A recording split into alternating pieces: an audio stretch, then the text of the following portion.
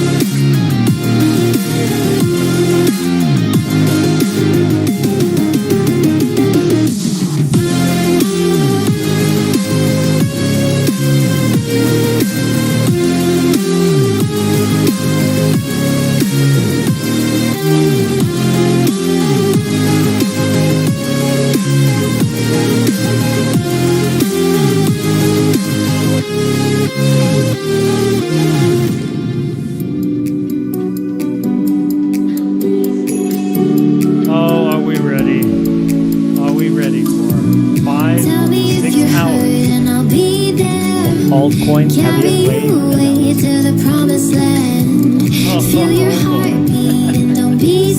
What's up, YouTube? How are you doing? I hope you're ready for what's coming today.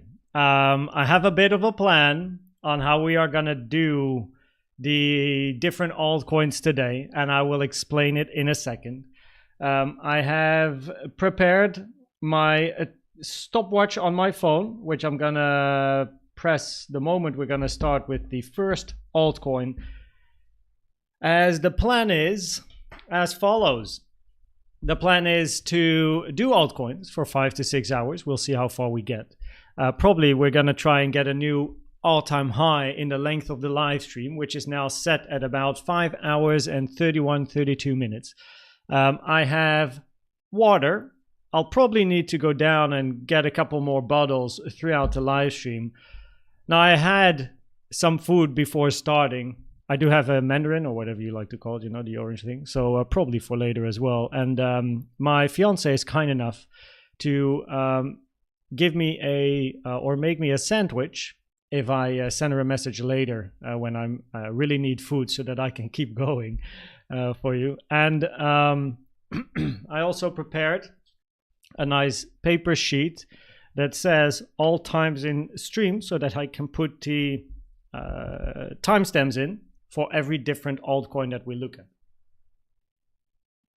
I'm planning to do about 10 minutes, we'll see, per alt. Daily time frame. Now, we were, like previous live stream, shortly thinking about what time frame are we going to do.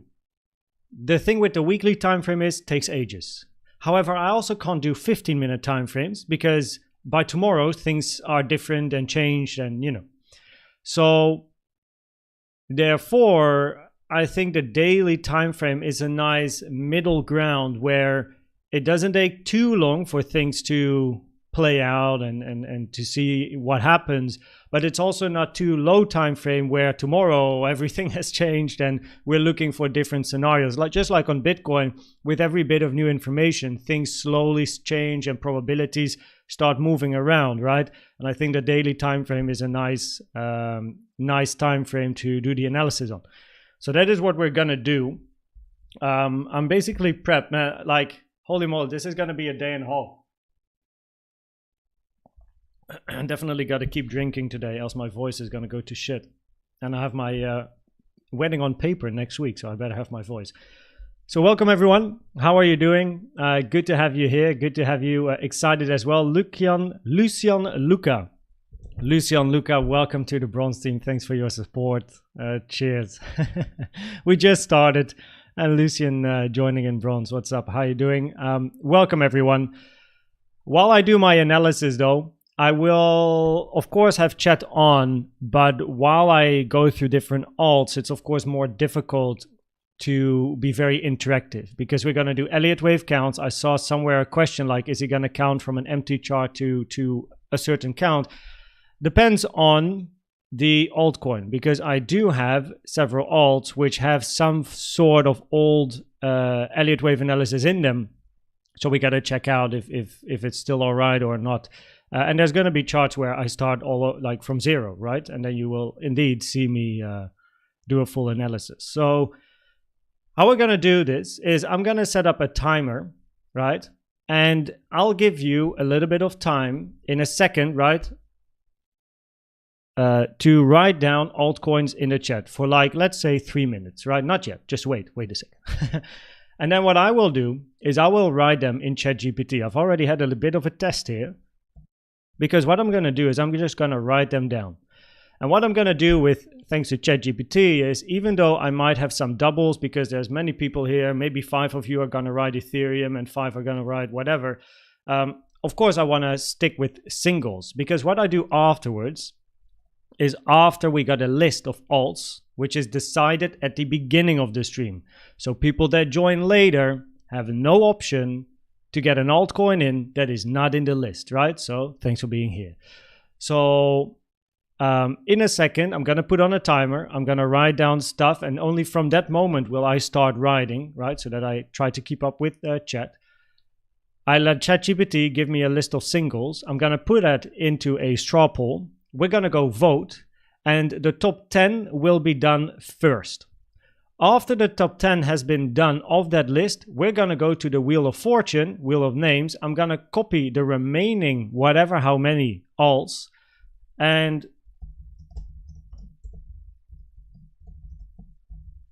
what we're then going to do is the wheel of fortune. Basically, we're going to click on the button, right click to spin, and it's just going to randomly pick one. So therefore, the ones that are at the maybe bottom of the straw poll voting, or that are very rare or very unknown, still have a chance to be picked instead of only the most common one, right? So you know what I mean? So that is how we're going to attack this. Now, for Bitcoin, check the analysis earlier, right? Like the morning update. So what we're going to do is set a timer. You guys are already writing, but we didn't even start yet, but I love the excitement. You gotta wait. Wait 1 second.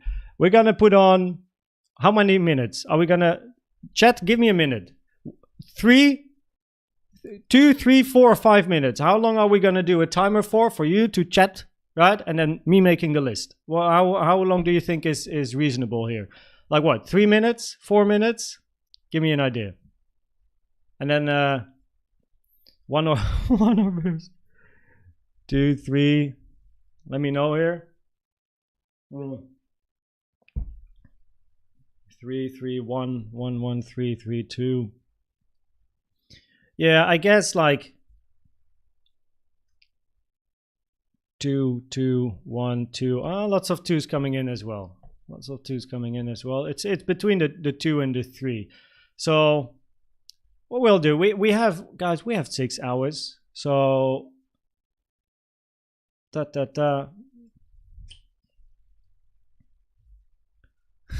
yeah, John, you can do that one though. 1.618 minutes. Oh, that's actually a nice one. Okay, I'm gonna do 3 minutes, right? And what I'm gonna do here is move this to the left. Then have 1 second here. Give me 1 minute, 1 minute, 1 minute. I know you can't see me because I need to change this here. Hello. Thank you. Ta-da. I'm gonna close all of my, I'm gonna close some other programs here. Close any. Oh, never mind. Okay. And then we're going to put chat here so that we can keep an eye on what happens. Okay, so for 3 minutes, you can write alts, and then I will write them down as well. 3, 2, 1, boom. So give me your stuff. We will hear it. All right, so alt, VRA, Ajax. Oh shit, I'm a noob. Ah! Now of course, uh-oh. I can't keep up now. MATIC. There, fetch, phantom. Oh man, it's so, wait, I need to do this differently. I will write them down. We'll redo this quickly because I need to do this different, because I want to press enter instead of doing shift enter to go down. Every time I press enter, ChatGPT is going to go nuts. Okay, so of course I'm an absolute noob streamer, so what we're going to do is we reset this, we click on start again, and we go again.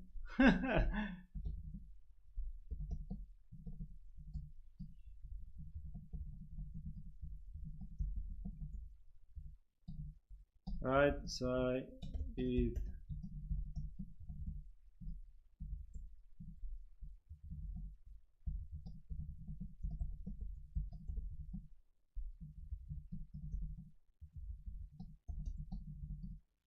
yo, blind typing or what?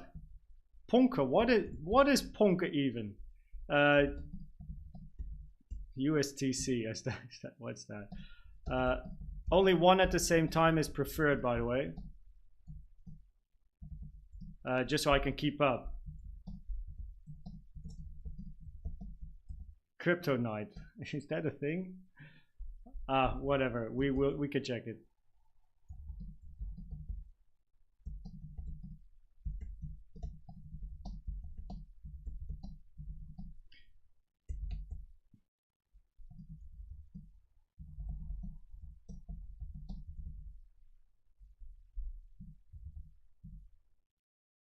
A lot of these have already been written down. Send not though. Doesn't matter. I'll just keep typing.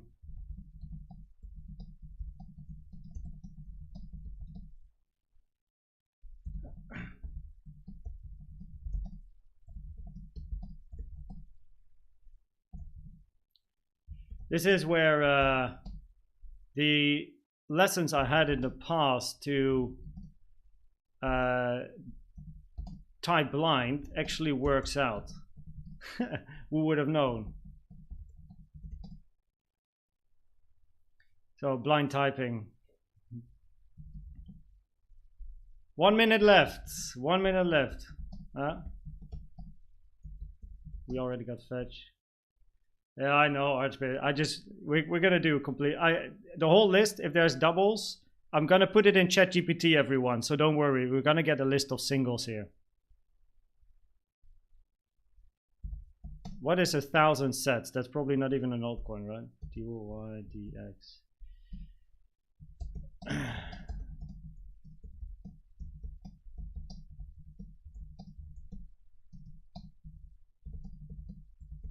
Okay, 20 seconds left. You can see it. After that, we can't add anymore, right? Yeah, don't worry, John. Don't worry. Oh, whatever.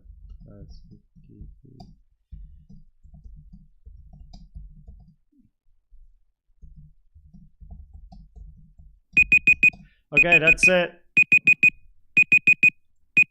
Sorry for that, by the way. Okay, so what we're gonna do, I think actually all of the ones that are coming in now have already been mentioned. So 1 second, I'm now gonna put this in ChatGPT. So we got a big list with many doubles. So I'm gonna put this here.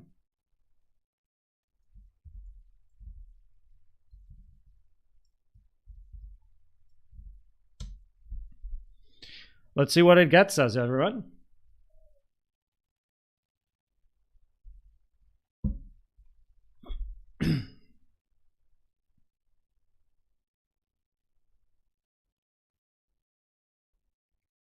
Kryptonite. That's I just wrote down whatever I saw. We'll see during the live stream what happens. Holy moly.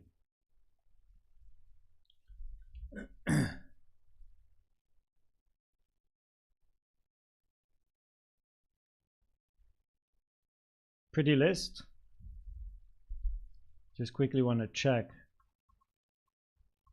Okay, so we just okay, so it looks good. So what we're gonna do now is we copy this, we put this here, and we're gonna vote for a top 10. The top 10 will be done, and after the top 10 we're gonna go to the wheel of names for the remaining ones, right? You might want to use like Control F to find your alt there. Create this.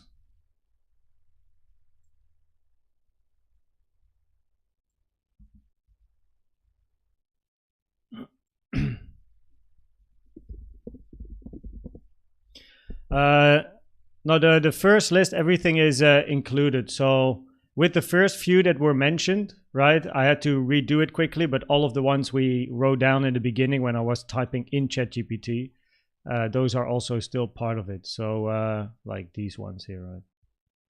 These were all mentioned later. Again, this was such a short list. These have been mentioned again in the big list. So what we did is get your whole list, right, for 3 minutes. Put it in ChatGPT to remove all the doubles, and now you can vote using that link, right, that I put in chat. Let me actually pin that comment. Oh, pin message. And then I go down. Show the results. So we're gonna do voting as well for another 3. No, you don't need 3 minutes. Wait, 2. You already had a little bit of a start, right? So let's do this.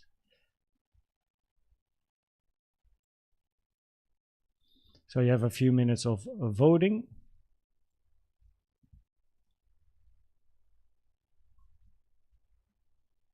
Is MATIC not in?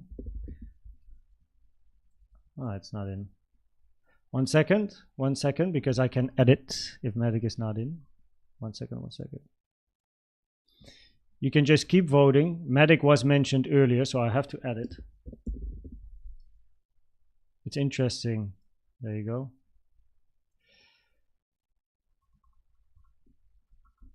How come people mentioned so many things for so long and no one wrote another VRA?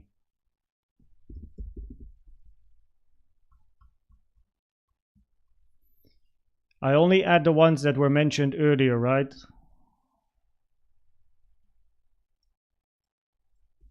So I can't add new ones, else we keep adding new and new and new. I'm just adding the ones that we had here. So, oh, it's only one option? God damn it.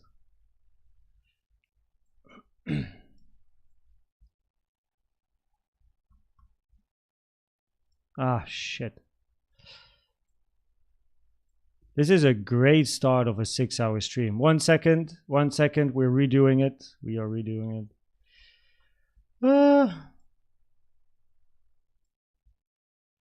All the other stuff should be in. No, Hedera. Yo, how on earth did people not write this for the second time? Because these were mentioned. Yeah. These were mentioned first. Fetch is definitely mentioned. MATIC, AGIC. No, wait. We're gonna redo the voting. We're gonna remove this, right? Remove. Because you need to be able to vote for more than one. Hopefully it actually gives us a completely new link. Let's see if that happens. Save changes. Let me check if we get a completely new link or not. Show results should be 0. No, I was already afraid of this. No problem. Because I can copy this, paste answers, Control A, Control C, go to straw poll.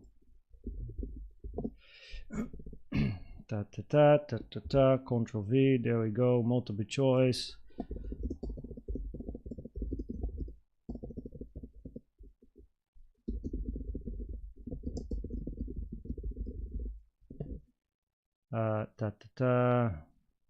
Preview.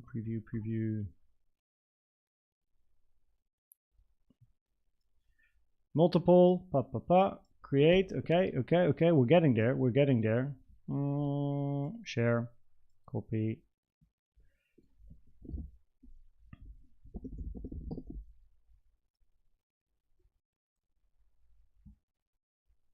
And 2-minute timer. And now you should be able to vote for more than one.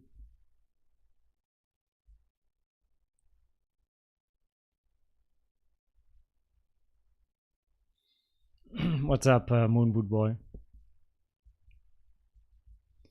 Okay, that being said, show results.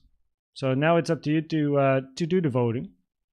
You have 2 minutes to vote, and we'll get a top 10. And I have to refresh all the time to see what happens. So I don't know if 2 minutes is actually enough with the amount of coins we have, because maybe you want to select like 10 coins. So yeah, we'll see when the alarm goes off. How many votes we have. We actually took the high on Bitcoin, so the bullish CVDs have played out. We're doing a voting, everyone. So if this is now useless, everyone. You gotta click on the vote. If you don't vote here, Christian, you gotta vote. We already selected all of the coins. Christian, we already did this. We have all the coins from chat. We're only here for the vote. So this here does not work. Christian, hello. Do you hear me? Okay, this is enough now. You are now going to be put in timeout for 5 minutes because clearly you're not listening.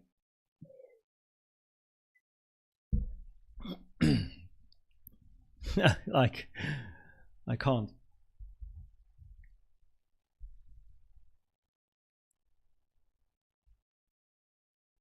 MATIC? MATIC is at the top now.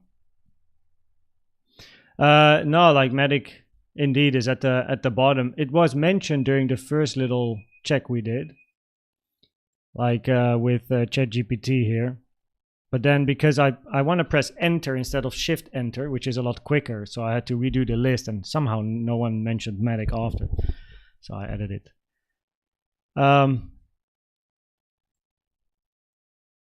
Okay. I'll just give you another like minute because it's such a big list. I can imagine it's not easy to find. So make sure you use Control F and search for what you're looking for, right? Because it's a big list.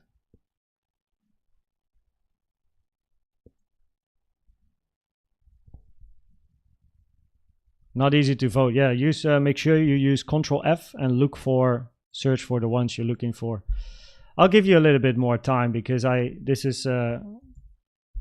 need to like, we want to have at least a bit of a fair like moment, right? So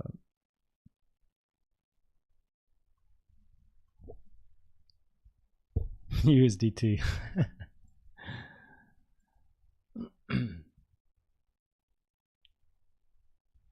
Not to forget, after the top 10, right, is chosen, we're going to go through the top 10, 1 to 10.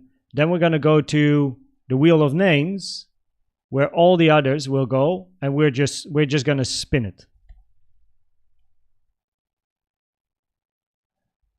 I don't have any thoughts about ICP actually. I don't know ICP. That's the whole thing of this. I only usually analyze Bitcoin, but I get so many questions on alts that it was about time to do a like 5-6 hour stream of altcoins.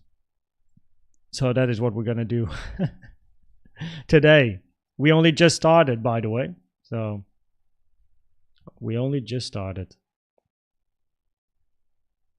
Wheel of all stream. I know, behind me. Swing the wheel. Probably over 5 hours and 32 minutes to get a new all-time high on the stream. Yeah. Where's the time? Okay, 1.5 minutes left, and then we got to close the voting, right? And then we're gonna do the top 10. So make sure to get them in. 1, 2, 3, 4, 5, 6, 7, 8, 9. Rune is now on 10.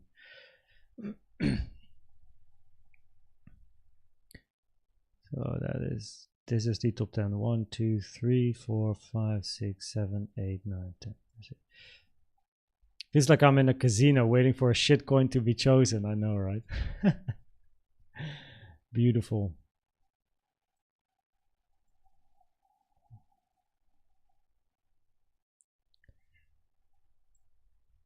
Yeah, maybe not everyone is voting, of course. We now have 73 participants, 405 votes in total.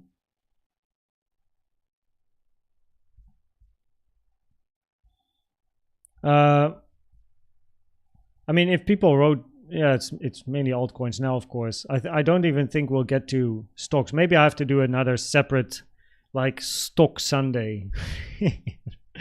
Because there's so many alts, we're gonna definitely fill 6 hours, 5 to 6 hours of alts only. There's not gonna be a problem there. 20 seconds. FET and Fetch have 14, yeah.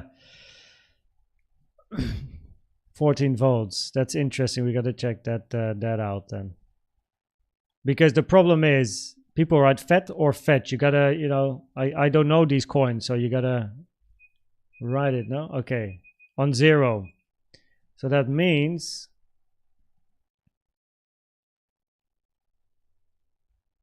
we're gonna go and do one more refresh here. So this is the final voting. And 1, 2, 3, and then wait, we had FET plus Fetch. I gotta write that down. Oh wait, FET is in the top 10 anyway, so there you go. Archbit, thanks man, what's up? How you doing, Ways of the Jedi? Waddy, yeah, but that's no problem. FET is in the top 10 anyway, so there you go. 1, 2, 3, 4, 5, 6, 7, 8, 9, 10. There we go. Top 10 is set. Because Bitcoin is, of course, the main focus. And with doing alts, there's so many alts. And if I do a voting, every time it's the same alt at the top in the top 5. If I do a voting during the week, it's always going to be like a similar top 5. So, and of course, Bitcoin is the main focus. But this is what we're going to do. So, probably for the upcoming, like, I guess, I don't know, about 1.5 to 2 hours, we're going to do MATIC, SAI, KASPA, DOT, SOL, ETH, ADA, AVAX, FET, and XRP on the daily time frame. We're going to start with MATIC. Now, this means that anything below XRP will go to the wheel of names after, and it's going to be completely random, right? We don't know. It's going to be a random pick from there on. So we go to the chart. And I'm going to move you. I'm going to move this list. I'm going to put this full screen. There we go.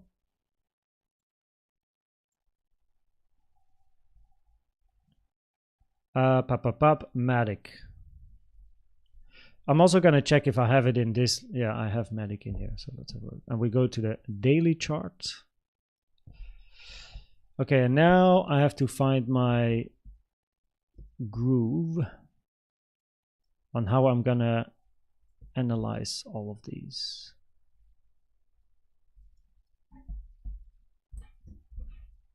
So I'm gonna put on a timer on my phone.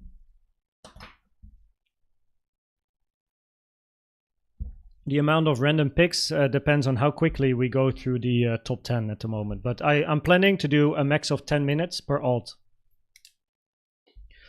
By the way, let me quickly write it. So for the timestamps, I have a form. Let me quickly write them down here.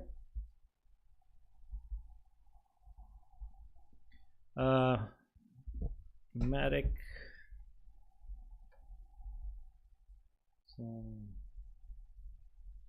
KASPA. Dot SOL. ETH. AVAX,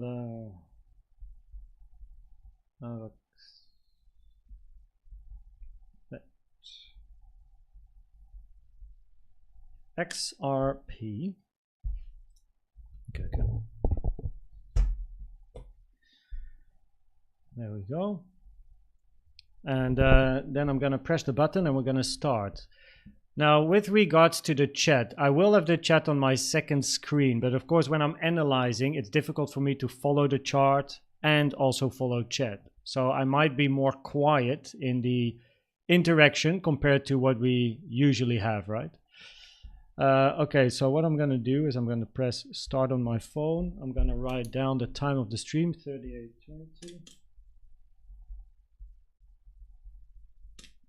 And it's time to kick things off with the number 1 voted, which is MATIC. Now we're going to do the daily time frame, and daily time frame for me is very much like what happens here. No? What I always like to do is select the high and select the low. Let me just write a key so that I have a clear range. I also go to my folders to see what I have here. So because we already have something. Macro. 382. Okay, this low is made before the 382, lowering the probabilities actually that this is the low, just from a time perspective. Bullish. I don't know. This doesn't look great at the moment. This looks a bit better.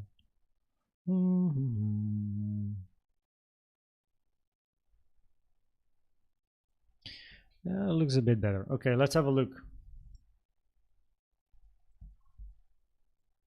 First of all, let's have a look from the recent low. That's the recent one. And this is the latest one. Okay, let's go.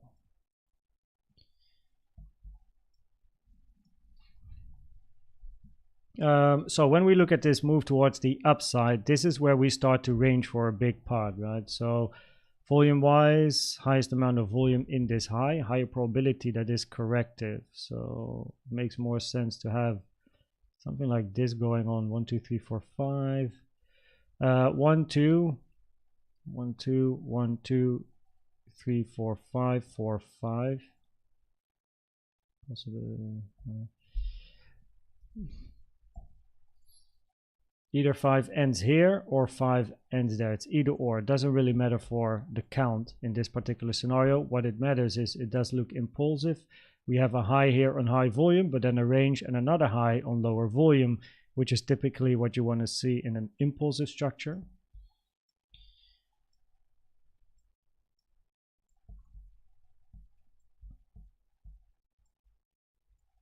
Expanding flat potential, but I don't really like a A, B, and then a C.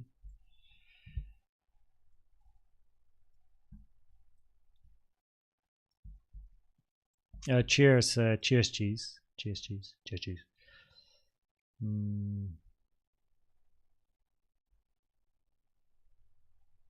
Arguably a blow off top here. It doesn't really matter for the count because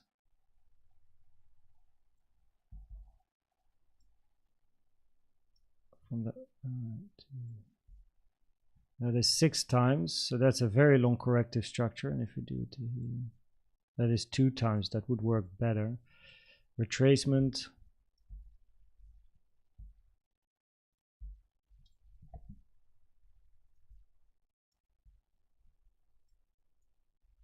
Golden pocket. Also golden pocket. All around the golden pocket. Oh, I wanted to change the time frame there, but I can't. Now from an, as mentioned, right, this is a very short corrective structure. If this is your high, which it is, it's a very short corrective structure to the downside here. 3, 4, 5. Unless you have a flat. It's also start to getting a very long 4, 4, 1, 2, 3, 1, 2, 3, 4, 5.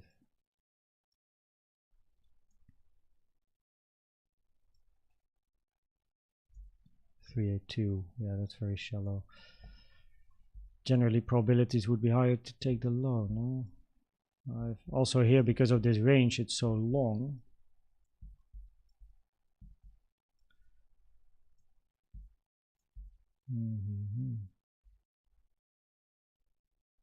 One, 2, 3, 4, 5. 8, 8, 6 touch.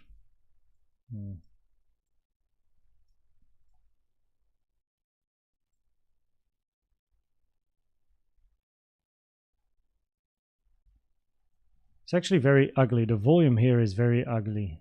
It's all corrective volume.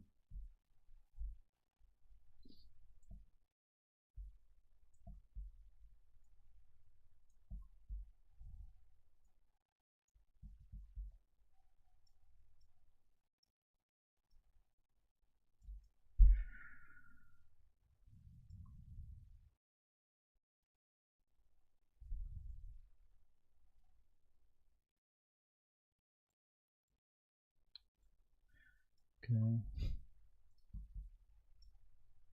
Bearish scenario.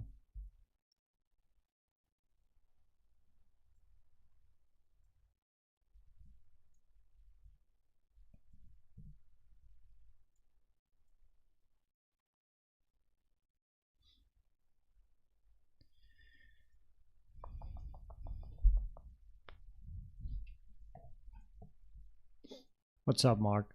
How you doing?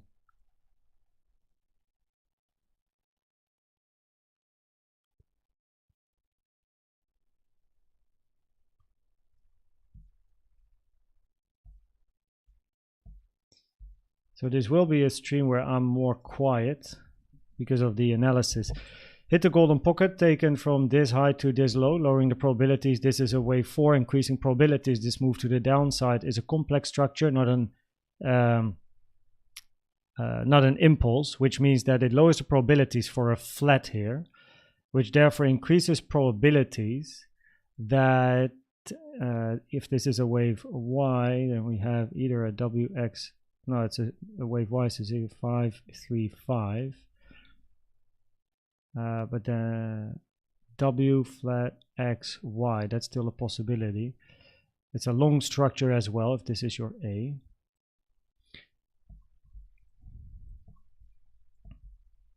What is this?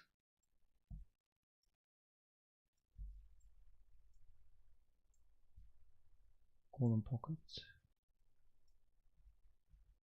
05.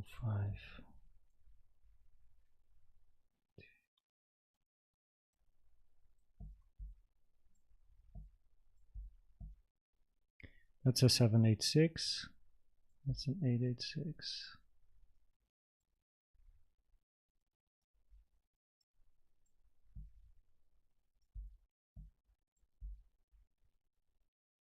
$382.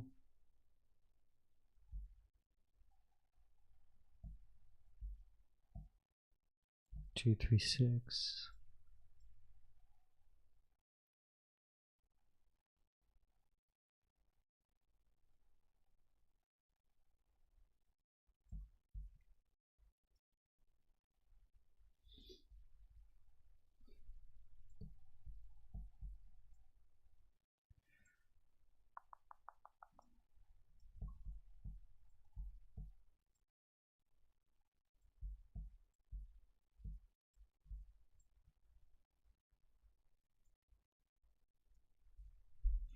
Clearly looks like an impulsive structure. Probabilities are higher. The move of the low is an impulse, which therefore means you're looking for at least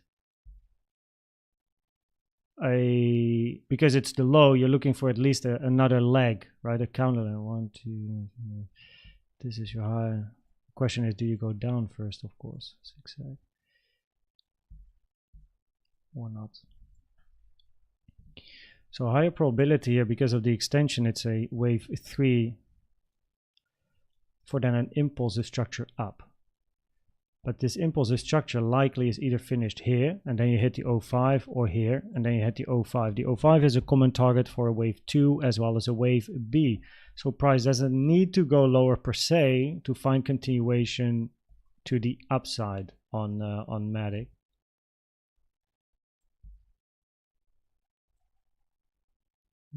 Didn't touch the 382 here though. 1, 2, 3, 4, 5, potentially 1, 2, 3, or 5 finished. A, B, C, and now you look for a 3. Generally, because we're on a daily time frame, right? Time. That's the 1-to-1.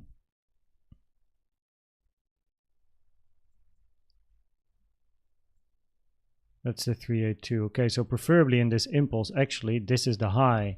But then the low has been made before the 382, which usually is a bit lower probability. So on MATIC, we're definitely looking for, or probability-wise, based on probabilities, we're looking for at least another leg to the upside, as this is very extended. Higher probability for wave 3, 1, 2, 3, 4, 5.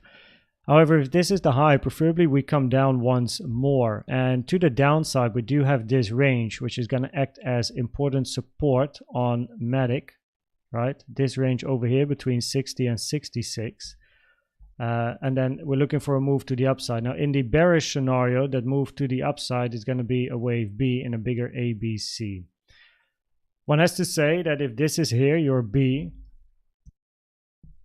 it has to be a WXY with then a flat X and then a zigzag to the downside, as this over here has low probabilities of being an impulse. Lower probabilities this isn't 5-wave move because this move here hit the golden pocket taken from this high to this low, which is an invalidation for a 4. Higher probabilities this is a 3-wave structure to the downside, right? And yeah, the moment it's a 3-wave structure to the downside here, probabilities increase to take this high sooner or later. This looks impulsive to the upside. This therefore more corrective to the downside, increasing probabilities to take this high sooner or later. Now we hit the point of control of this range once over here. So hitting it a second time would be bullish, increasing probabilities to move to the value area high at 1.97, which is the value area high of this range. In a macro bearish scenario, we're looking for that high to be the end of a B, and then we're looking for a wave C to the downside, and then a zigzag 1, 2, 3, 4, 5, right? And then you're looking for a move to the downside, where we'll see what happens if price comes down. That's of course the bearish scenario in a macro time frame. If price moves to the upside, we got to observe the reaction here, right? Because this is the area of interest for either a move down or the continuation. Because on MATIC, we also have this range. And that range is quite interesting because the question is this a flat here, right? A, B, C, and we're looking for a move up. Well, if that's the case, if this is an A, B, C, and then a potential 4, right? We have our 1, 2, 3, 4, 5. That's one count, or 1, 2, 3, 4, 5. The problem is with this count being a 1, 2, 3, 4, wait, 1, 2, 3, 4, and then a 5 is wave 5 takes way too long, right? It's too long. Like this is sideways stuff, not like if we want a wave 5, we want a wave 5 quite similar to wave 1. 1, 2, 3, 4, 5 would have been nicer, and down. This is taking too long for a 5. Therefore, it increases probabilities that what we see here is correcting what we see here. So lower probabilities this is a flat. Higher probabilities that this is a bigger correction of the move that you have to the upside, with the high then being here. No, we of course have this awkward little like bit of price action as well. Whatever you want to make from that, but like 1, 2, 3, 4, 5, 4, 5. Arguably, you still have this going on. 1, 2, 1, 2, 3, 4, 5, 4, 5. But that doesn't change that this is then likely a high instead of this being a high for then a flat structure. In other words, the bullish scenario is you have a finished flat, and then you're going to be looking for an impulse 1, 2, 3, 4, 5. Bearish scenario is this is your A, B, and you still look for a move towards the downside. However, in both scenarios, we are expecting MATIC to actually still move higher to take that high, as the probabilities that this is corrective here are higher than impulsive.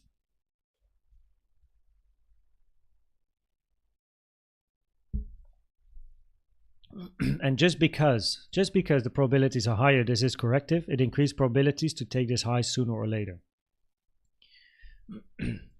Now, important resistance for MATIC is that point of control 147, and especially value area high 197. And then undoubtedly you can find some more areas of resistance here. Here you see that, right? Value area high. And if you go to like monthly time frames, then you also have a monthly here, right? So yeah, you also have a monthly level here, 1.61, which is important, which is at the point of control level. You have a weekly here, which arguably, potentially is not touched. Nope. So you have a weekly there as well. Same here. Right, so that's an important area of resistance.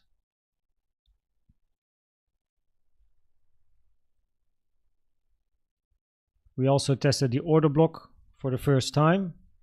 Value area high has been tested as well here, by the way. Order block here, tested for the first time. Rejection, coming back up, increasing probabilities to take the high and then move to those resistance levels. Not yet too confident for bullish continuation, because it depends on the reaction we see here and how we get there. No? So to the downside, we do have an order block, which is this range here. Which is interesting support, but yeah, generally we're looking for also this move to the downside here, right? 1, 2, 3, 4, 5. If that is a 4, it's way too high. So probabilities here are higher that this is a corrective structure to the downside, increasing probabilities to take this high sooner or later. Reason being 1, 2, 3, 4, 5, wave 4 retraced too high. Invalidating a wave 4, increasing probabilities to sooner or later take this high, even if you go down. It's just a better buy opportunity if it does. There you go. That's number 1. Second, psi. What is psi? Do I have that one in my...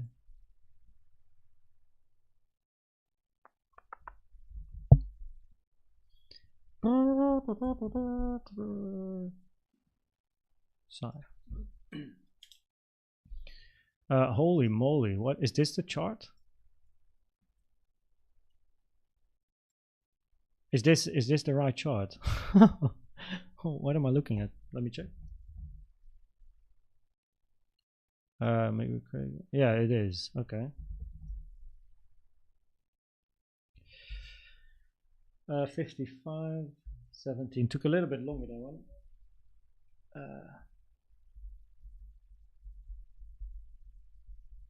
That analysis on MATIC was 17 minutes. I got to keep an eye on time, though. We want to go through many. Okay, there we go. Second one on the voted list is SEI, which I have no idea what it is. But apparently, it's this chart. Very interesting. We actually... Oh, we just wigged the high here. Like this one. So that's interesting. Very, very interesting indeed. We take a quick fib from the high to the low. Looks a bit like an ending structure there. Ending diagonal, wave 2. Then I hit the common target.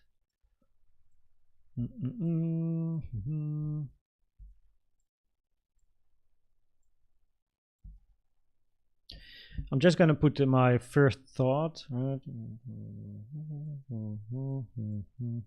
First thought on the chart. We are on the daily time frame. Also quickly, let me check. Yes, definitely a log chart type of chart. To either or, can of course be a flat 1, 2, 3, 4, 5, probably 1, 2.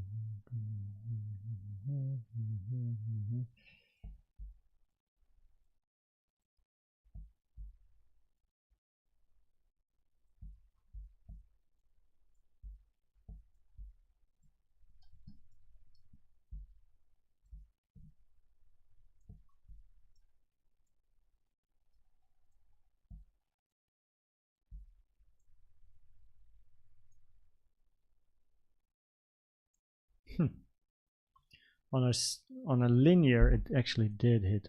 Okay, 236. That's fine. Pum pum pum pum pum.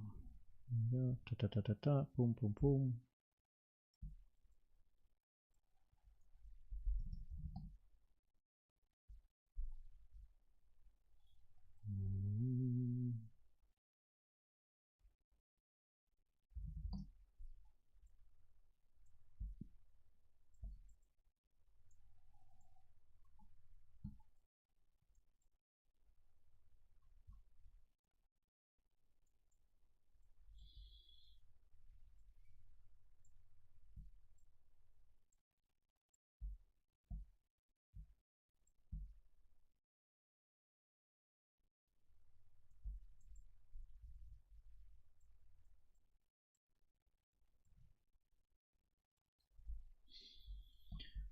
Okay, that's something for the bearish scenario.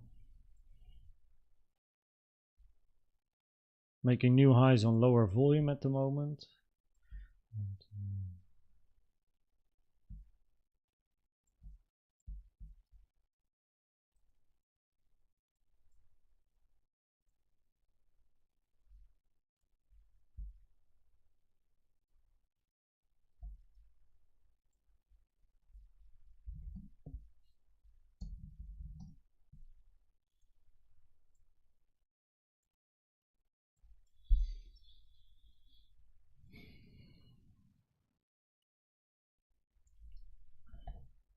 Minimum requirements for wave 3 is that it's not allowed to be the shortest.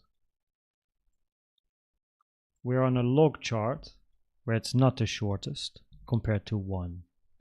On a linear chart, however, I do think it actually is. Oh no, it's definitely longer than 1. Oh yeah. Lol. Koen, what are you thinking?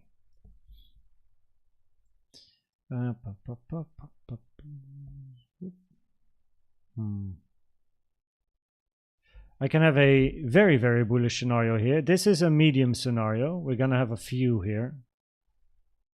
Oh shit. Oh.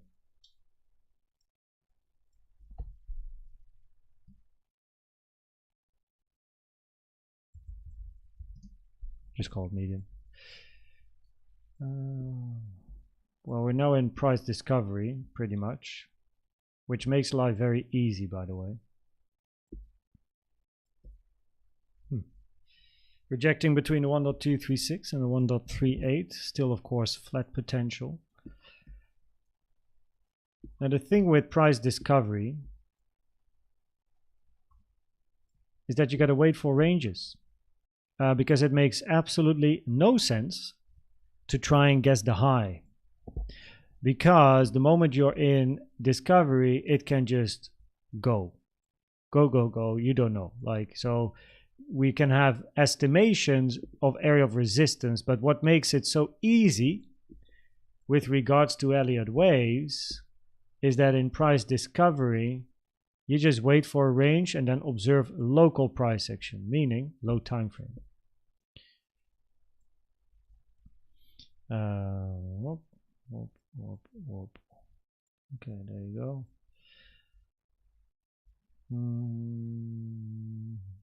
Of course, this definitely looks more bullish than bearish.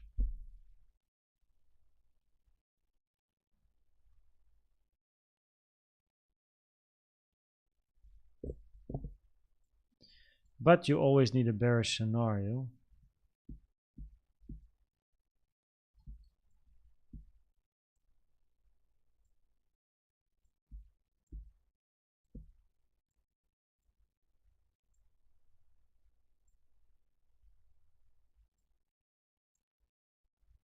No data charts. Probably. Are brand new on most. Yeah. If they don't have enough info to do anything useful, we just go to the next one.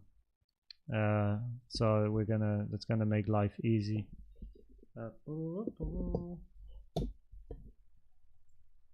Let me actually extend the chat vertically on my screen here. I'm gonna move some things around, making sure you are well positioned. Maybe one day I actually need to put this, like put my screen vertical or something. Yeah, this is better. Okay. This is of course there, but in that case, we, in a bullish scenario, don't have enough information. We need a diagonal in that case, because you have an ABC, but you can't. This is then a flat structure. This range, however, is too long for any of the small ranges we had here.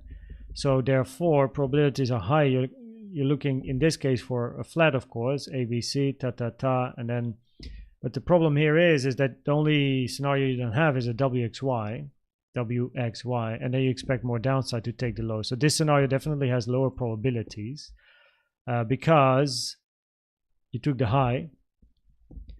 So the only scenario left is then WXY, but after this you expect the low to be taken,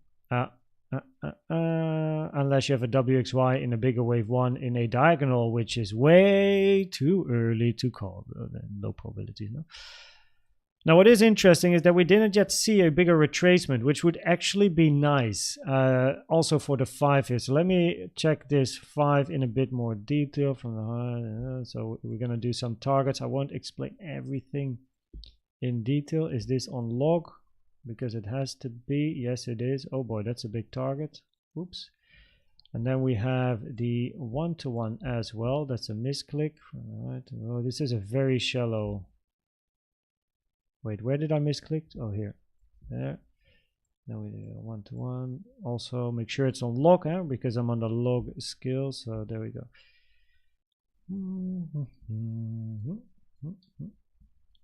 Again, we don't have anything there, so price discovery mode, no?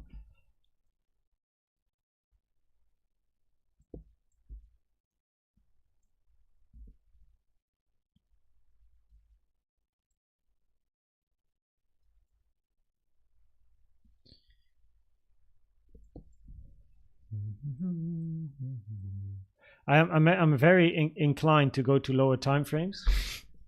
Because with price but I can't, because you know we have so many coins. I'll repeat again, with price discovery, what is most important is that you wait for a range to form and see local weakness, which means you want to see one of 3 things. You want to see an impulse down, a clear diagonal down, or a double 1-2 down. Now let me shortly explain this and not go into lower time frames, as you can keep an eye for this yourself. If you make a high and you get a clear 1, 2, 3, 4, 5 wave structure to the downside, respected of course with the Elliott Wave rules, you expect at least another 3 wave retracement and another leg down in either a zigzag ABC or continuation down in a wave 3. That's the question. Depends on the reaction that you get at the low of a C or potential continuation in a wave 3. No? In a diagonal, you're looking for a shape which is a leading diagonal as you look for a new move to start. Leading diagonal can be a impulse, zigzag, impulse, zigzag, impulse. 5, 3, 5, 3, 5. Then you get a 2 and then you get a 3. Or this is an A, you get a B and a C. However, a leading diagonal can also be zigzag, zigzag, zigzag, zigzag, zigzag, zigzag, right? Up, down. And then the double 1, 2, quite easy. 1, 2, 1, 2, and then you move down. And then you get a high volume move. However, as long as price is not giving you at least a decent range, probably the size of this here,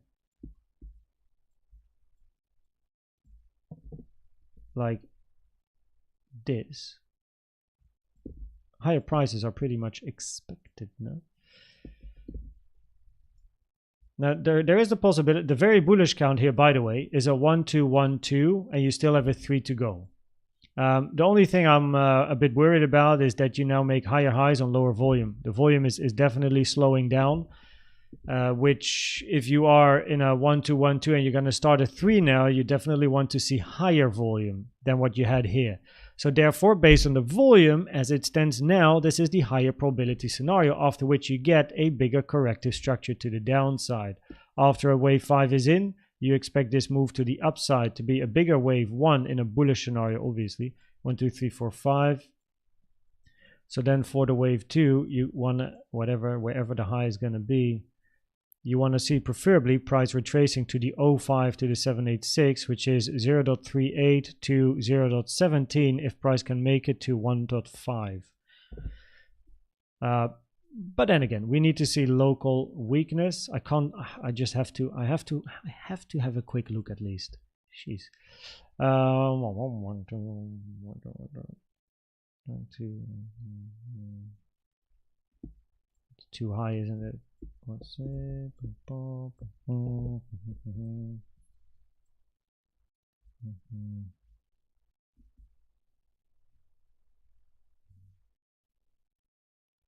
Oh no, you can't.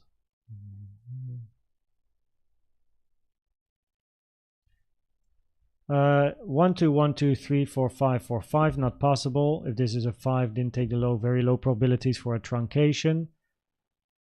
So therefore 1, 2, 3, 4, 5, that is a possibility. There you get a 3 and then another 1, 2, 3, 4, 5. But now you have an ABC zigzag to the downside, price moving up. So this is now not a 1, 2, 3, 4, 5 anymore, because for a 4 it's too high. For a 1, 2, 1, 2, you're almost invalidating it. And for a diagonal, it's too early, because you're still looking for something like this. Yeah, higher prices are expected until you see weakness in either one of the 3 scenarios that I just mentioned. What's up, LJ? Good to hear. Good to see you. Good to see you. Jeez, LJ here, very busy with work. Good to have you here, man. So there you go. What's this? Oh yeah. Local weakness. As long as you do not see local weakness in price discovery, it's very easy. We look for continuation. One moment here. One more thingy. We're still in time as well, so that's good.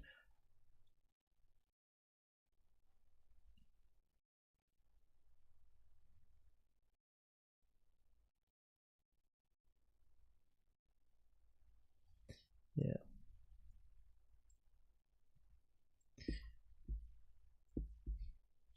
Preferably what we're looking for at least is a range in the size of this one here. 3 wave and move up. So we want to see at least a range the size of this one, which arguably is happening, and we expect another high. So now we're looking for 4 and 5s. That's how you do in Elliott Wave price discoveries. You have ranges here And you're going to look for ranges that are similar in length and time, as usually a wave 4 is longer than wave 2. So what you're going to be looking for is, hey, we got this range here. This one took a certain amount of time. You want to see at least a range that's the same amount of time. And then create one more high. And then you go up. Hey, we have this range here. We want to see another range, same amount of time. Take that high. Because if you look at the volume locally, average volume is increasing here. So then this would be 2, 2, right? 2, and you're going to be looking for 4 and 4 and 4. So yeah, keep an eye on the length of the ranges. You expect ranges and also one of the 3 structures mentioned just now. Okay, perfect. Next, KASPA. Wait, I actually need to put these in my list as well. Coin coverage.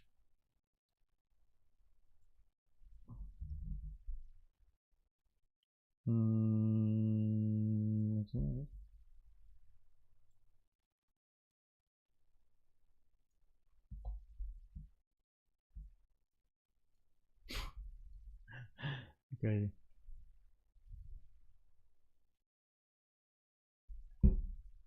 Archbit, the hardest thing, the most difficult thing I've done so far in my life ever is this.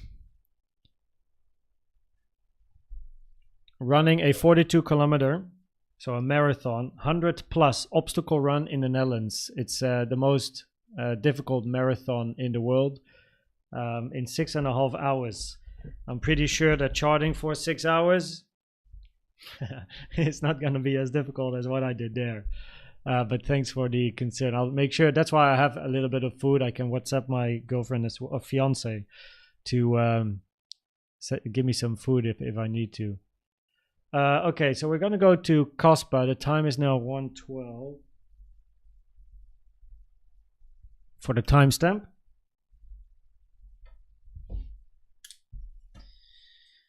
And the marathon was last year, by the way. Okay, we reset my clock here.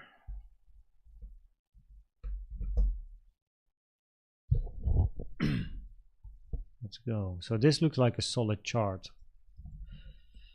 Let me check one more, just to make sure that October 2022 is indeed to start. KuCoin. Yeah, okay.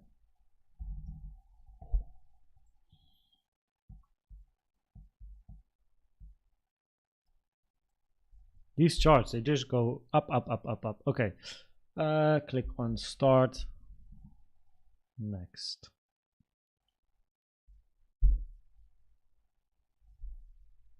I never like these type of wicks. I always like to start counting from an actual low. We now are in price discovery again.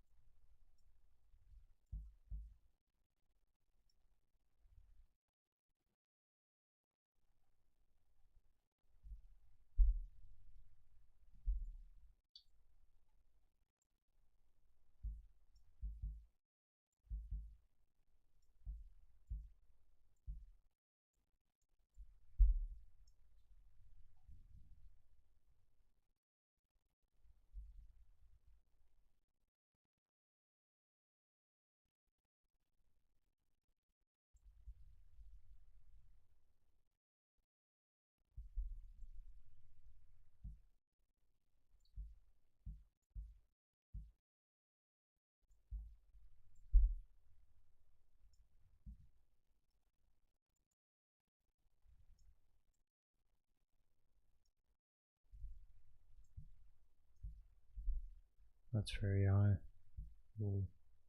Doesn't make any sense.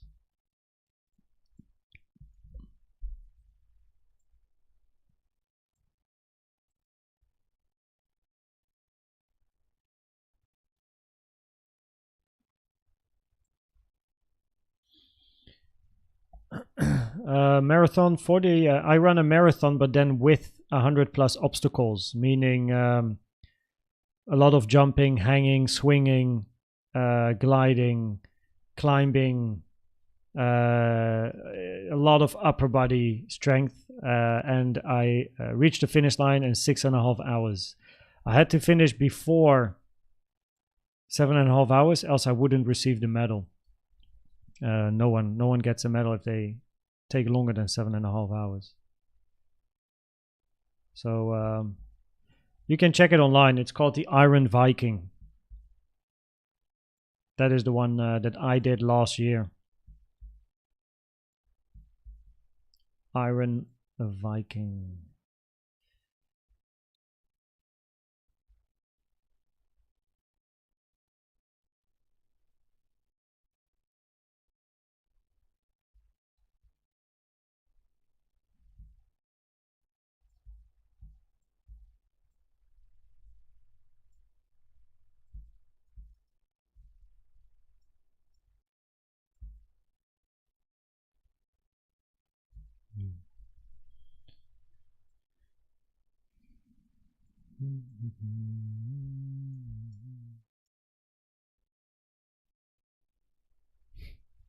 Mark.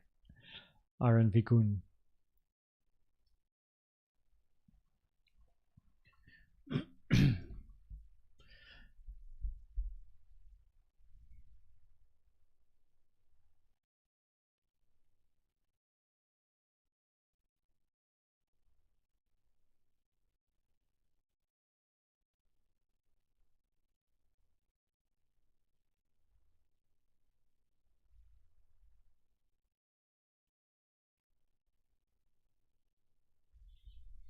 Okay.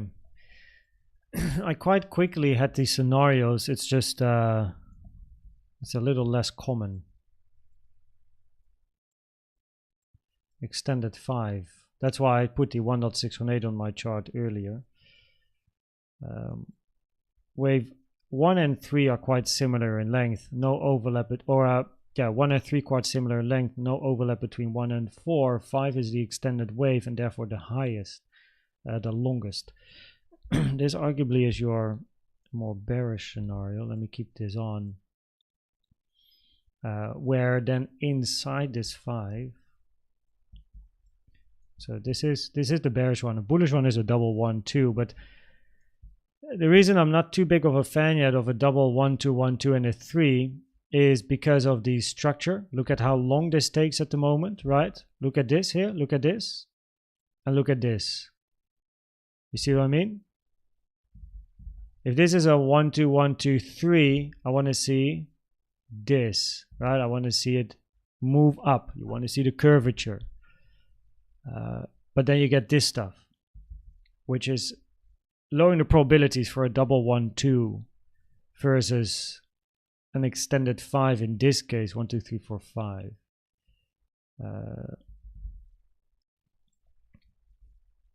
So therefore it gives some more probabilities to looking for either ending structures, or you have a 1 2 1 2 and then 3, and you're starting your 4 5s now, but it's not a very high 3 if that's the case. You know, makes sense. So 1 2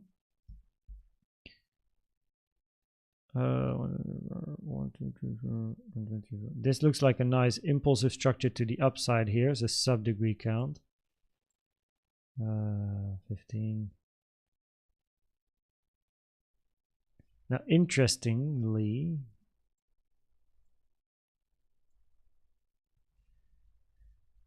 papa 1 2.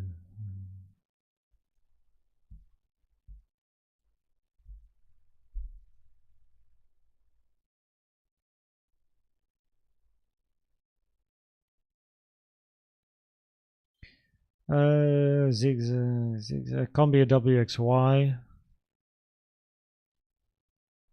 this one didn't retrace to the 0.9.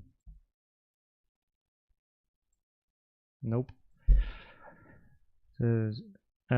In a WXY double zigzag, wave X is not allowed or lowers the probabilities for a double zigzag if it goes to the 0.7 fib, which it did because it took the high, but a flat, you want to see a 5-wave structure, which 1, 2, 3, 4, 5. This is too short for 4. So looks more like we have another one here for another 2. Thanks, Mark, I think. I appreciate it, Mark. Mark, I wrote you a message, by the way. I'm planning a romantic dinner or lunch or whatever, coffee with Mark. Okay, from the high to the low, 1, 2, 3, 4, 5, and then we go here. This finished at the 3, so that means preferably this is in, this is finished, this is soon to be in, which then finishes up, up, up. So that can be grinding price action. Volume lowering as price moves down. Keep an eye on the volume on KASPA, right? Keep an eye on the volume. Because if you go and look for 4, 5, 4, 5, right? Then what you want to see is volume gradually moving to the downside. The impulses, of course, give you a bump of volume. The thing is, the bump of in volume is never gonna get close to the wave 3s. Dress code. Bikinis. From the high to the low. Wait.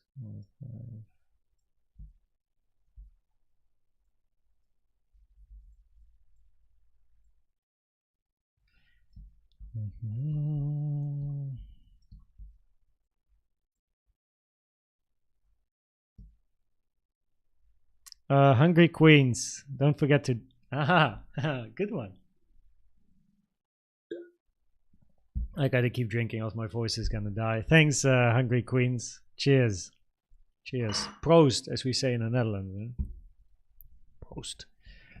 Thanks for the dono. 9/8. Okay, so this is the low.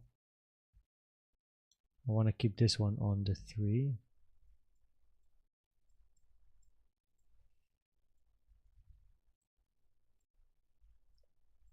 Appreciate the 2 Hungry Queens.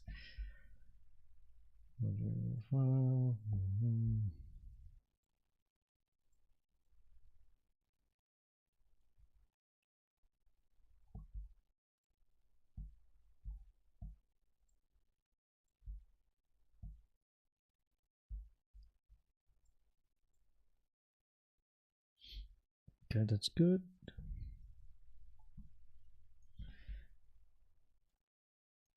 One, 2, 1, 2, 3, 4, 5. Okay, so because we're in price discovery here as well, same thing is true compared to the other one we did, SEI. So we want to look for ranges to form, and what you're going to do is you're comparing the ranges with the wave 2 of a similar degree. So here I compare the wave 4 in white with the 2 in white, right? Now, in this case, then we're looking for a 5 to finish a blue 3. And if we look inside this move, you have a small wave 2, could be in line with this wave 4. So you have a 1, 2, 1, 2, 3, 4, 5, looking to end, start a bigger range here. Range similar to what we have here. Bit of a range, move up, and then start a bigger 4. The thing is, in price discovery, we want to see and wait for the ranges similar to a 2. So over here, we have this wave 2, right? Now, this longer range makes no sense that it's connected to this 2. Reason is, we have this. And you can't, I can't count 1, 2, 3, 4, 5, right? Like to end it here. Like what 1, 2, 3, 4, 5. This wave 4 is very short compared to this wave 2. Makes more sense. This is a 4 compared to this 2. Therefore, probabilities are, and we just like a WXY double zigzag, very low probability that's the case. So and also an ABC because this is not a 5-wave structure. So probabilities are higher. This is then a 1, 2, 3, 4, 5. You look for a finish, then a blue 4, then another 5, and eventually a bigger correction to the downside. This is the scenario that I would keep my eye on, as explained earlier.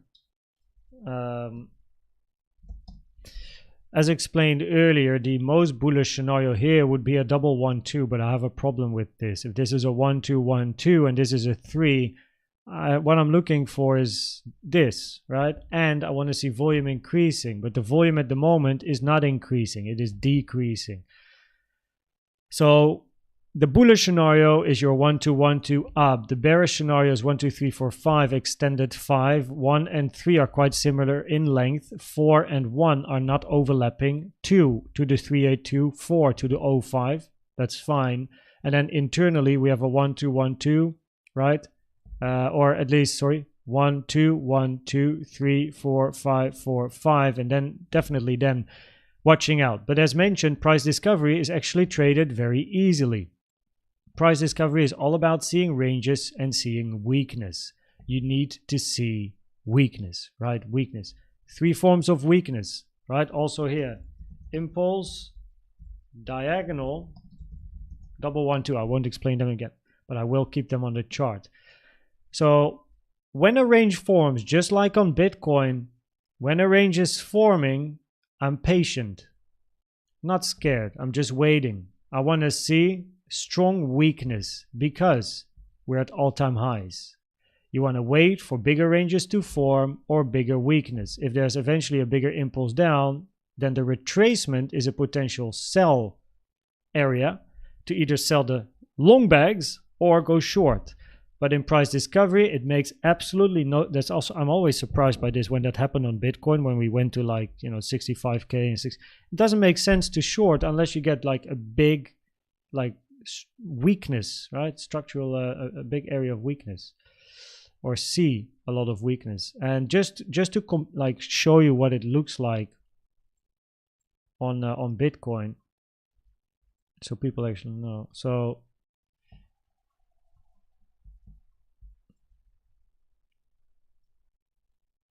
right up, this was all corrective. Look here, another 3-wave move to the downside, right? But eventually here, right, 1, 2, 3, 4, 5-wave move, corrective structure to the upside here.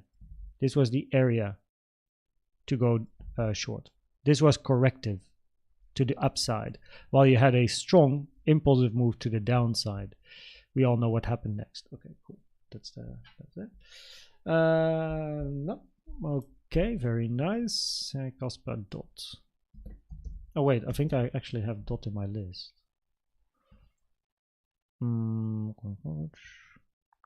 Dot. We are currently at 1 hour 28. Oh, that looks very nice. Love to see it when price respects the target boxes. 128.40. Okay, there we go. It's for the timestamps, that's why I write it down. Okay, start. Drink.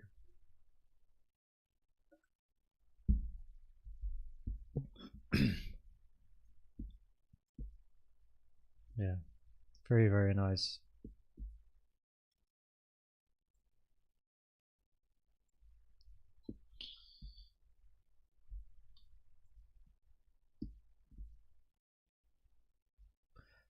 So let's have a look what I had here. I do shortly go to the weekly in this case.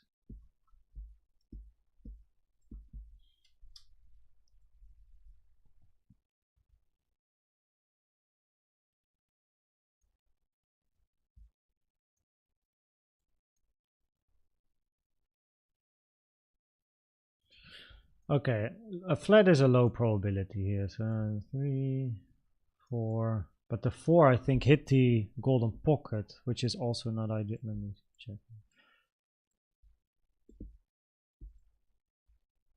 No, it didn't. Okay. Took the high.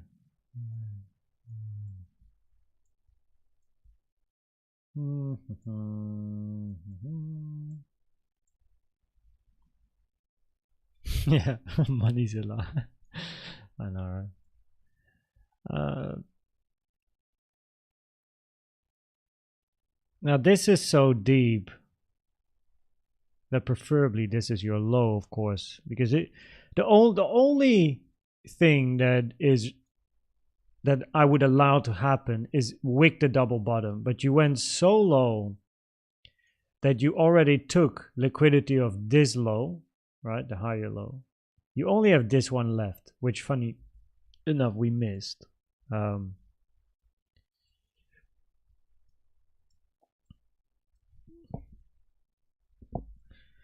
Could be the low time-wise.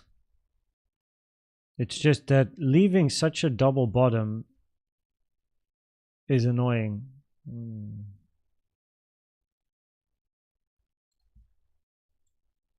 Okay, anyway, let me check the other folders.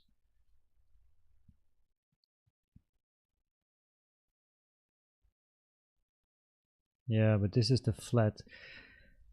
Yeah, that's what I write here as well. C is so long, so long, so long, so long, and that's the problem here. The fact that C is so long in time.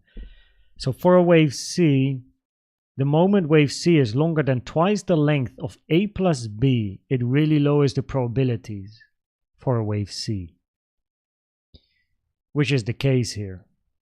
So therefore, not too big of a fan of an ABC here. Macro bull. What's this?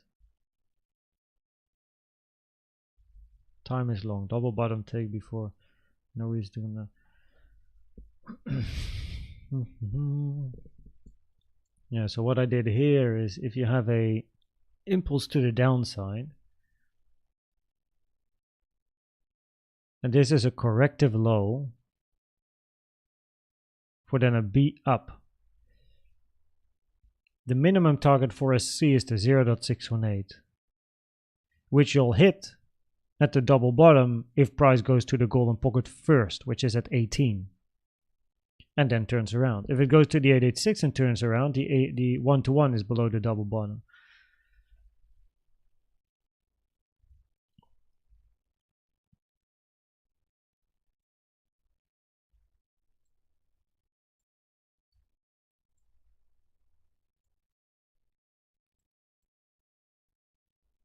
Still good on time though, actually.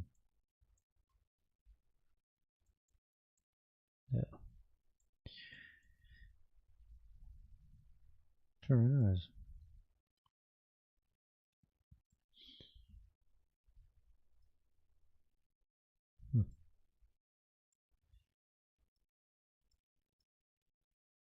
Okay. So what we can do on a daily is just look at the most recent move to the upside. So basically with DOT there's definitely probabilities the low is in, but what I don't usually like is it just missed out on wicking that low. But it did wick the higher low, so it doesn't necessarily need to come back. Now on DOT in this case, let's just zoom in on that. Time, the low is made after the 0.382, so there's already the potential for a 2 to be finished. Doesn't have to go lower.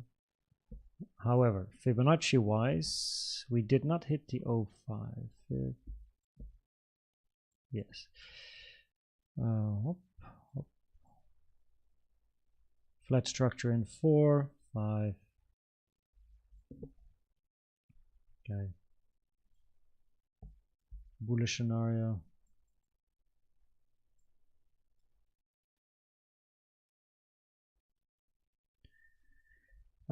So on DOT,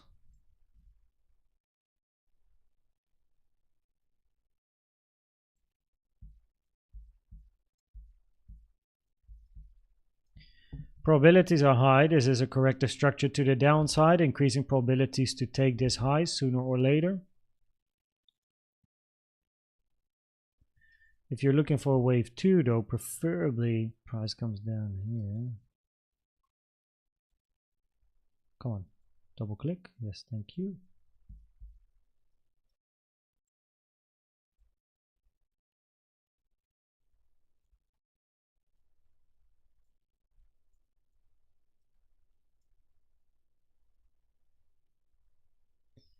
This is usually stuff that you see me do, or not see me do, because I usually prepare my boxes. As you can see, I do everything manually. I don't use the colors between the fibs and stuff. I don't really like that. Highest volume in 3, flat in 4, 5, lower volume, another high. So the volume profile looks okay.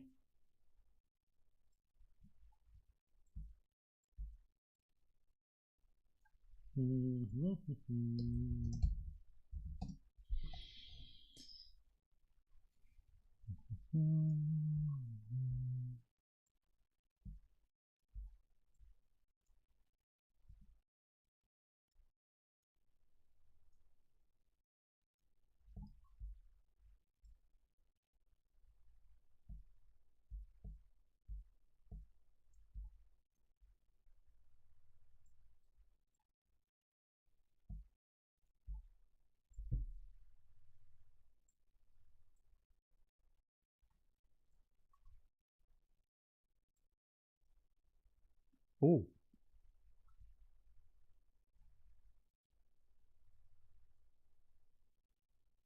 That should do.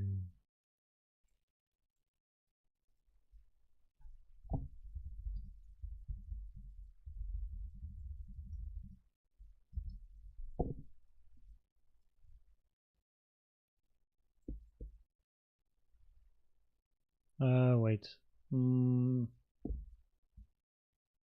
Remove. Not remove. Tuck, tuck, tuck.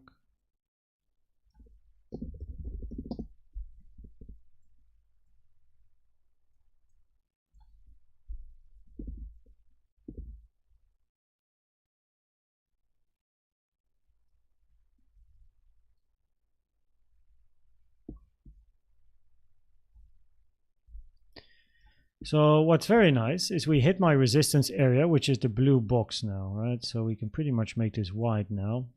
I keep this one blue because of the double bottom. Losing this area here between 485 and 540 would not be great for DOT. And as mentioned, probabilities are higher. This is corrective to the downside because of price here hitting the golden pocket, taken from this high to the low. Validating a wave 4.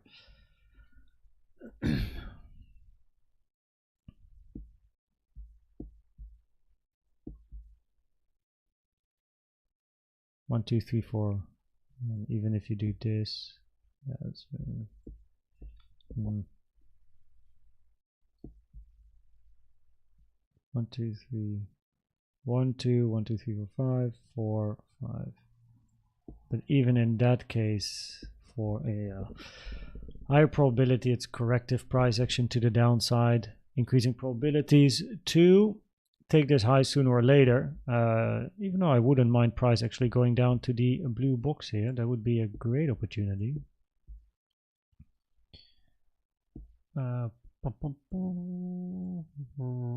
Could be like, I'm gonna stick around on the daily time frame. Also could.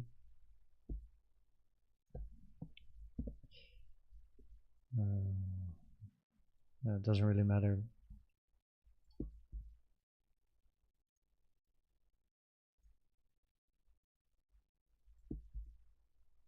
We're looking for higher prices. This would be very nice though.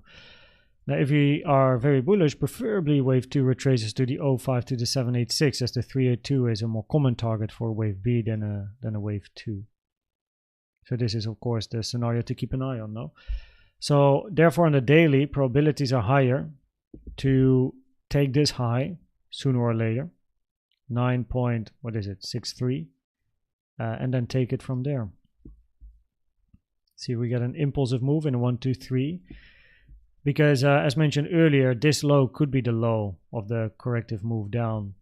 But we still have the double bottom, which is definitely something I'm aware of. So if price moves up, probabilities are higher. This move off the low is an impulse, so either A, B, C or 1, 2, 3. But the price action then is the same, and then depends on C or 3.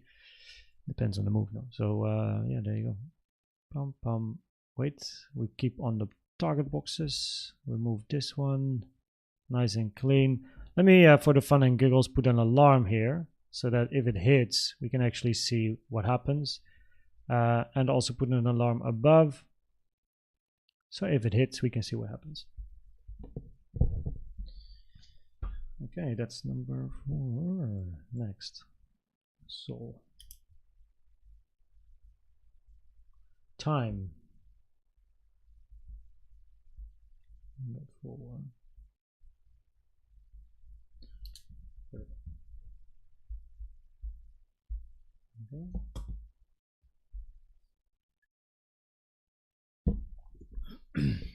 We do the top 10, so ETH will come. Yeah. Oh wait, I already have a Sol chart, I think. I think Sol was actually quite easy. Ah. Very nice. Very, very nice. I love technical analysis.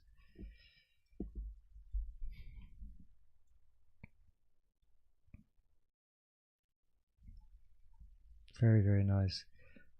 Very, very, very nice. Pleasure, Adrian. What's up, everyone? Sorry I'm so quiet to chat, but that's because I'm focusing so much on counting, which takes a lot of, a lot of focus, but also time. So, what's the difference between drawing target box for 5 using wave 1 plus 3 0 to 6 and using the?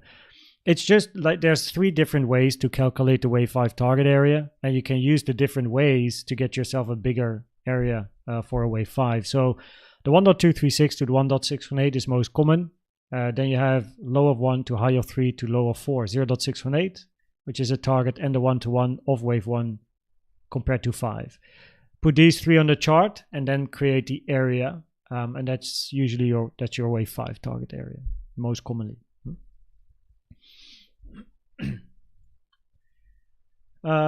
Righty. We already did for new coins coming in. We already did a big voting with many coins. So we do the top 10 till XRP, and then we go to the Wheel of Fortune and we do the like whatever it gives us.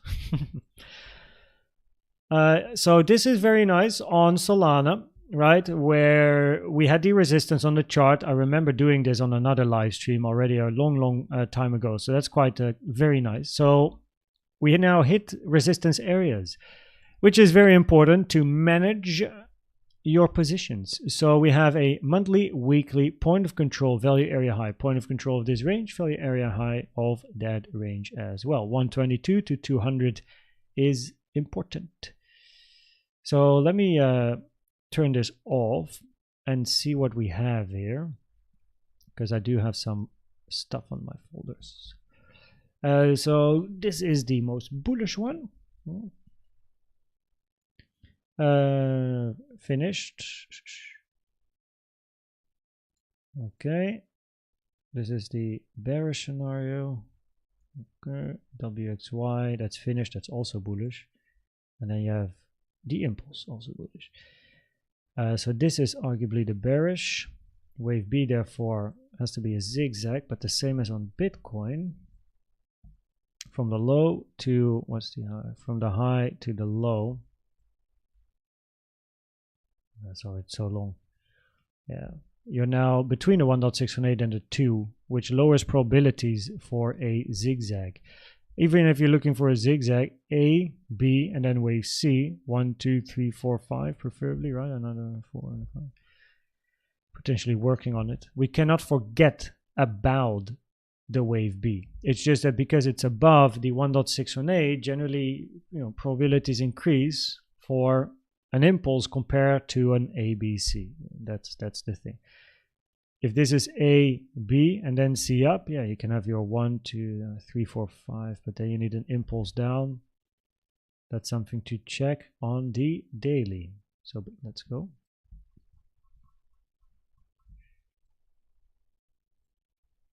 Let me quickly refresh my browser. As I can see, it's starting to get slow.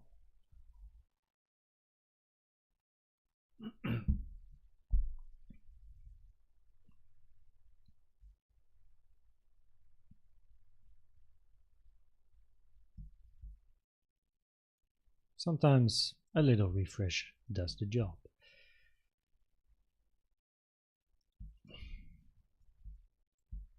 Ooh, keep an eye on that 886. The moment it hits the 886, it lowers the probabilities for a impulse to the downside. Hitting the 886, any move down, higher probability for a wave C or a wave Y, increasing probabilities to take the high sooner or later. It's actually quite difficult to count this little structure here on a. I need to go lower because I already know the counts on the daily anyway. I just want to know what's going on here.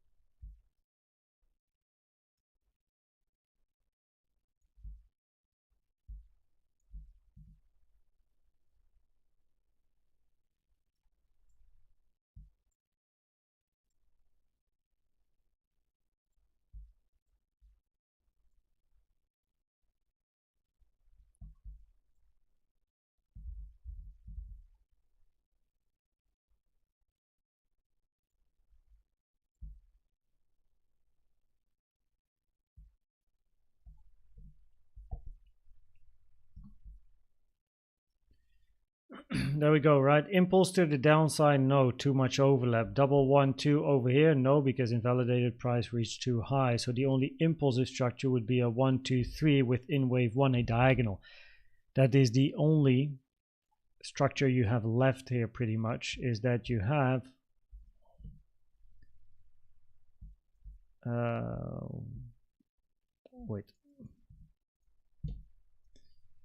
for the bears, that is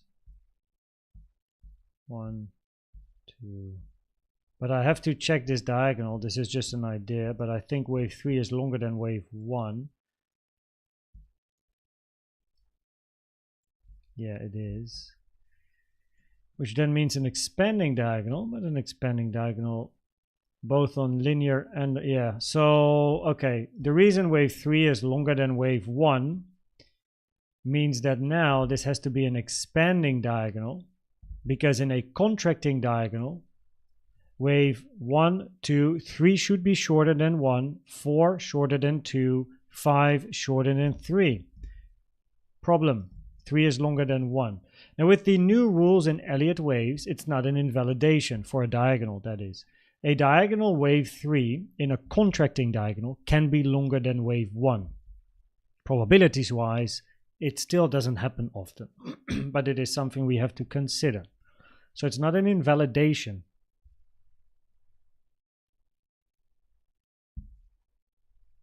Koen has its first anniversary on Tuesday. You mean, wait. Oh shit, that's true. Holy moly, the channel is going to be 1 year old in 2 days. I forgot today. Forgot about that today. Jeez. Are you Dutch? Yes, I am. I am very Dutch. Well, honestly, I'm 50% Dutch and 50% French, as my mom is French. Okay, so do that, do this. Wave 5 is shorter than 3, so that is something at least. Now the reason I checked this is of course because of the higher time frame. Greetings from Germany, greetings from Holland. What's up everyone? Neighbors, Germany, the neighbors. So look, on a daily time frame, right? It's actually, oh damn, I forgot to click. It's quite an, what was it? 141. We're at 150. Okay, yeah. So it's actually quite easy, no? Bullish.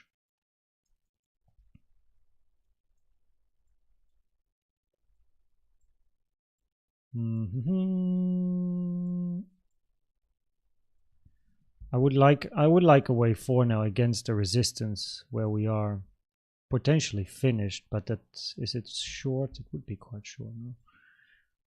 From the high to the low to the high. Wave 4. At least did it pass the 382 now? Yes. So it can be wave 4 in. It hit the 236. That's something. But it's still relatively short. So I wouldn't mind seeing a bit more downside.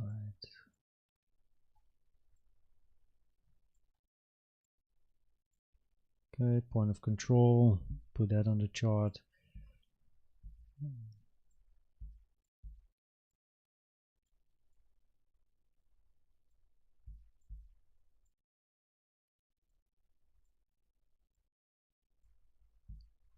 Okay, so the 382 is a common target. So this would be a nice area, no?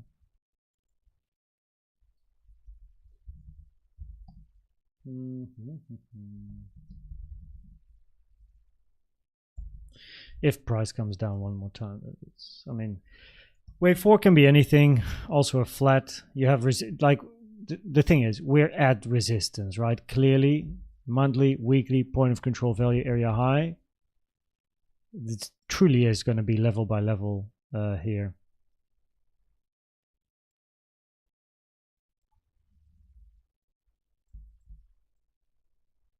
Don't need that on my chart. We can leave this on. So either 4 is in or another one. That's a bit of a time-wise would be nice. Wave 4 is actually longer than wave 2 as that is most common. This wave 2 here arguably is a nice zigzag structure in the bullish scenario. So therefore, and deep as well. So preferably wave 4 is actually longer than wave 2 and shallow. So a 382 retracement to this previous range hitting 55 to 60 would be very nice. To then continue a last leg up in 5 to hit more resistance above as well. Yeah, we hit the 236. Well, it's so nice. Ooh, so nice. So basically what we're looking for, right, in this scenario is at least another high. Take the high for at least one more range and one more high. I don't care if it's a wide 3, 4, 5, 4, 5, or if we go up, finish 3, 4, 5. That's the bullish scenario, right? Which at the moment has a higher probability because of the extension of your wave C. Because in a bearish scenario, of course, you look for A, B, C. B is finished at either of these two lows, doesn't even matter. Because you're going to do a fib from the A and then to the low over here, and then we have so the 1.618 has been passed,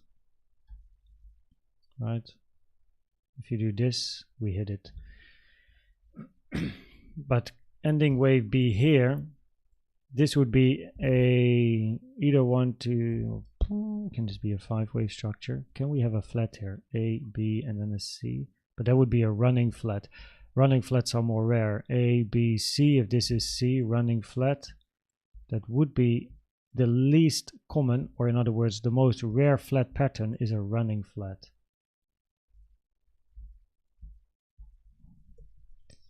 And you need to end in 5 waves.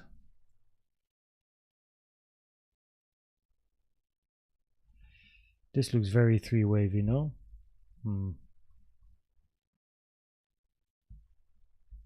Thanks, Mark.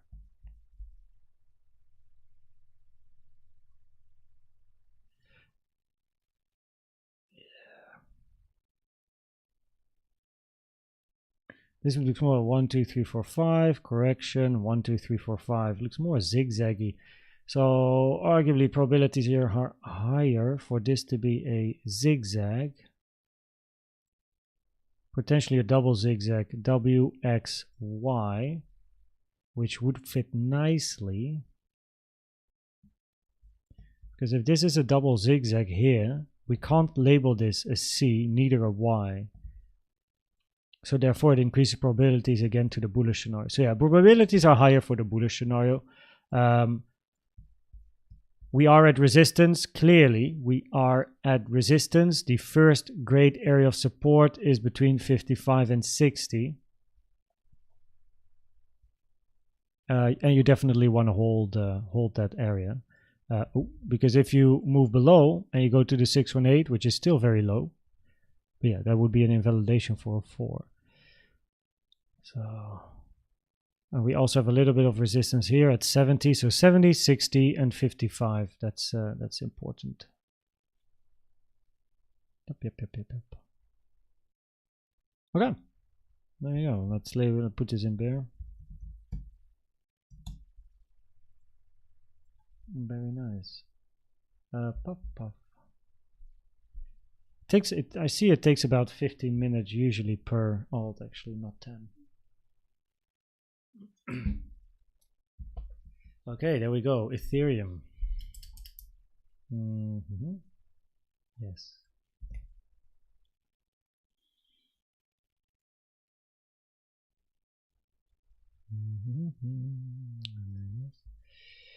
Okay. 157.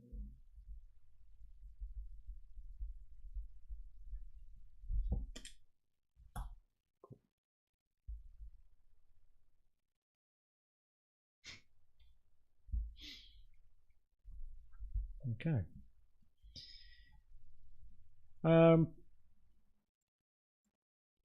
Yeah, so I want to start on the weekly here. Wait, let me put my timer back on off my phone.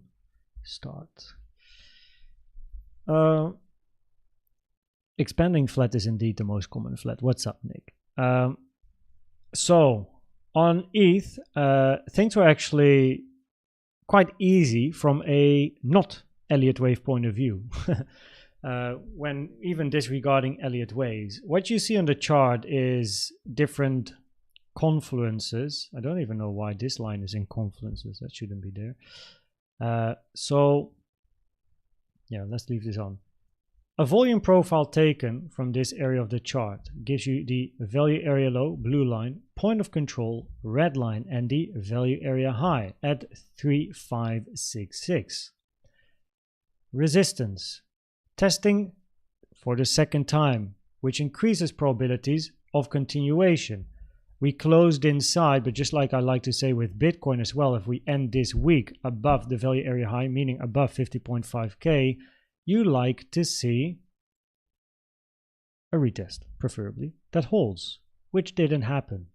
And then resistance, we go down, third time, what happens? We close inside, we retest, but close inside, and then we take the high, on we go. Point of control was the main area of resistance. We have actually checked this chart as well for a lot of times actually in the past year, I think even when price was ranging here. So point of control, very clear resistance, golden pocket there as well.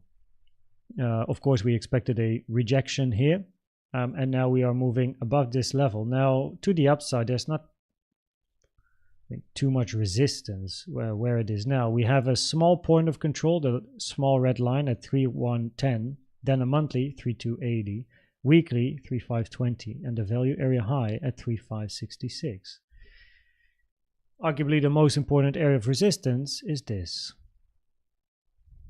3280 to 3600. Okay, that being said, Elliott Waves. And I just clicked through my folders because I don't really remember macro stuff. I rarely ever look at macro stuff. So.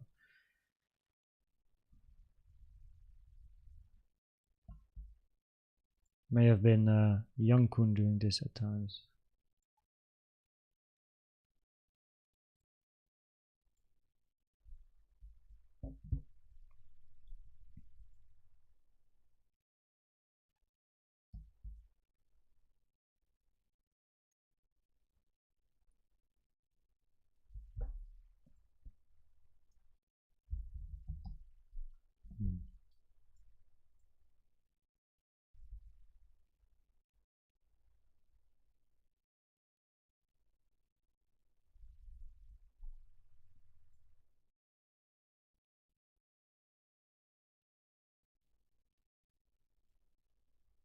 Maybe on a macro, I would prefer doing this. 1, 2, and then look for another 1, 2, and then a 3 to the upside. Anyway, we're of course working on the daily, but I do like to keep an eye. Don't deep enough. Checking.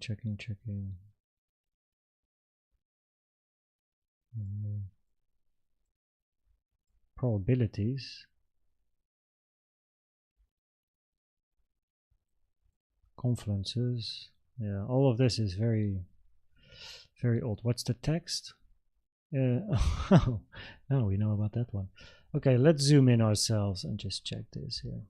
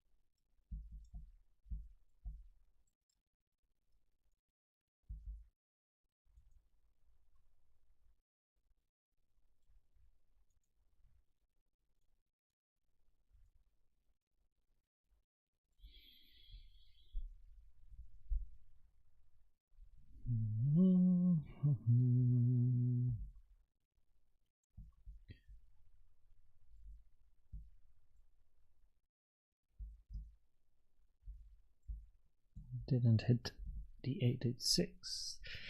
So if we're looking for a WXY, then because it is a sideways corrective structure, the 0.618 is a target for Y, but W clearly is not a flat, can only be a zigzag or a flat. So then W has to be a zigzag, then you have X and then Y, but Y is not a flat nor a triangle, so a WXY here has low probabilities.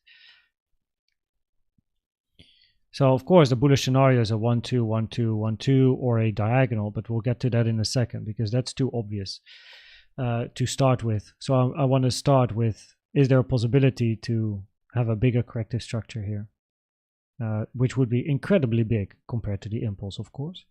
But nonetheless, it's worth considering. But if we talk about a flat in an A, B, and then a C, this clearly is not a, it's not a C. 1, 2, and then you need a 3, 4, 5.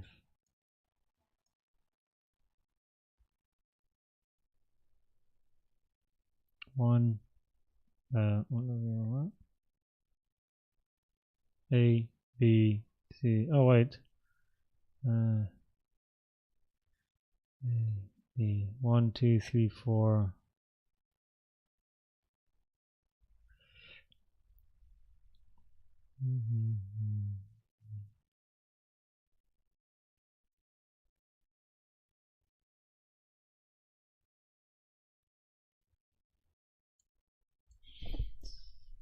Yeah, that doesn't make sense.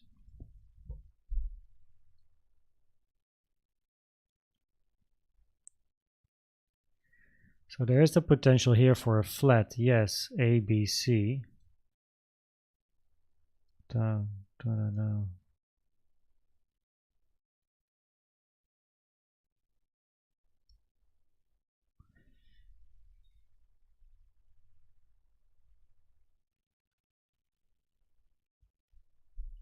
But then your wave C needs to be a 1, 2, then another like 1, 2, 3, 4, 5, 4, 5.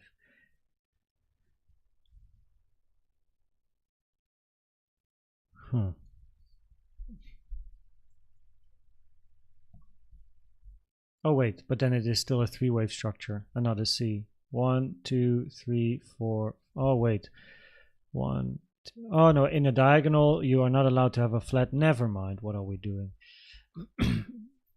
If we look for an ABC, then in a wave C, diagonal, lots of overlap, you cannot have flats. Plus you need to have zigzags everywhere. So then you need to have a zigzag here, a zigzag here, a zigzag here, right? Zigzag, zigzag. 1, 2, 3, 4. 1, 2, 3, 4, 5. But this is an A, B. Not great probabilities. Okay. Okay, let's start with the obvious.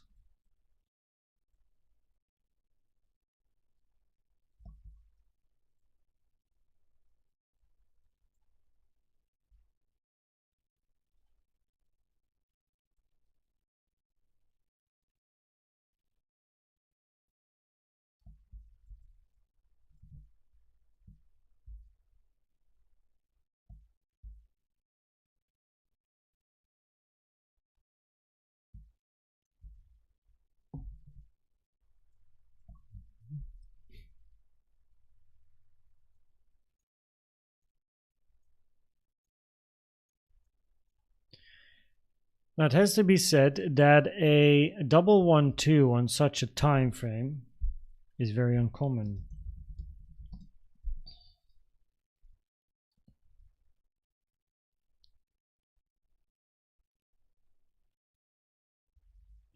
But we keep it on the chart. This is a deep retracement here.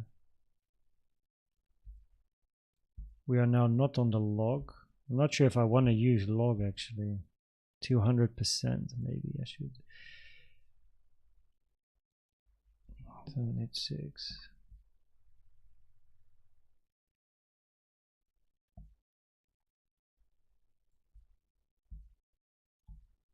I just switch between them. 05. That's all good. But clearly you have to move up, slower move down. This move up isn't too impulsive though, but second wave 1. At least it took the high of the first one.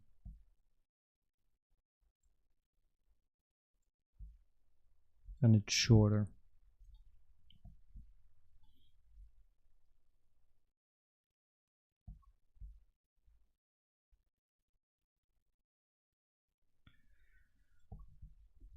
If we're in a wave 3, we definitely want to see some volume picking up, no? 1, 2, 1, 2, 1, 2, or 1, 2, and eventually you want to see a big 3. Now, as we are at very big resistance, well, actually we just passed coming to, preferably we move up a little bit higher actually.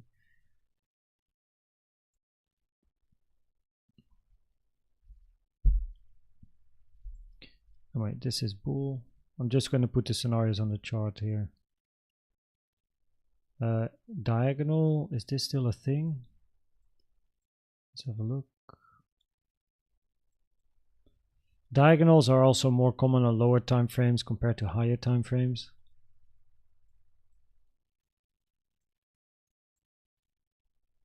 We know that 3 is shorter than 1. 5 is longer on both the charts, which is not allowed. So a diagonal here doesn't work. Not this one at least. Because 3 is shorter than 1, 5 has to be shorter than 3, but that's not the case. So a diagonal is therefore pretty much out of the question. Now the alternative here is a 1, 2, where you do somehow have a wave C in here, which then by itself has to be some form of a diagonal structure. 1, 2.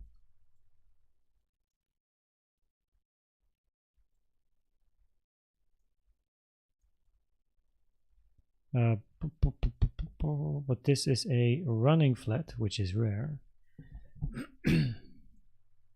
More so on the higher time frames. So it doesn't really get a high probability because of that.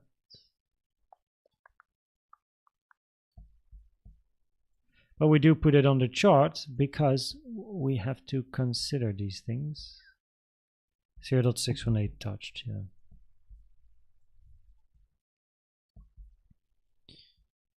And then inside this 3,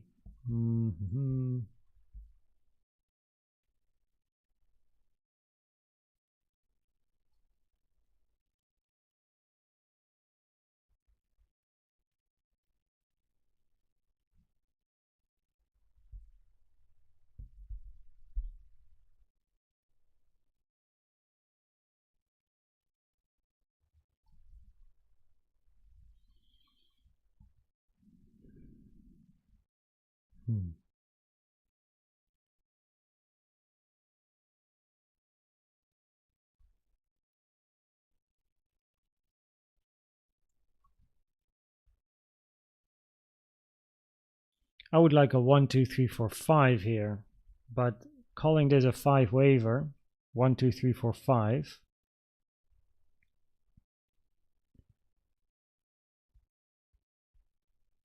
Would mean a zigzag up.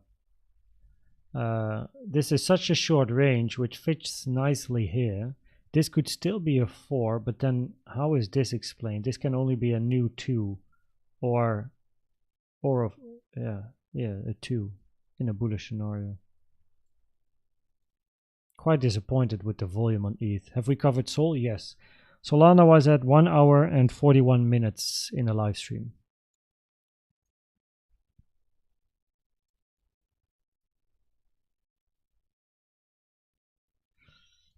Nice one, Sandra. Nice Sunday wine. This is of course Vibu. Oh no, wait. This is just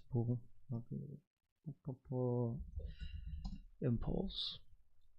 Impulse, diagonal, double 1, 2. Double 1, 2, impulse, set, and then diagonal doesn't really work anymore. And then the only structure you kind of have remaining is either your ABC, that's your bearish scenario.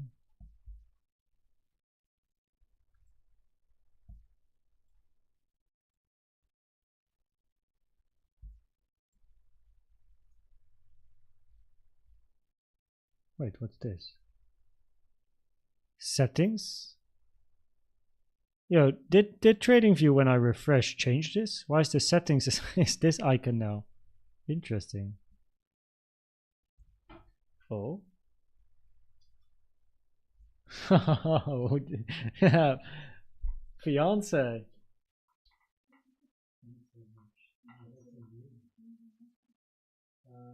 Oh please. Yo, luxury life. Woo. Fiance popping in, not even requested. Yeah. That's why we put a ring on it, right? We got sandwiches, cheese, sambal, salami, some mandarin. Shit.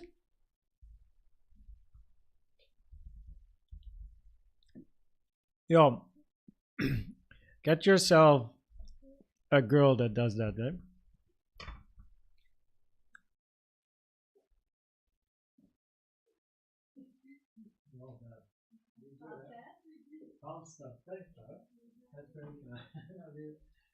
Wow. We got some food. Oh man. Already got one. That's what we like to hear, Adam. Shout out to Ashley. She's a keeper. Hey Ash, you hear that? Anna will be after ETH. So after this, we're almost finished pretty much.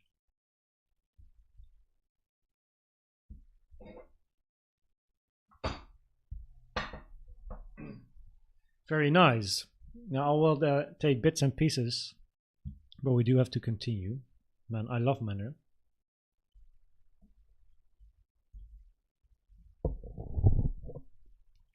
What is that quote?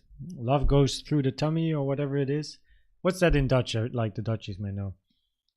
Liefde gaat door de mond of zoiets dergelijks. Broodje kaas. Yeah, we have salami, cheese, more salami, and cheese. So basically one cheese, one salami. Yeah. Very nice. We like that. And that's look, everyone, that's why we're marrying next week. It's only because of these things. Of course not. But we're together now for 6 years. And next week we are marrying on paper. And on the 9th of March, we marry in Cape Town. Beautiful wine farm, mountains behind, ocean in front. That's where the ceremony is going to take place. That is right.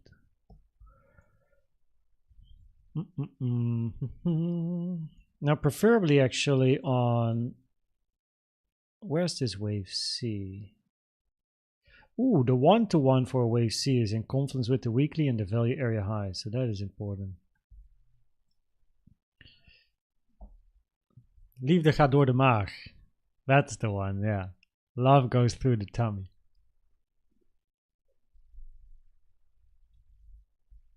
In Spanish, we say conquer a man through his stomach. Put some music on and eat calmly.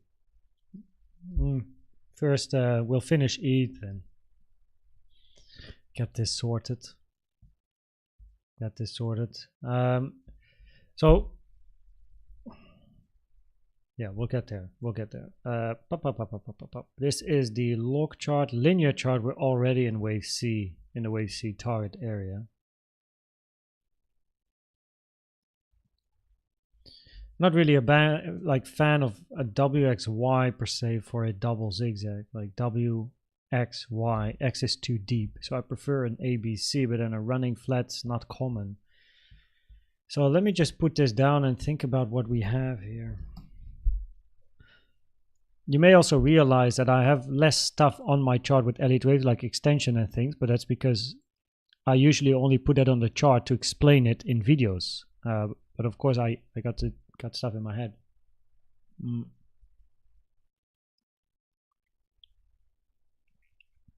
So here, a double 1-2. On the higher time frames, a double 1-2 is less common. Wait, on logarithmic, there we go. But it is not invalidated. But what is so important in a double or even a triple 1-2 is that we want to see volume, which is actually going down, which is not supporting. Like if we are 1-2 1-2, another 1-2 potentially finished, or you get a bigger retracement. Where is the volume?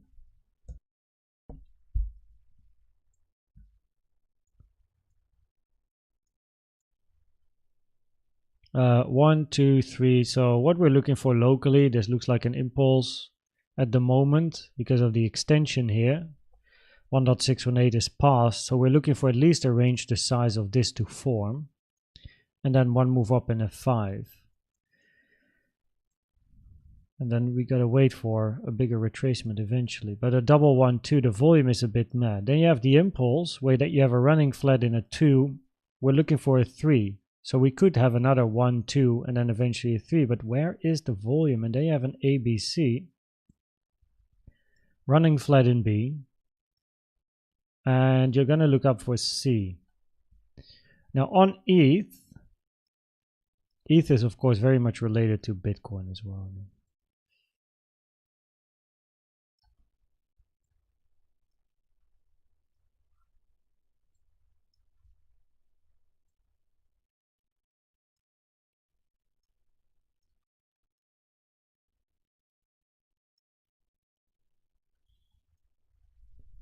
I'm not so confident yet that ETH is bullish somehow.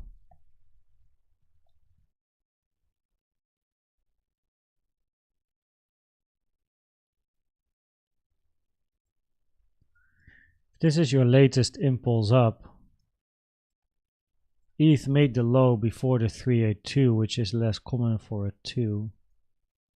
Yeah, both ways. In all of the previous impulses, we had a quick move up, right? Here also, a solid structure to the upside. This is very slow so far.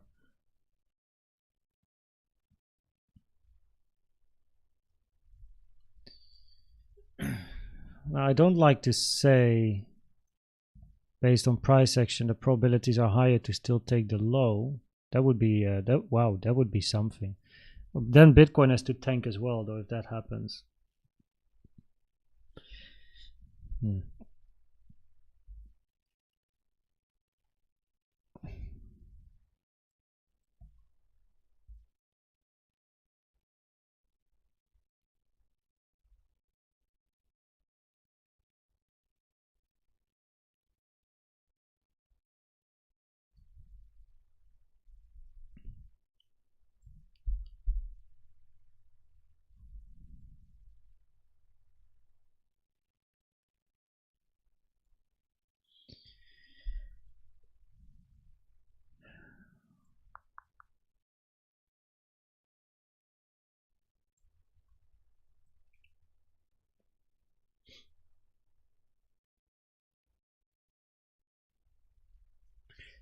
Are there probabilities between ABC, 1112 and an impulse?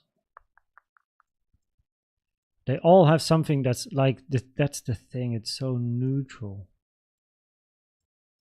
1112, possible, lower probabilities on higher time frames, volume is not yet cooperating. Impulse 1, 2, possible, but then wave 2 is incredibly long and wave 2 is a running flat. Low probabilities, right? Arguably, this one has low probabilities. We can confidently, like 6 times longer, yeah. So impulse, let's move this down. So then we have double 1, 2, and we have the ABC. Now a wave B can easily be longer, much longer than a wave A. So here we don't have the problem with time. If a wave like this is fine. I actually don't have a wave B in here, but let's have a look. If I put this on 8, where are we? Yeah, so that's still okay for a B. Because a wave B can be a lot longer. But it is a running flat, which is uncommon. And then you have a diagonal, but in a diagonal 5 is longer than 3, which makes no sense unless you have an expanding diagonal, but wave 3 is shorter than 1, which therefore is not allowed.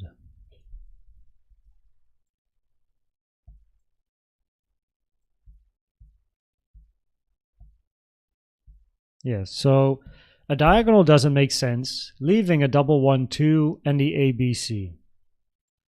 And now a double 1, 2 can turn into a triple 1, 2, of course. Yeah,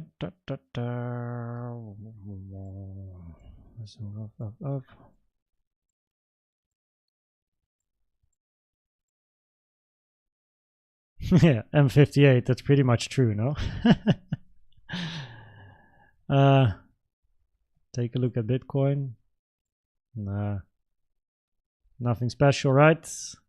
The video I uploaded this morning, that's pretty much what I'm looking for on Bitcoin. So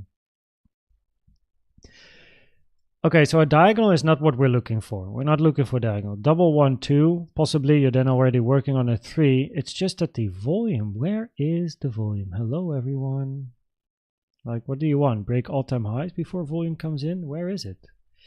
Usually volume comes in, of course, quite late in a way, because people want a certain amount of confidence, and if it moves really quickly, that's when volume comes in. So it's the double 1, 2 for me against the ABC, where the resistance area above 3280, 3200 to 3600, that's a big area of resistance. Value area high of the range, we're now above the point of control. Arguably here we're looking for an impulse again. 1, 2, at least another 3, 4, 5. So 3, 1, 10 is an interesting resistance, a smaller point of control. Would like to see the value area high hit though. And then we take it from there.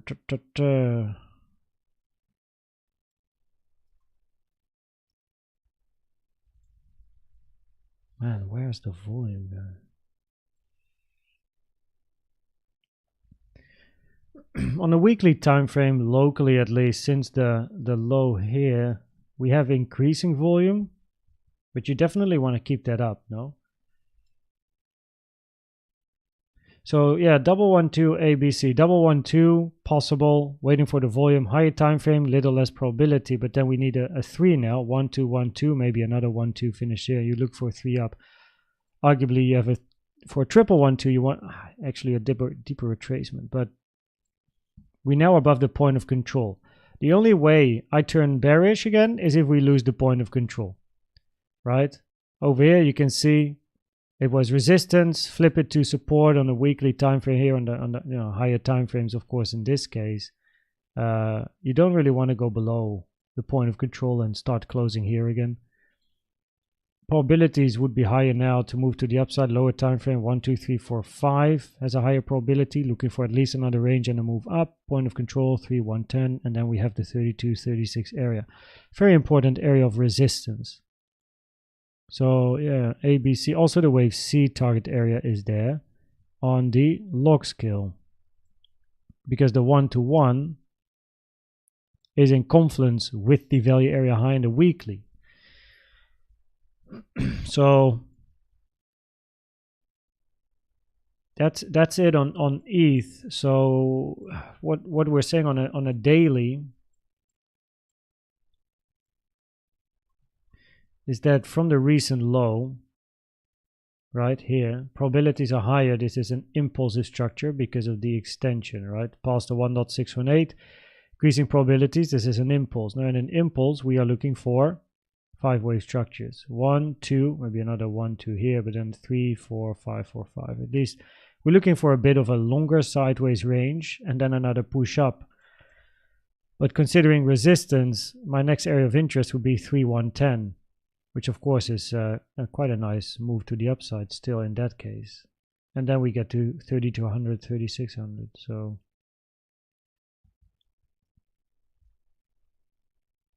and you don't want to lose the point of control.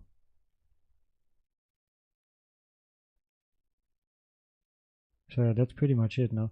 It's very difficult to say what has higher probabilities on ETH, 112 or the ABC. You tell me. In general, we're looking for more upside at least still.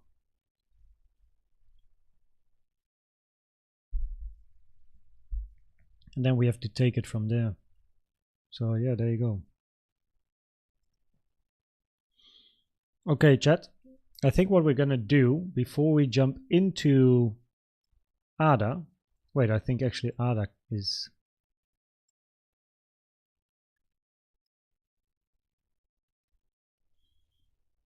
Oh yeah, this is nice. We'll be finished with this one very quickly. Higher probability to move up. There you go.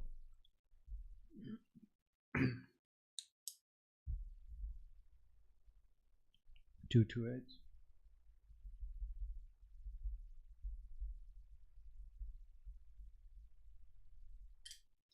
Okay, everyone. Also for people here, I think it's healthy for both you and me if we have a short 10-minute break, like I don't know, I think Name mentioned, where my fiance prepped me some sandwiches so I can eat a bit because I had breakfast and a little bit of food before going live at 12, but I didn't have lunch.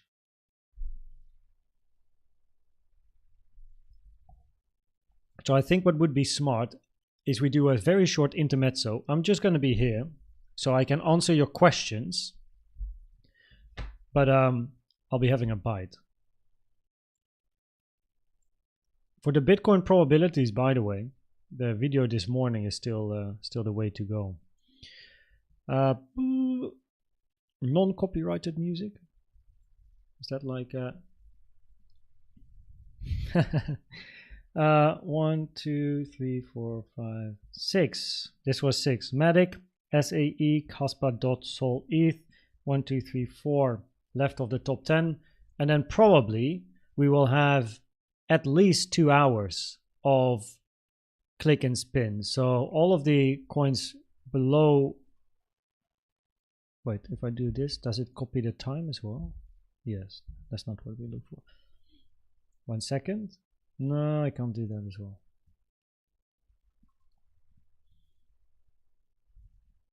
I don't want to, wait. Click on my own straw poll. Nice.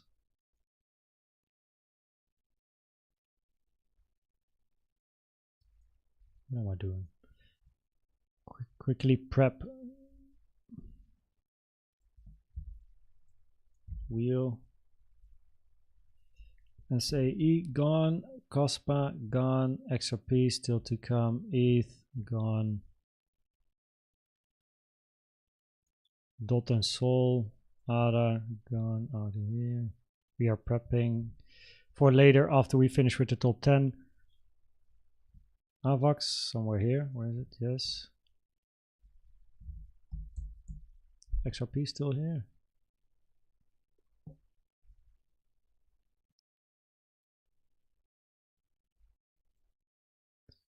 Oh yeah, FET. FET was fetch, right? Oh wait.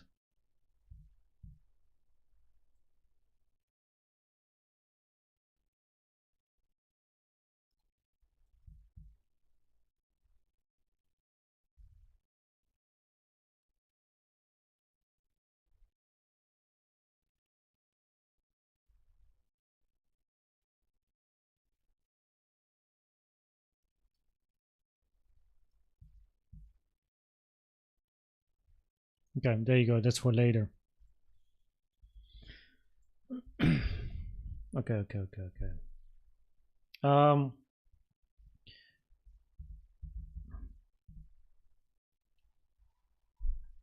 Stream intro music. Nice.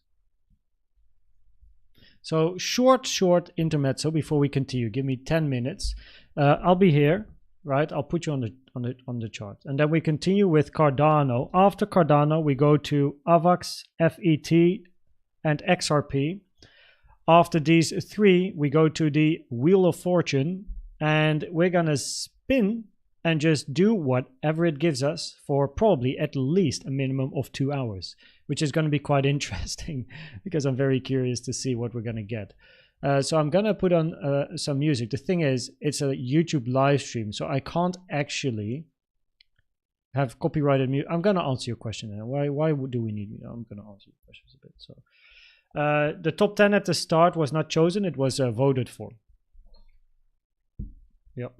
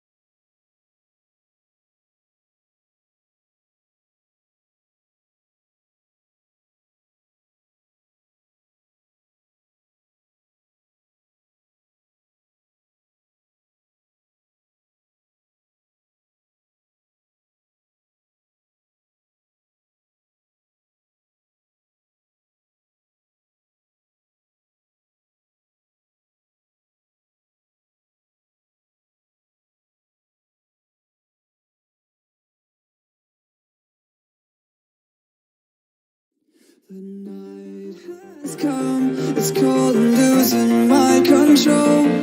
Your light is gone, and lonely darkness fill my soul. I wish that you could save me from my isolation. This is non-copyright sounds on Spotify, so I have no idea what we're gonna get, right?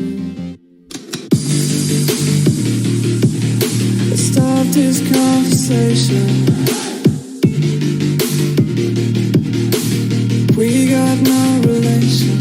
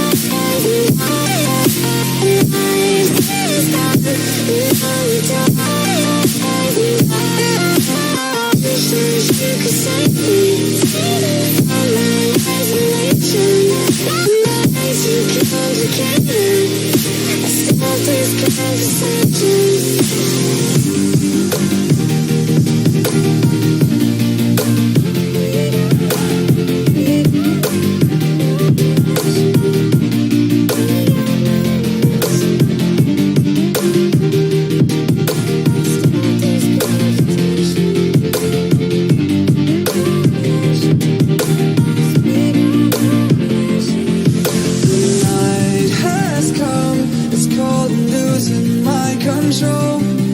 The light is gone, the night has come, it's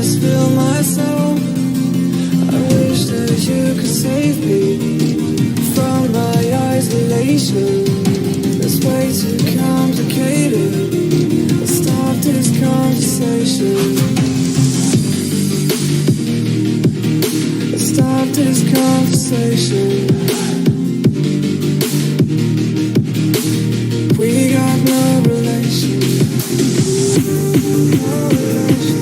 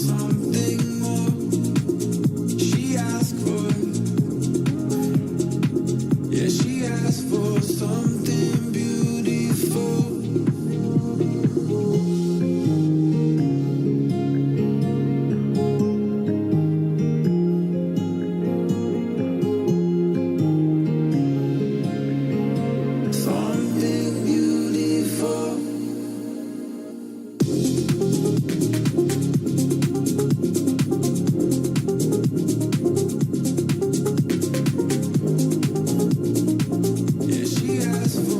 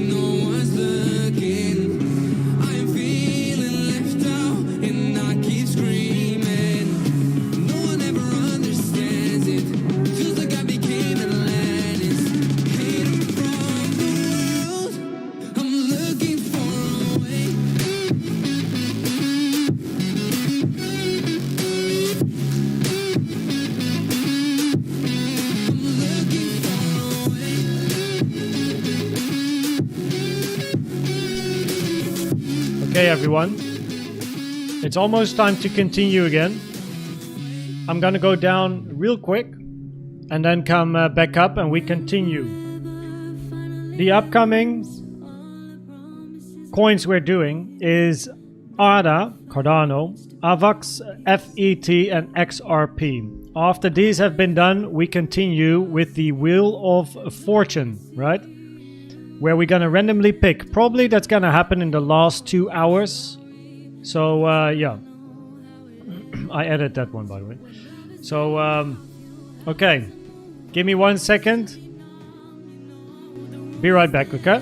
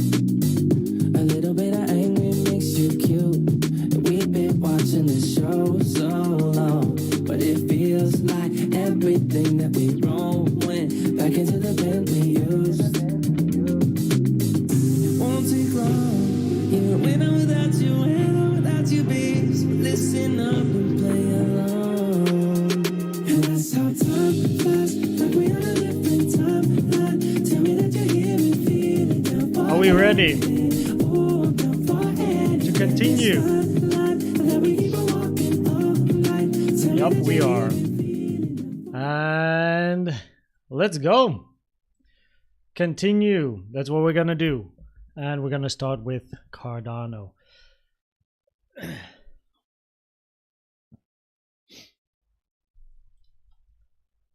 Up. Move you guys to the right.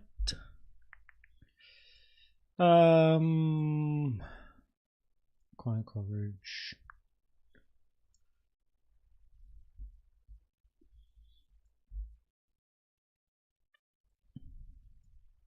Oh. No. Cool. Yeah, I wanted to start on the weekly here. Logarithmic chart on.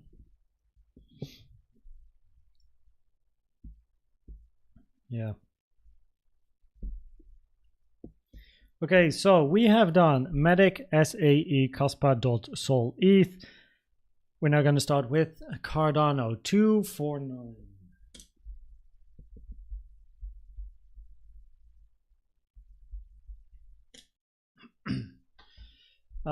Which is the timestamp I have to put in the video for Cardano. Cool. Will this go in short videos? I'm not sure how easy it is for a Buzni to actually make a short out of an analysis on one alt.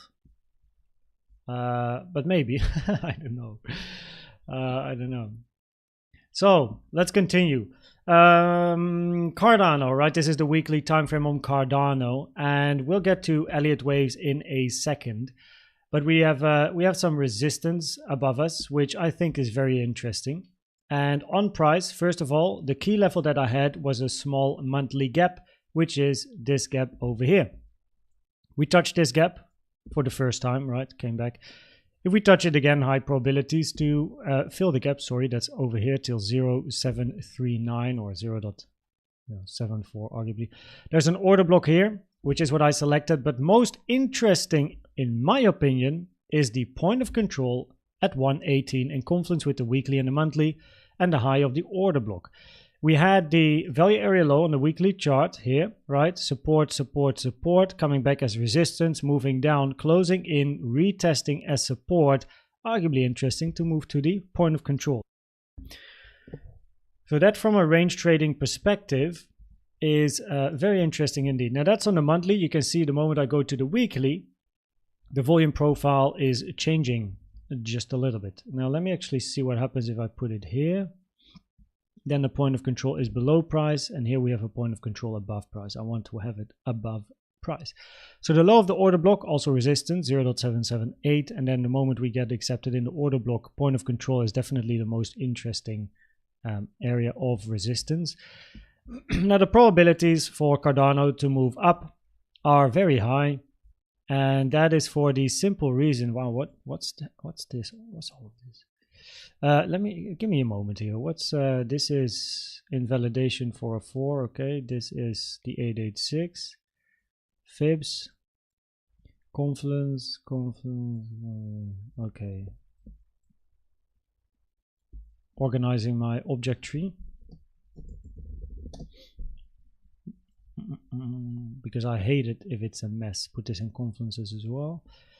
Nice. Right, so if we are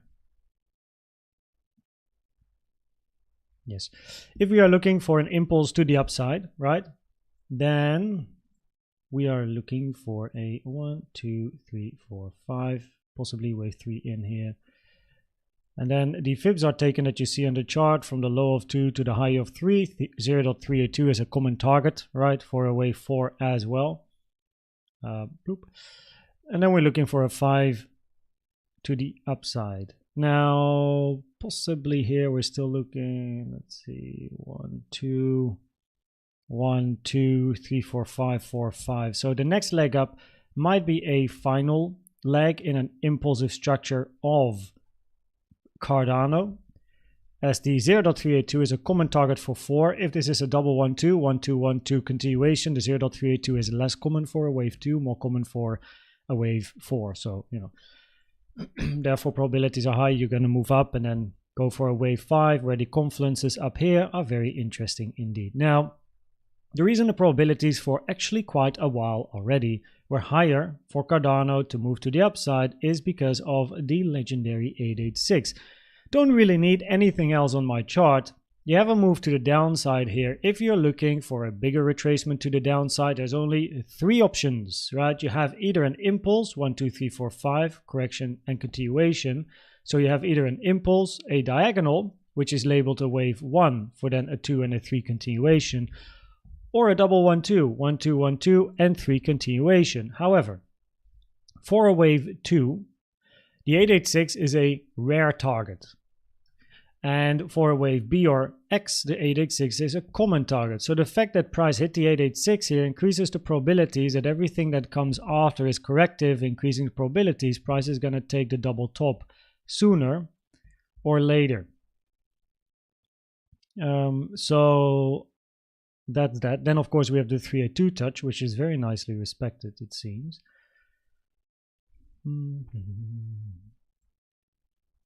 Quickly checking. For a diagonal, we hit it. Expanding diagonal is lower probability. Too much overlap for, of course, an impulse. Then you have a double 1 2 1 2, but that's invalidated. Price took the high, so a diagonal would be left 1 2 3 4 5 in a diagonal. But then you have this, and then you have that, which is an expanding diagonal, and an expanding diagonal is more rare. So probabilities on Cardano are higher to take this high and then take it from there. Confluences to the upside, flip the key level here, right? The moment you enter the gap, increase probabilities to go to 0.74. Then we have the order block, but arguably by far most interesting is the area at around 118.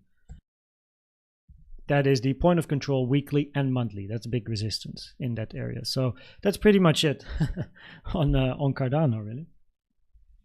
So yeah, the bearish scenario, because it's impulsive, would be an ABC to the upside, right? A, B, and then a wave C. The problem is that here at the moment, probabilities are higher. This is corrective instead of impulsive for continuation down. So at the moment, probabilities are higher to move up instead of moving to the 0.618. Moving down is no problem. For a wave 4, the 0.5 is still a common target area. No problem to continue ranging. But you hit the 886 and it has a higher probability of being corrective at the moment from an Elliott Wave point of view. So that is that. AVAX is next.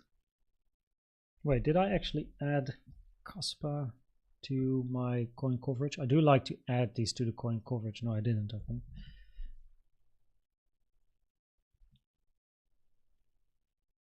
Let me add this chart to my playlist.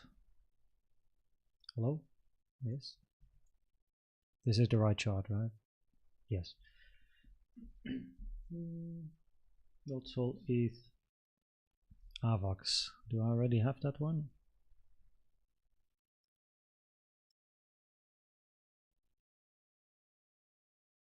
No.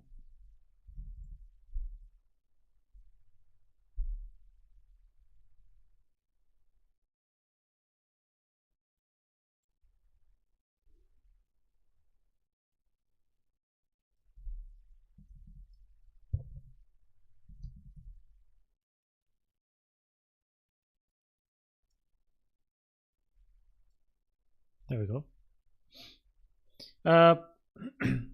There's first of all no entries being spoken about. You have your own plan, your own strategy, your own entries. And ADA started at 249 in the live stream. So about 8 minutes ago. That is when I covered ADA. That was a short one. Okay, so let me add this as well. Up, coin coverage, there we go. The time at the moment is 2:05.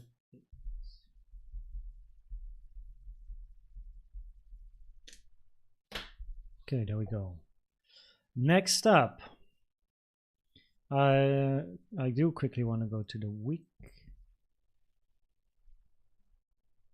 What a crazy chart, eh? Move. Just missed out.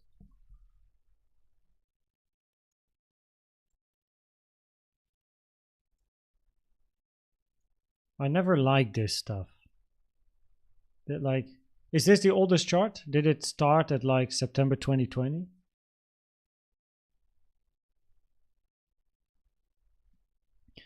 You gotta favorite them. Click on Fib, click on the star. From Los Angeles, what's up, Rob? How are you doing? How are you doing? Is this the start? I never really like such crazy starts. Probably it is, no?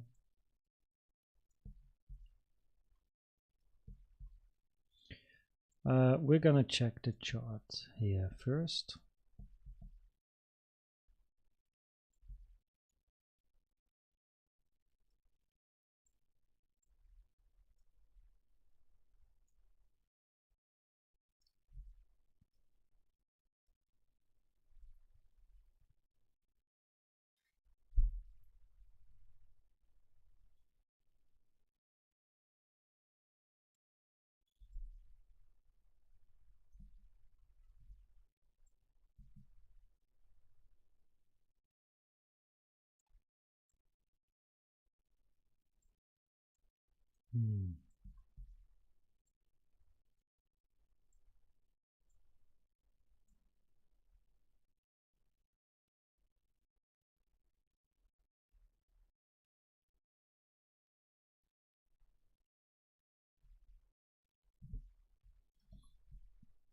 Bullish and bearish scenario is already quite clear, no? It's both impulsive though.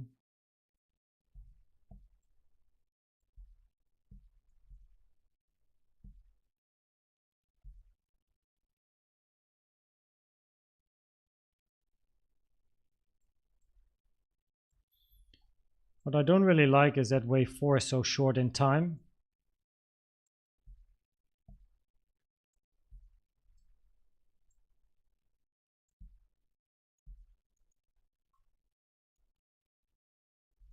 Two, 3, 6 is touched though, so there's the potential.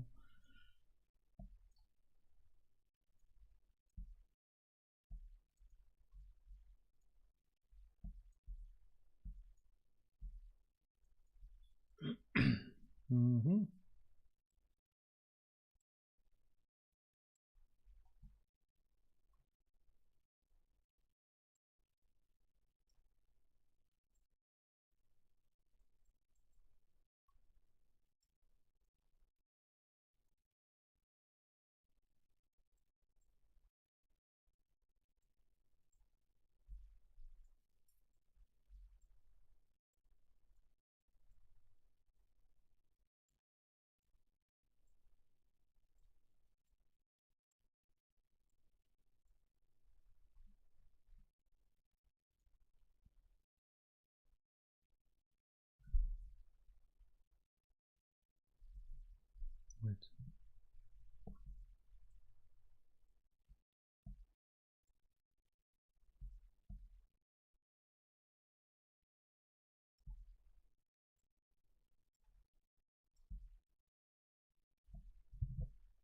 Ooh.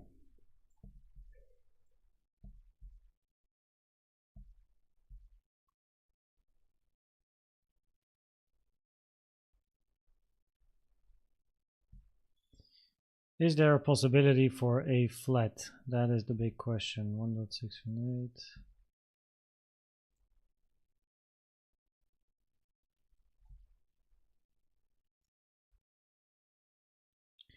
It is a bit long though.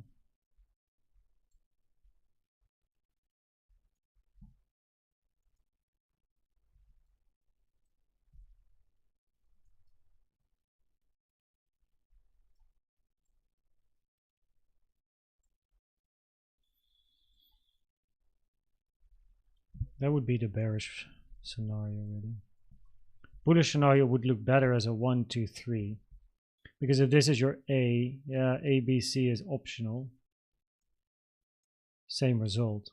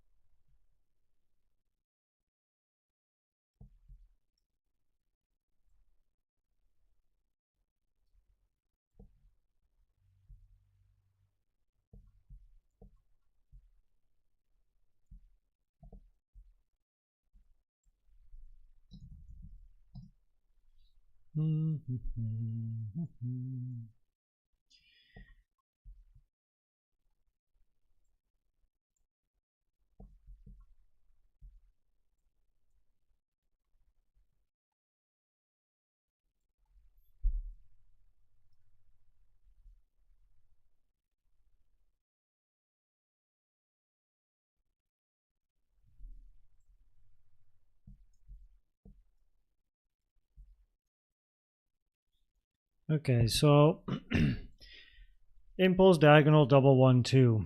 For an impulse, a lot of overlap here, and then you have 1, 2, 3, 4, 5. Right, doesn't really work. 1, 2, 3, 4, 5. 1, 2, 3, 4, 5. That would be an option, but if this is your 2 and this is your 4 is too high compared to your 2, invalidating away 4 pretty much. Impulse 1, 2, 3, 4, 5. Yeah, your 4 is too high, doesn't make sense. If it is a diagonal, then we need 1, 2, 3, 4, 5, but your 5 is longer than your wave 3, which is only allowed in an expanding diagonal, but that then also means that your wave 3 should be longer than your wave 1. There is potential there, but there's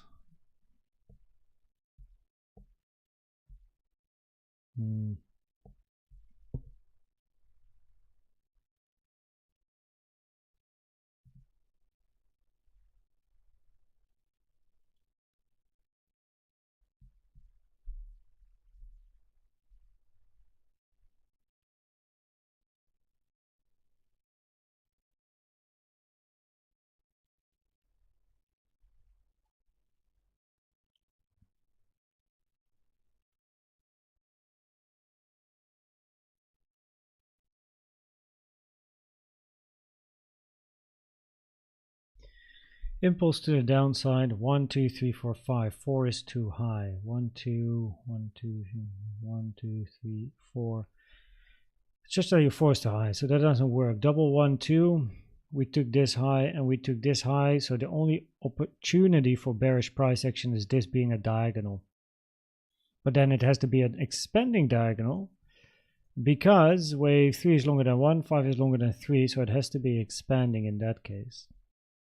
And an expanding diagonal is rare, and an expanding diagonal is never preferred unless all of the other stuff fails, which means that automatically probabilities will be higher from an Elliott wave point of view to take the high sooner or later. However, preferably actually, we first move down.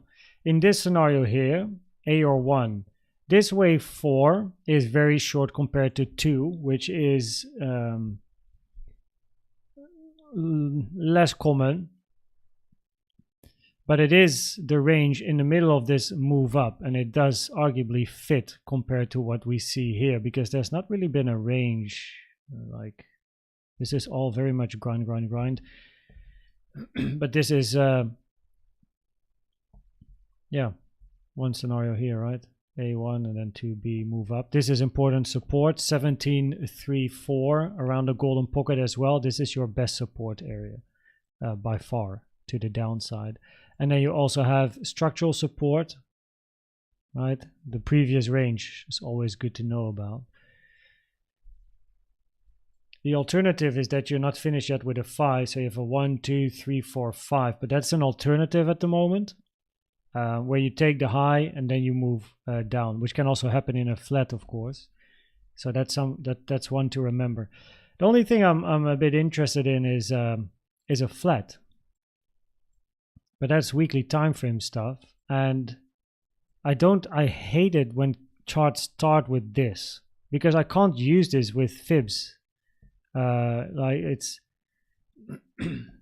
it's very unclear what then exactly is the low, because it's such a crazy candle. It's yeah. You know what I mean? So I can't really pull any fibs from that low. But in a bullish environment, you have a 1, 2, 3, 4, 5. So this is your 4, that's your 5 to the upside. 1, 2, 3, 4, 5, correction. Time wise, the low currently is made after the 1 to 1, so that's fine. Time, like when we look at time, preferably actually this would be a low, because else it's going to be very long. Because as you can see, if this is an impulse up and a correction down, if we're looking for a 3-wave structure, then this is your first, second, and third. You're going to go to the 3 or 4 fib time for a wave 2, which would be quite long for a wave 2. You should start a fib at 0.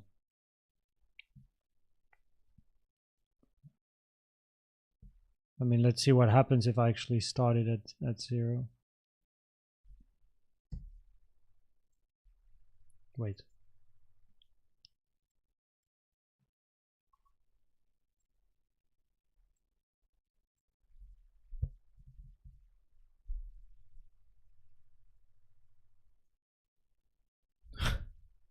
Doesn't really make sense here. Yeah. No,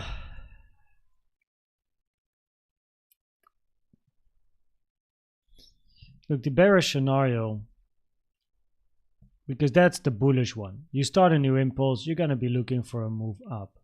Bearish is your flat.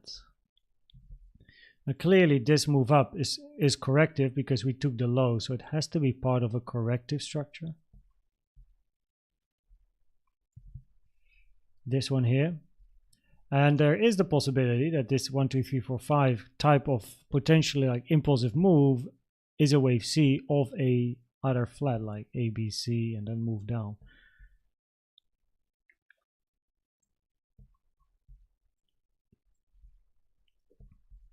Oh, we are now in the gap here, by the way. Ah, yeah, I see. Yeah, okay, that would fit probabilities, fill the gap.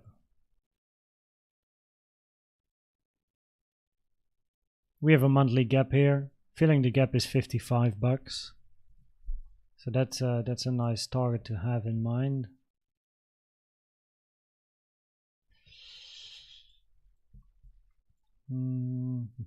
For a wave C, it's still quite lengthy, and then we do want a diagonal to the downside.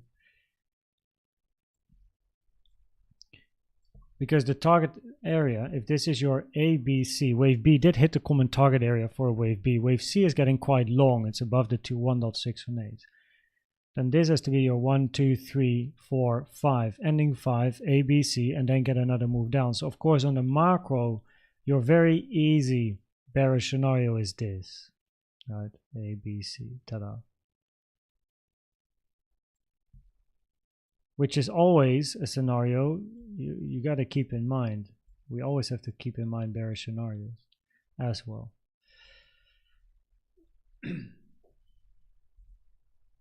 Just missed out on the golden pocket in this case, but we hit it if we go down. Yeah, so where's the point of control? Oh no, wait, the high of the monthly gap. I do want to have it on my chart. That's the key level here, which is inside that golden pocket. 1, 2, 3, 4, 5. Yeah.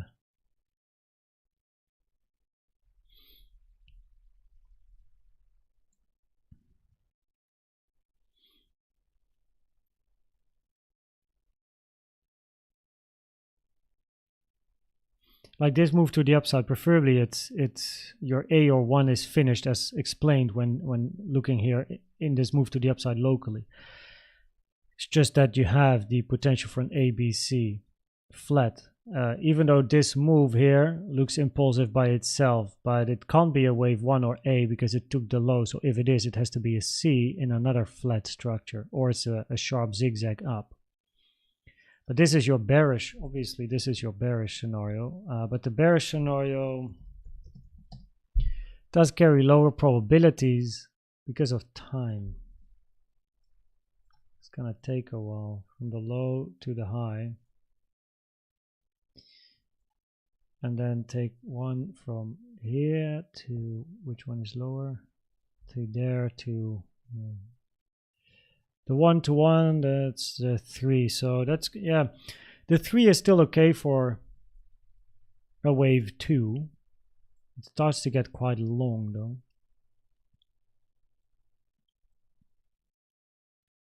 Oh, the low is made on the 1.618. That's actually nice. Yeah, preferably that would be a low.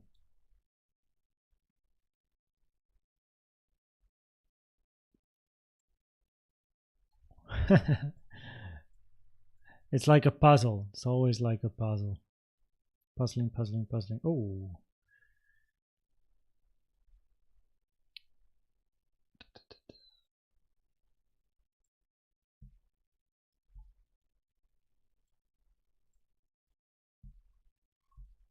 Oh wow, your weekly is also your monthly, pretty much.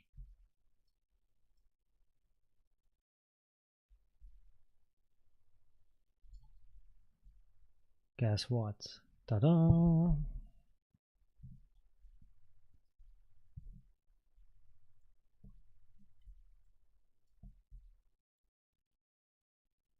Did I remove the line again?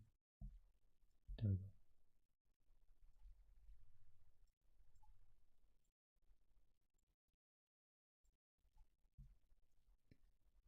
There's the areas of resistance, and we're in the middle of a gap, so actually probabilities are higher to still move up. Feel that.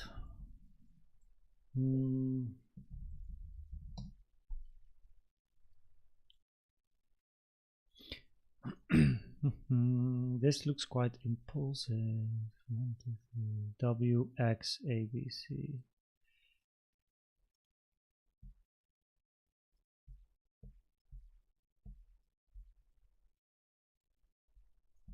Didn't even hit the 0.618.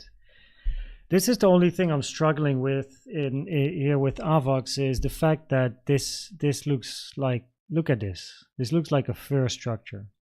High volume to the downside, potentially a wave 3, 1, 2, 3, 4, 5, A, B, C, 1, 2, 3, 4, 5, continue. So the macro is not very nice. If you have a W, X, and then a Y and a double zigzag, your wave Y didn't even hit the 0.618, which is very uncommon. So I'm just wondering if this is a fake out. But if you move to the downside here, the double top has been taken. There is not much support left. There's nothing. You have a bit of a range here at about 6. You're now at 40.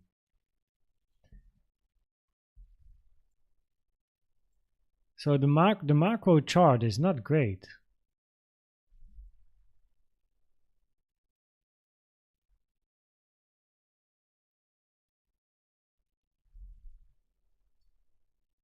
Something I struggle with here.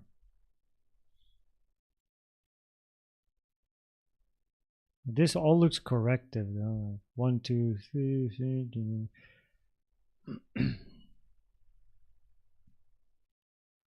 1, 2, 1, 2, 3, 4, 5, 4, 5. Well, it's also still a possibility, yeah. And then get a bigger ABC. So probabilities here then, right?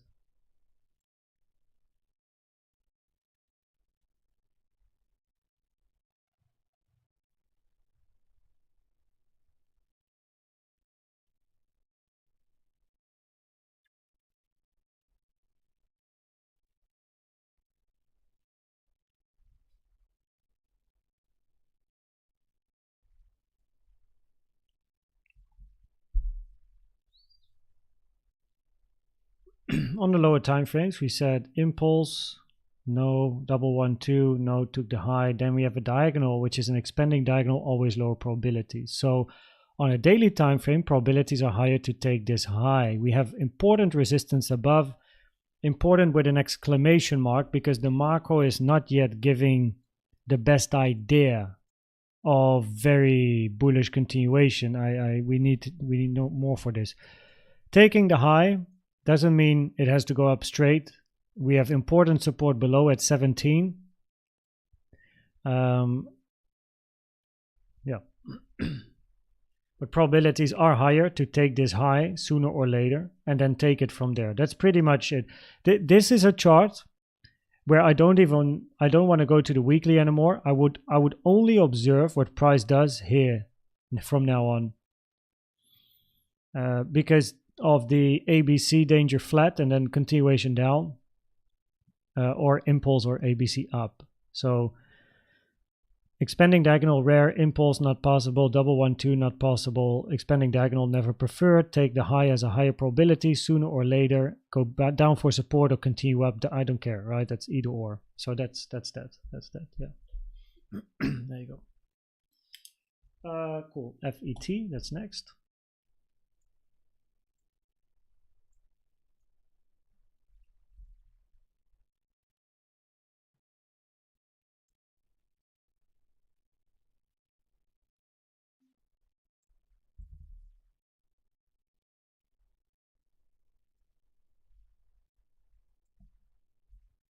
Oh, I already, wait. Why do I have something here, but it's not on my...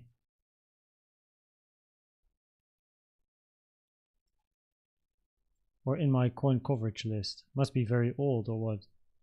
I don't know.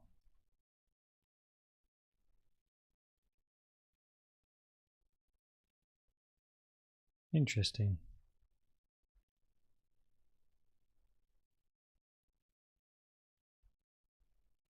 Yep. Okay. Bull. Next up. Reset. We are at 320.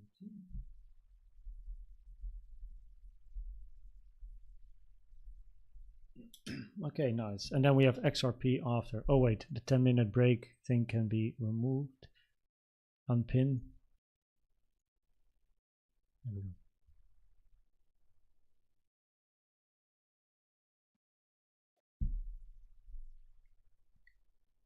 go. Ooh. Hoppala. Okay, let's go. Yes, 320. Okay, so there's two scenarios on my chart here. The bullish one and the bearish one, interestingly. So, but because this is the low, arguably this is bullish as well, and then WXY 1, 2, 3, and you get a mega diagonal, but that generally has lower probabilities than a bullish scenario. So anyway, let's start here. And let me put my phone on start. There we go. I just quickly want to look at the weekly for context because, as mentioned, I'm more interested in the daily stuff. Okay.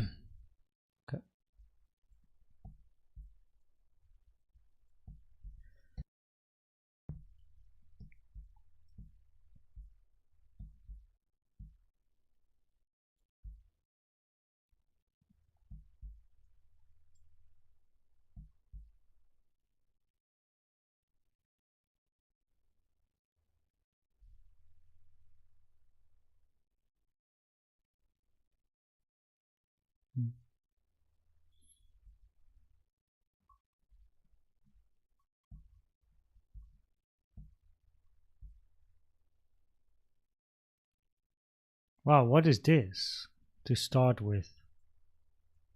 What's up? Good morning, Skywalker.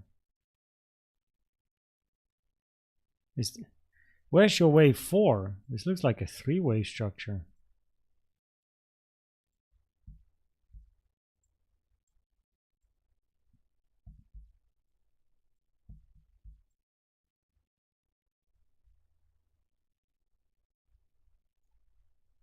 One, two, three, four, 1, 2. Oh, okay, I see.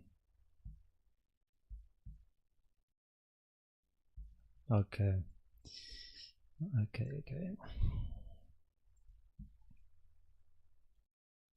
I would then low. Standard 5.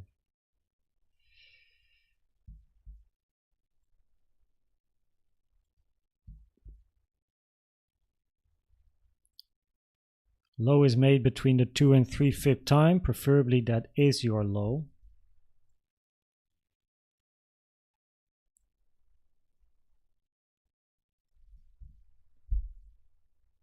Double checking. Yes, because you're already past the 4 fib time now, so you don't really want to go down. This would be a big invalidation if you move below this low here, 16. Yeah, that would be problematic. That would be problematic. Nice joke. No pun intended, by the way.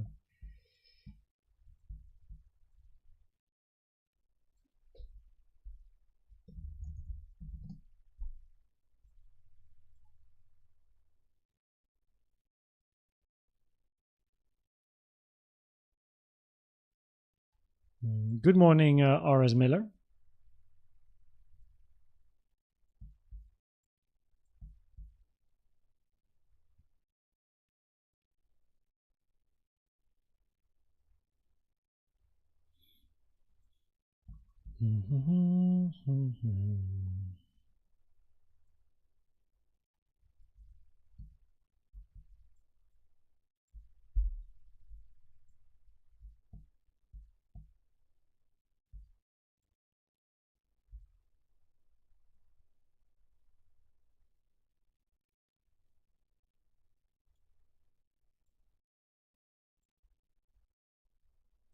Oh.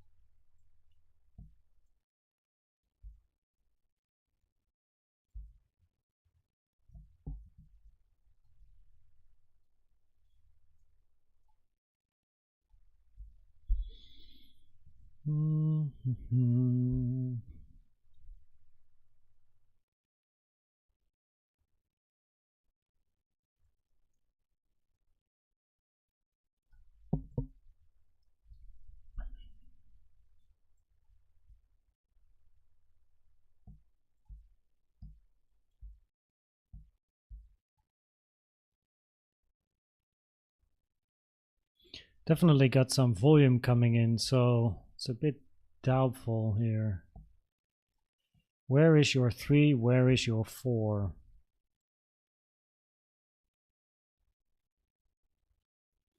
Two, 3, 6 is hit. A, B, C. Ooh, that would be something if you get a flat here.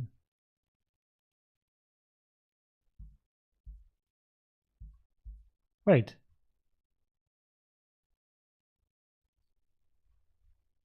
Oh, right. Yeah, we were already above. Never mind. 1 second here. 1, 2.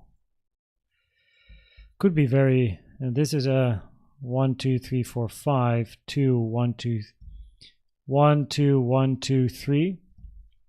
That would of course be very bullish if that's the case.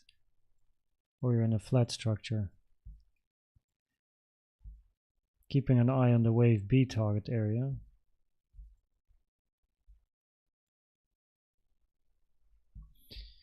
Oh,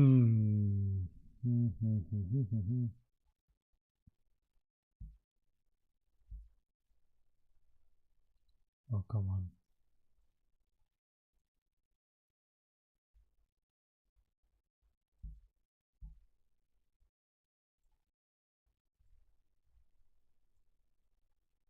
Two, 3, 6.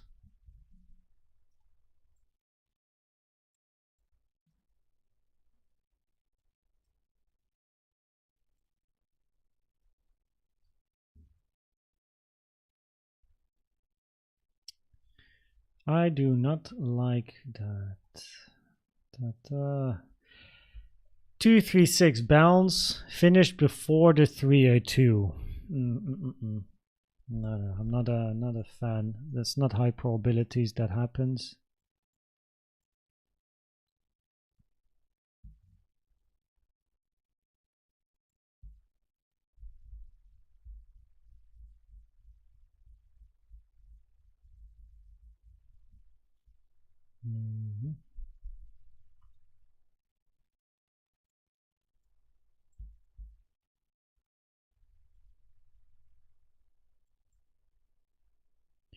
Okay, before I continue, I'm gonna do this.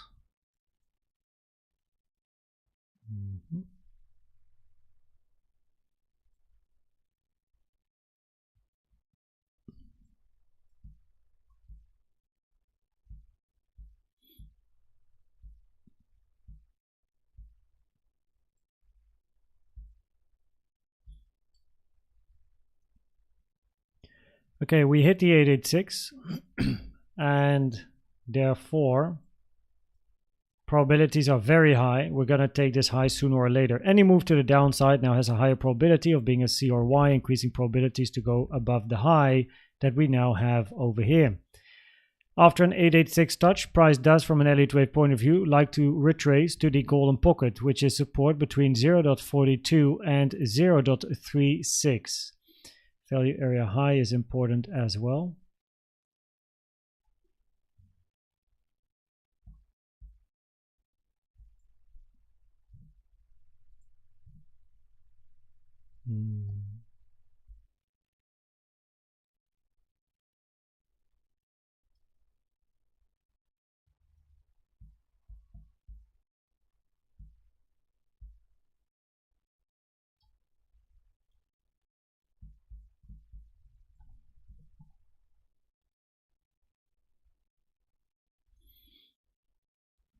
So by all means, probabilities are high to take the high. That's basically what we're saying, no? And then once it does, we'll see how it happens. Thanks, Andrew. Brain juice, yeah. Extended fifth in your one, preferably your two, is already finished, and now you're looking for continuation up. Now, potentially your two is finished, but what would be nice with regards to the 886 touch that we now have is a flat. Hit the 886, maybe go up a little bit more, and then move down in the flat. And then from the low to the high, wave 2, 302 to the 05 area.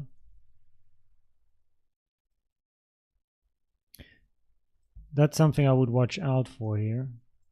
This is your common target area for a flat wave B. Little less common is the 105.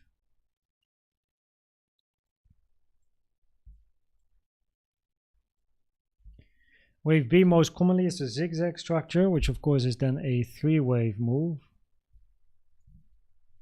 to the upside, and a zigzag can fake a potential 3.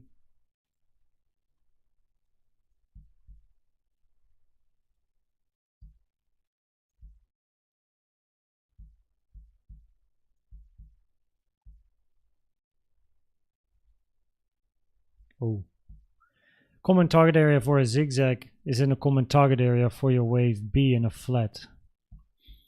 So I'm not too confident yet that we just continue unless price takes the high, and you know what happens, right? When price takes the high and we're in price discovery, what are we waiting for? We are going to be waiting for ranges, and you want to see at least a similar range to this one here in the bullish scenario. In the bearish scenario, this is an ABC, but on the macro, if this is an ABC up and you go down, probabilities are low. You have a 1, 2, because your 2 is going to be super long, longer than the 4 fib time, 5 fib time. So therefore, probabilities are higher for an impulse, and that means you want to see a wave 2 in a similar size, or a wave 4 similar in size to this wave 2. So it's just a waiting game.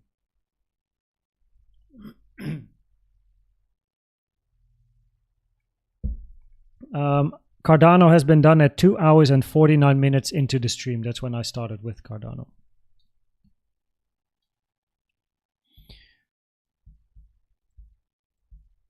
So, of course, this is a bit of a bearish scenario locally, but I just want to be aware of this for risk management purposes if one is involved here.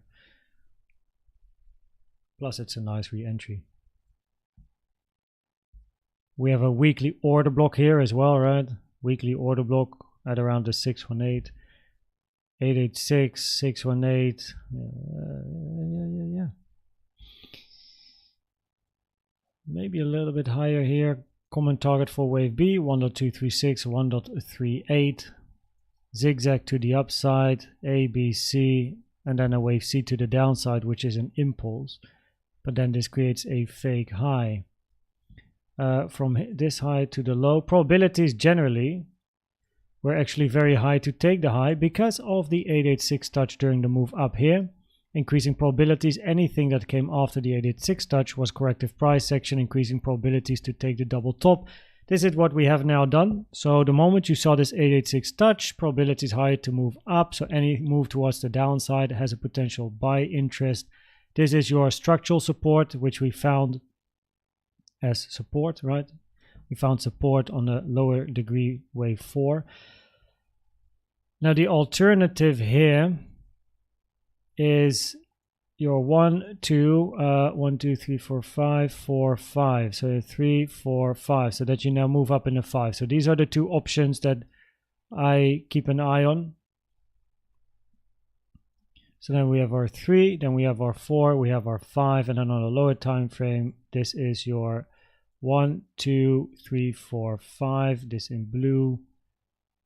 All right, there we go, and there we go.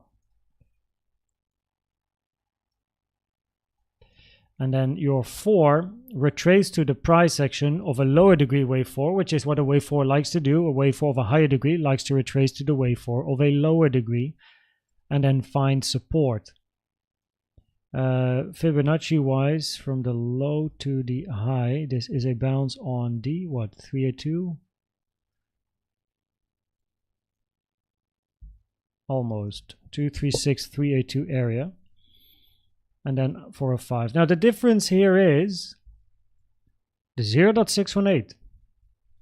So if we're looking for a 5 up, you're going to be looking for 1, 2, 3, 4, 5, right? Meaning another 4. 0.618 is an invalidation. So this is the low time frame wave 5. And on the lower time frames, what you're going to be looking for is a fib pool from this low to wherever the high is going to be. And the only fib you want to have on your chart is the 0.618. Keep this one on. So if we're looking for an ABC, then you want the 0.618 to be hit. If price goes higher, you just, move the fib up. If you're looking for an impulse,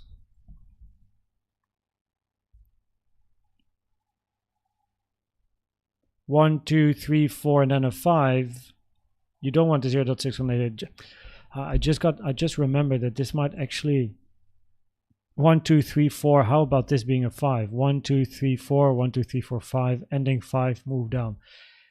I think both of these scenarios are pretty much the same actually. Like it doesn't really matter too much, right?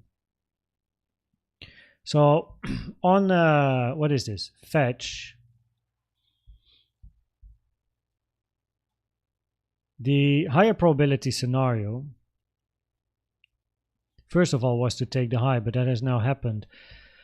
Highest probability on a macro is that we're going to take this high. Why? We touched the 886. Where is it? This one here. 886 taken from the high to the low. Any move to the downside has a high probability of being a C or Y, increasing probabilities to take the all-time high. Doesn't have to go directly, right? It's Elliott waves. As you can see, you have retracements. General probabilities do not change. Higher to take the high sooner or later from an Elliott wave point of view. After an 886 touch though, price does like to go to the golden pocket. This is just something we've observed for months and months and months and months. And of course that doesn't happen always, but that's why I have a template in my fibs, which is only 886 and golden pocket, just for these type of scenarios where, hey, if price comes down, this is important support, but that could fit with either a flat in a wave 2 or a finish in 5 and then a move down towards the golden pocket. So yeah, we're very extended. Possibly your 4-wave structure is in, right? Or a 5-wave, 1, 2, 3, 4, 5, looking to end and then a bigger retracement to the downside. Or a flat, it's already finished and you look for a flat, which also leads to a bit of a deeper retracement. So that's then also what the probabilities suggest. The moment you go into all-time highs, that is where we have to wait for ranges again. And you want to have ranges the size of the wave 2s. So yeah, let's see. All-time highs, very simple. It's so simple. We look for ranges to form, and there's only 3 things you want to look at. The moment a range is forming, you want to look for either an impulsive move to the downside from a high, 1, 2, 3, 4, 5, right? And then a retracement for either an ABC or a 1, 2, 3 for lower prices. Then you have a diagonal structure that you're going to keep an eye open for, or a 1, 2, 1, 2, and a 3.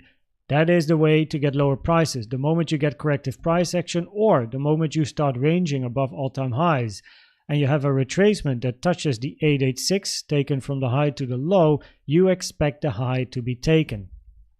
So continuation, right? So that is basically that's that. B channel. B channel, thanks for gifting another membership. That's like the 6th time. By the way, your logo is silver now. There you go. B channel, thanks for another gift to the community, man. That's very, very kind of you. Gustav 686. Send me an email to kunztrading@outlook.com and I will bump you up to silver, as your probably membership that you received is a bronze one, but bronze doesn't really give you anything. So I like people that get gifted, I like to bump them to silver, so at least you have the updates, short-term updates in between videos and stuff. So send me an email with your YouTube, Discord, and Telegram username if you have those 3, and I will get you sorted. Thanks to B channel, of course. Thanks, B channel, man. That's very, very kind of you. He's always at it, Mr. B channel.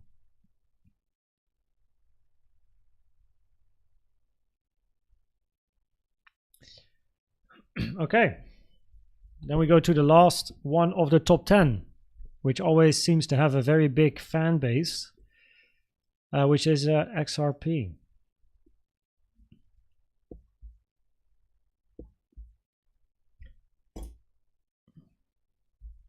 We are 3 minutes 42, or 3 hours.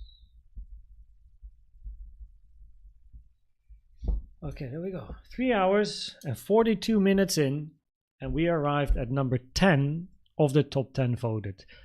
After XRP, we're gonna go to the Wheel of Fortune. Lots of alts in here, and it's gonna be random. Absolutely random. So then we've done the top 10 that were voted, and then we go to this. So yeah, and then we'll see what happens now. Okay, XRP. Let me go to the daily. We do daily time frame. I don't really want to go to the weekly on XRP, as XRP, I believe, is a bit of a bitch to count, if I'm not mistaken.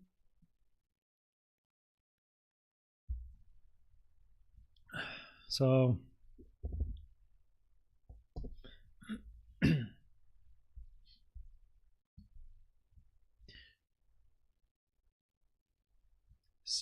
another one, Sora.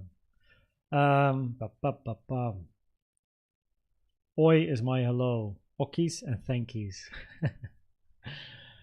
Everything is good for us now. No one judges.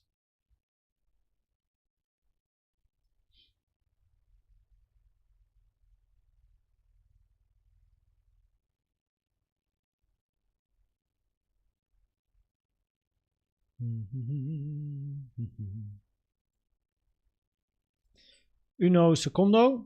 Coming back in a second. Coming back.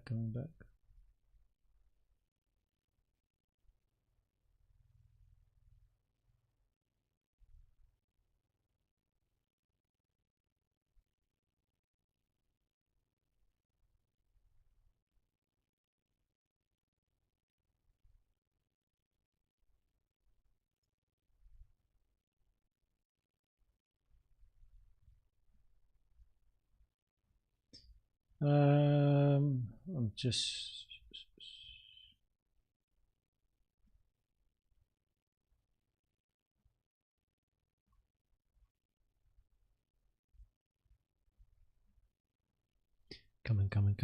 coming. Okay, ready.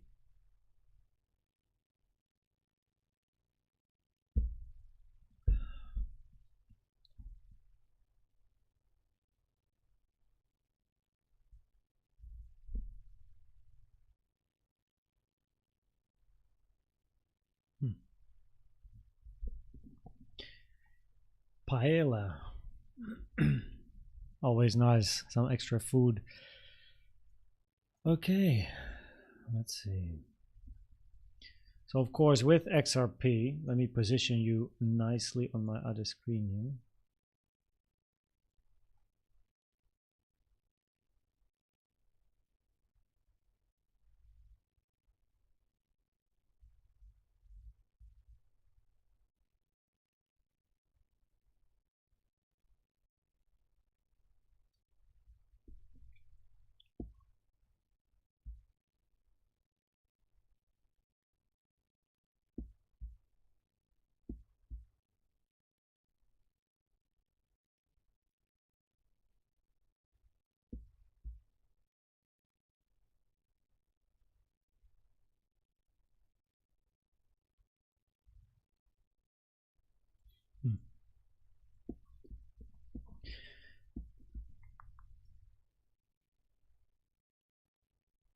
I'm so intrigued by this move to the upside here, which is a very three-wavy move to the upside. If you like from an outer perspective, if you look at this move up, down, up, it's very, very three-wavy price action. One can say.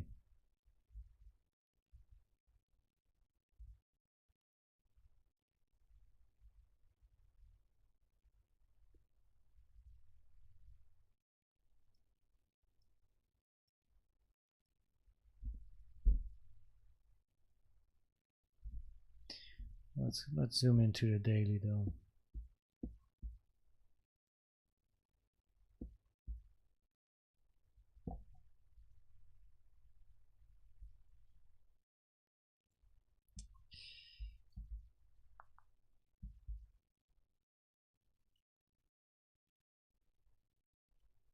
XRP arguably is one of the most ugly charts for bullish counts.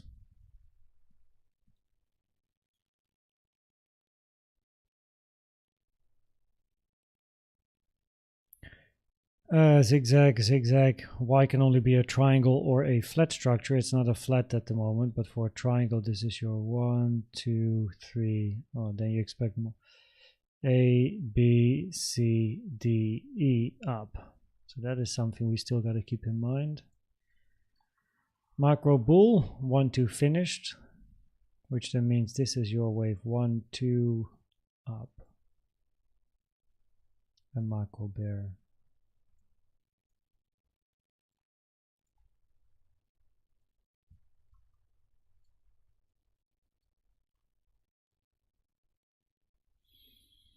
It kind of depends on this move up. This is just a slow grind to the upside.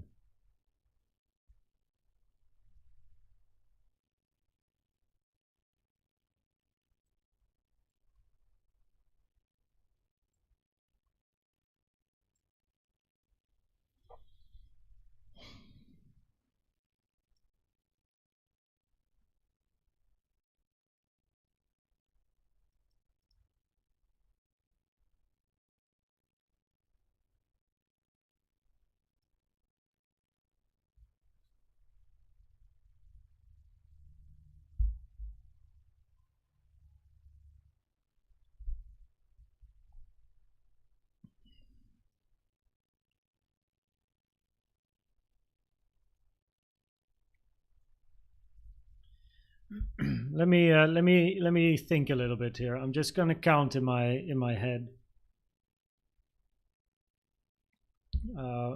for this particular scenario.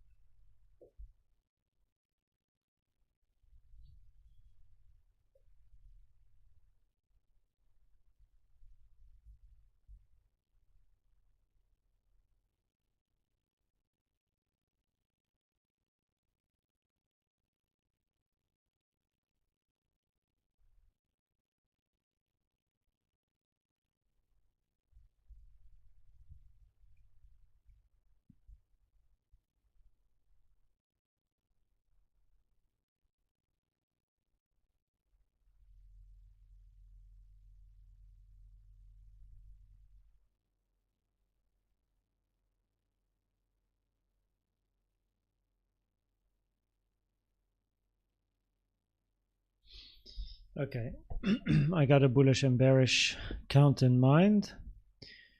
Now, before I continue, I'm gonna first look for confluences, as I like to use that in combination with my Elliott Wave counts. So that's what we're gonna do.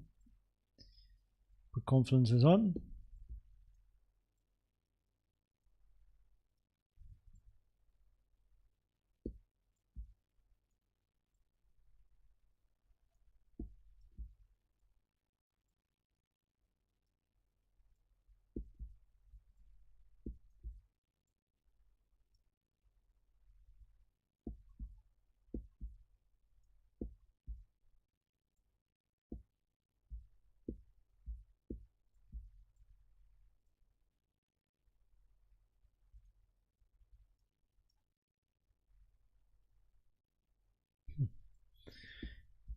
Weekly has been hit here. Nice.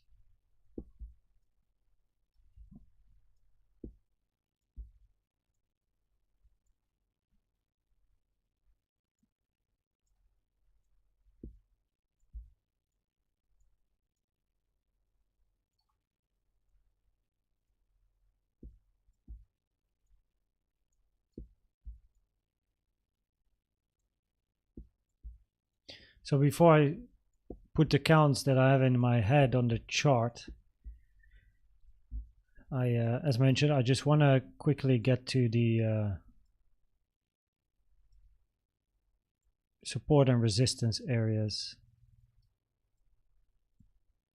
because this is important as well for the counts and what to flip and that sort of stuff, like what to pay attention to.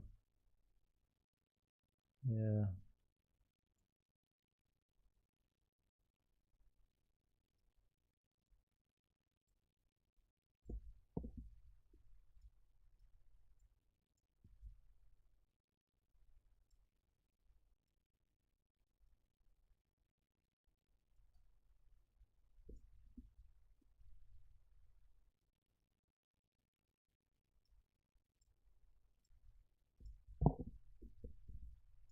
Mm-hmm.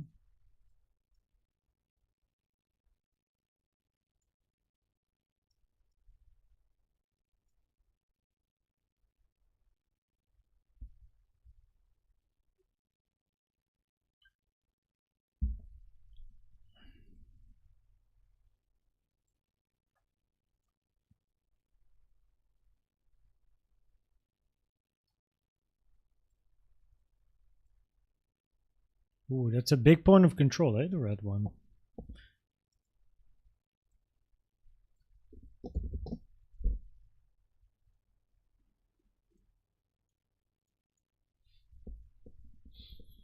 Okay.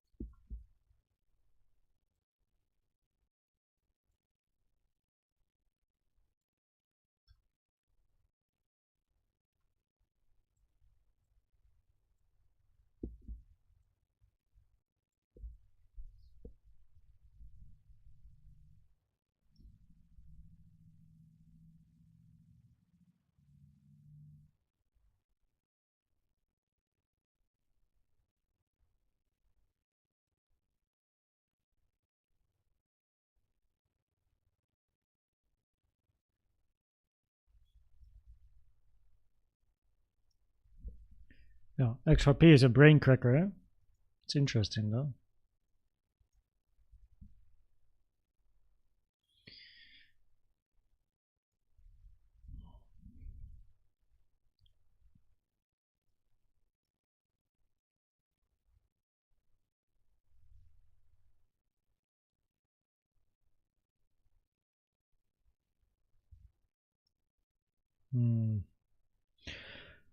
In a triangle, all of the waves have to be zigzag structures. If there's one complex structure, it's usually C or D. Now, if wave B over here would move to the upside, then arguably it becomes a more complex structure, as this looks like a 3-wave move so far, which would put B there. But if wave A is this big and B is also this big, having a C, D, and an E here would be very condensed. It would be very short compared to your A and your B, right? It doesn't look nice. It doesn't look in balance. A, B,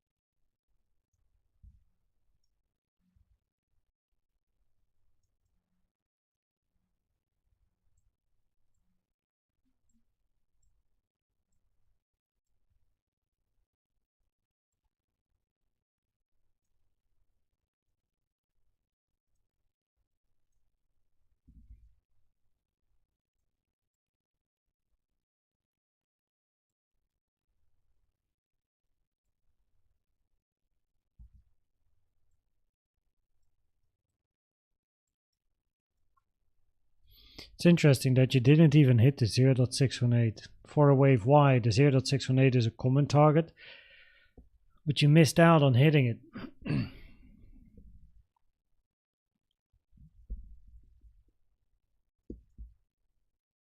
Okay, let me put the...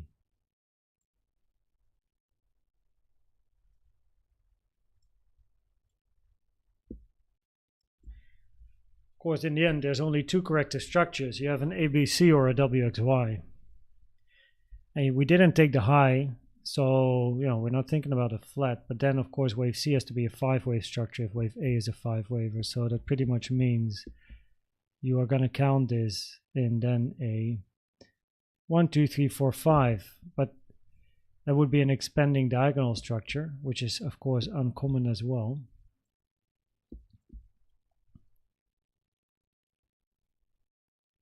And wave 4 is very long. But I just want to put it on the chart. I need perspective here. Wait.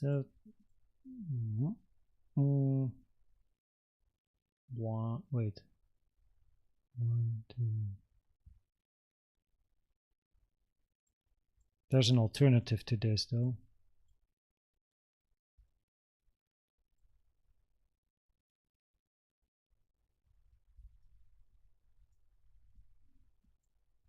One second here.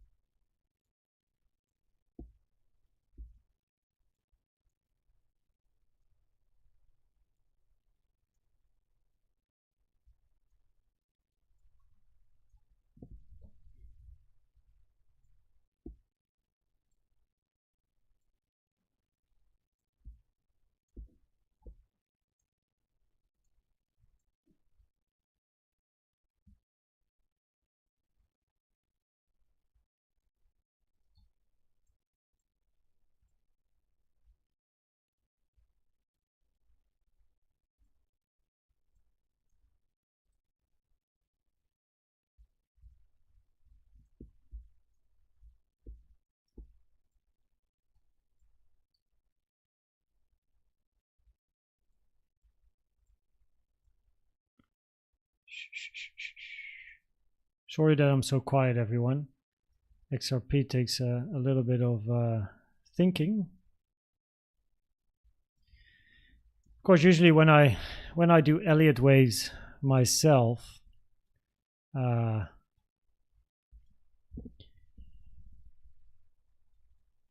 always quiet. Not that I'm talking to myself, of course, as well. But of course, in front of a stream, still it takes a lot of focus.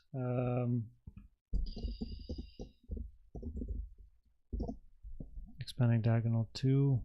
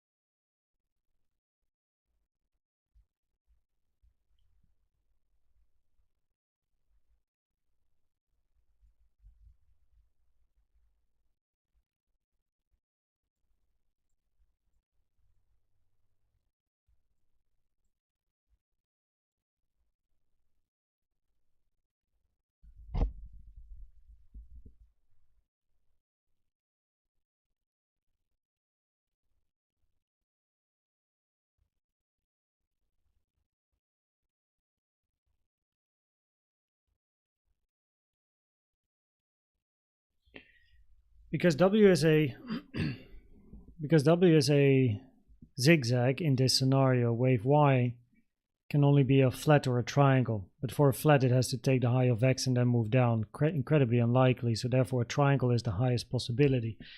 Where that first wave to the downside here is actually a very nice ABC, as this ABC hit the common target area for a wave C. Take a trend-based subextension from the high to the low to the high. Common target area is the 1 to the 1.236, which has been incredibly well respected. So therefore, you might not actually hit the 0.618 target for Y, but you might get a triangle in here still.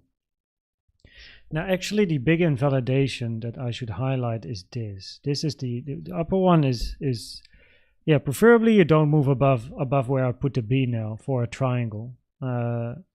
Unless somehow this B is a 5 and this is a 3 and you get another 5, but it looks like more like a three-wave structure there, where then in XRP,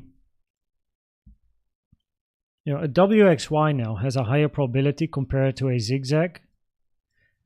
Simple reason that the zigzag has a expanding diagonal, which is always rare, never preferred, only gets the highest probabilities if all the other stuff fails. In this case, the triangle has to fail. As long as the triangle hasn't failed, it will remain the highest probability scenario at the moment compared to an expanding diagonal in a wave C for an ABC. In both scenarios, for a wave Y, the 0.618 to the 1.236 as the common target is not hit. For an ABC, common target is the 1 to the 1.236, 0.618, the less common target, has not been hit. So the 0.618, interestingly, is not hit. But this is a very nice ABC structure ending in the wave C common target area. So if price does come down for the 0.618, we have some support here, being the blue box, 19 to 23. And then an expanding diagonal would be kind of like the way to go, because for a wave Y, it's not a flat. If you go down below this wave A, it's very low probability of a triangle, of course, as that's the invalidation. So then you go for an ABC,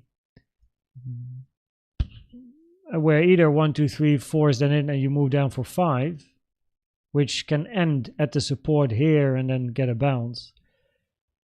Or you have a bigger diagonal structure, and this is only 3. Now let me have a look at some other confluences, but more towards the downside in this case.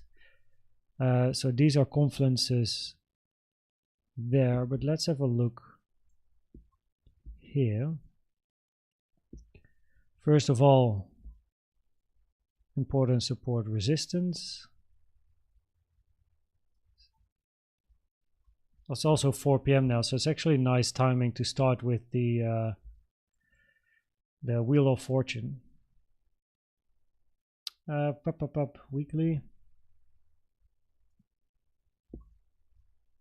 Yeah, that's pretty much it though. This is your support to the downside. There's not much left. Oh. Wait. Oh, nice confluences.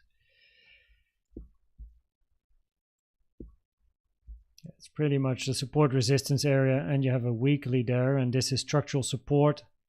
But below this, there's not much left. You can wick the low, but yeah, that's it. So preferably you're not coming down that far.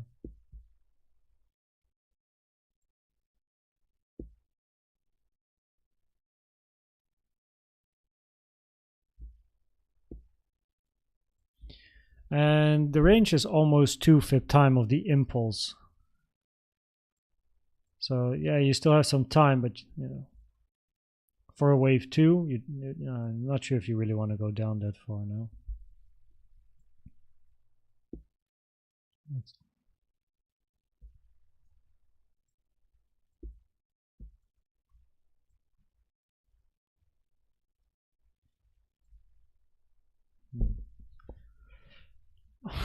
Look at the golden pocket. Oh my.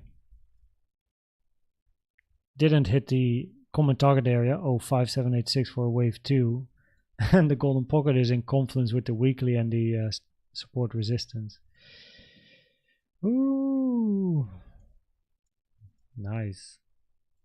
Okay, now with this knowledge, we jump in.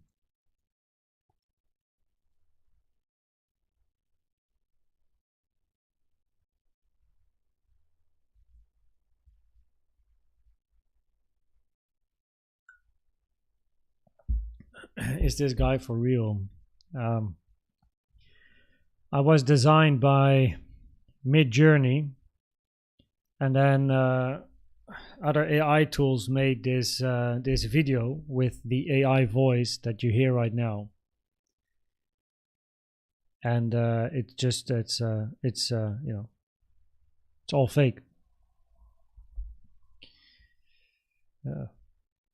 What is real and what is fake nowadays? You're actually just walking to AI doing analysis here.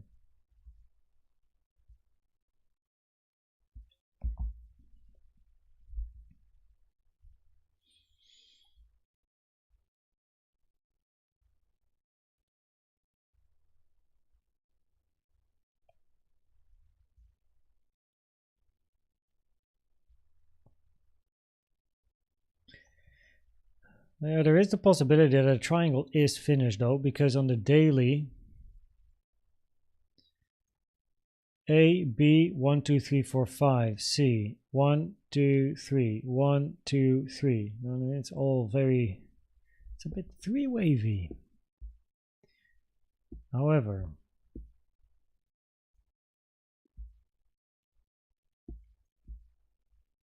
wave 3 is the shortest, that's not allowed. So this can't be a wave C down. A, B, this is then a 1, 2, 1, 2, 3, 4, 5, 4, 5 or something. Yeah. Okay, so here we go. Probabilities, this is a weekly time frame thing though, because you got to take the whole range into account. Probabilities here at the moment are highest for the WXY. We expect a bigger triangle in Y. Keep in mind, if price does move above B, there is a scenario here as shown earlier where the triangle is finished, right? A, B, C, D, E, finished up. But what I don't really like is that C, D, and E are very cramped. They're very, very close to one another, right? Very short period of time compared to the time of A and B. Triangles preferably, of course, have a certain amount of symmetry, right? Between the waves as well. A, B, C, like a nice lengthy structure, right? A, B, C, D, E. Every wave can be shorter than the previous one, but it would be nice, right? It's nicer to have a good symmetry between the waves, which if this is CDE is not the case. So therefore, would be a bit nicer to actually continue ranging on ETH. Now we have important support below. Lose this support, arguably you're going to go for the invalidation and go to the next support. So we can trade it pretty much level to level. Support 36.5, 39.6. Next support 19.22. Resistance 109, 129. Highest probability scenario, as long as it's not invalidated. Another reason for this is also because if we look for an ABC, your wave C is always going to be an expanding diagonal. Either you're going to be looking for a 5 here, or, sorry, expanding diagonal, this one is rare, or you're working on this one, but this one is too early to call. For a diagonal, you want to wait for wave 4 to be in, and here we only have a 1, 2, you still look for a 3, 4, and a 5. So as price moves down here, it can be both a 3 and it can be a 5. We don't know. So,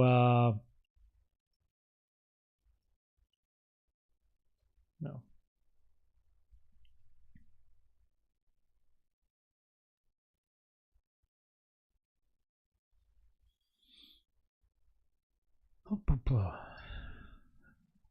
Let's see if we can identify some big support resistance area. Where are we now here?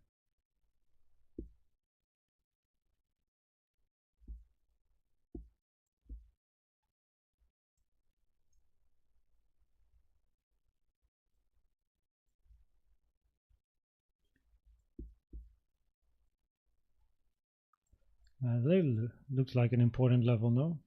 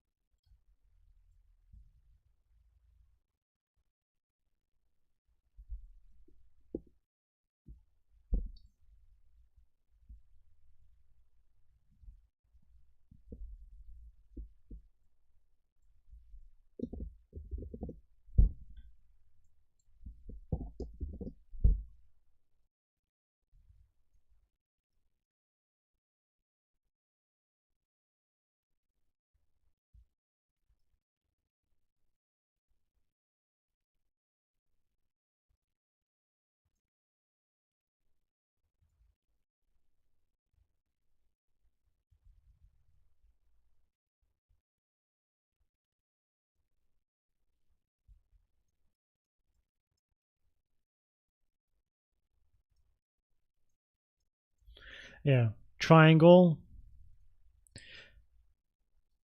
or this. These are the two I keep an eye on. Yep. I don't like an expanding structure. Expanding diagonals are just rare, so I prefer to then have a bigger contracting. This looks like a ABC to the downside, right? As mentioned earlier, it's a nice ABC structure. Common target area for C has been hit and price reacted at the common target area for C. But now a triangle is preferably you look for a triangle after a wave D is in. And here we only have A and B. And then you still preferably have a C, D, E, because if this is C, D, E, it's so small in time. So quite simply, if price is going to move above the B, that's of course more bullish, no? And then yes, potentially triangle is finished if you move above a B, and then we have resistance just above. And then for the diagonal, probably would be better to not go above this 2 here. All of the waves in an ending diagonal should be zigzag structure, so you don't have an ABC, ABC. You want to move to the downside, and then another bigger move down. So yeah, this is what I'll be looking for on XRP.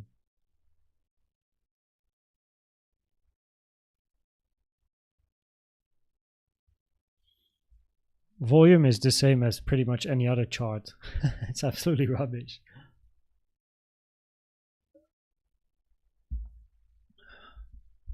Volume is really bad. But in a triangle, you also, of course, like to have low volume, but yeah. I'm not too sure yet between the triangle and the diagonal, so that's why I prefer, from an Elliott Wave point of view, the thing is they're both having probabilities because the first move down looks like an ABC. If it is a diagonal,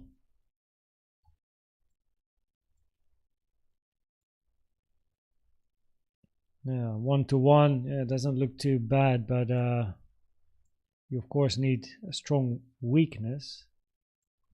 Then you have your A, this is your 2, 1, 2. This doesn't really look like a nice impulse. 1, 2, 1, 2, 3, 4, 1, 2. So yeah, I would give a slight preference to a triangle over the diagonal, but I think XRP, if not, this is the thing, if not entered here when the zigzag target was reached and also support here was reached, I'm very patient. I would be very patient now with XRP here. So, and it's a very clear invalidation. Very clear invalidation. If looking for a move up, this is your invalidation, 0.28. And if you do go up for a bigger move, right? 1, 2 finished and 3, you expect all-time highs to be taken. And that is still, holy shit. Hello?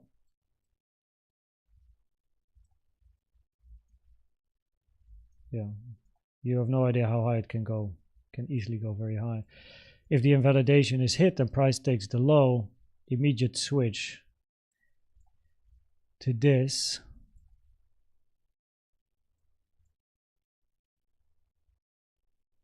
And then it's very, you know, yeah. Then where observe the reaction. That's nice.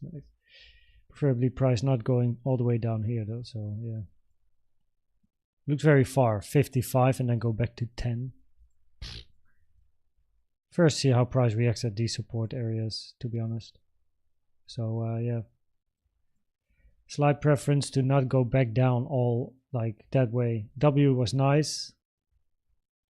So yeah, Elliott Wave probabilities would be a little bit higher for range and then up compared to taking the low of W and up. So W, you don't want to see that one taken. So okay, top 10 finished. Remove. It's time for the click to spin. Nice, pretty much on time as well. Very, very nice. Quick look at Bitcoin. Nothing happening. Woo. Okay. Weekly chart Bitcoin every Sunday 7 p.m., which is the one of last week in this case, is go to my YouTube homepage, go to the Cycle Macro High Time Frame playlist, and there you will see a video where I do the monthly, weekly, and the daily chart in one video. So that's your that's the place to be. That's the place to be for you, sir. Okay. So that being said, let's continue with the Wheel of Fortune. So that's what we're going to do now.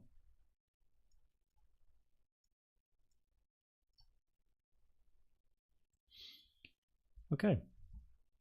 Is ABC for Bitcoin out of the question on the weekly? Not yet. Not yet. Cheers, Ishan. Hey, Archbit, did you smash the likes? I smashed the like of your message. Thanks for the 20 Noorse kronen. I don't know it in English, but thanks, Archbit. That's very kind of you. Cheers. Okay, let's continue. No time to lose. Let me quickly move some stuff around on my other screen here. And yeah. Okay, are you ready? Oh, this thing does make sound, so let me put it a little bit softer. I have no idea how loud it's going to be. And click to spin. These are the remaining ones outside the top 10 that were voted. So we did a top 10 vote. Oh, is that something? Is this like a coin? So we had a top 10, and like these were all, like this was all of the ones that were mentioned in chat for 3 minutes. Then we already analyzed the top 10, and now we go and do the Wheel of Fortune.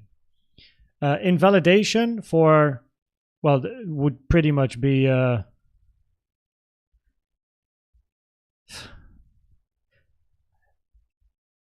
I think it's best for you to watch the video. You're already above the 1.618 on Bitcoin on a daily time frame, lowering probabilities for an ABC to the upside compared to the impulsive scenarios.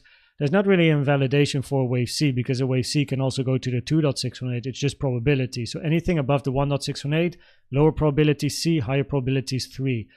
The video is on my channel. So let's see if we can do Beam, okay, BEEM. Let's see if this is something. Beam USDT. Beam US, okay, Bybit, Big Cat. Let's see what chart is best here. Holy shit. Man, what is this? Beam. Spot. Beam. I'm not sure if I want to. Zoom X. What's this? Okay, I'll probably just go with Bybit because, you know, it's better known. But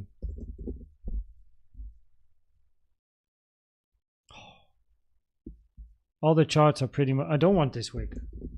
I don't want the wick. I'm gonna go for the other chart, which is this one. Yes.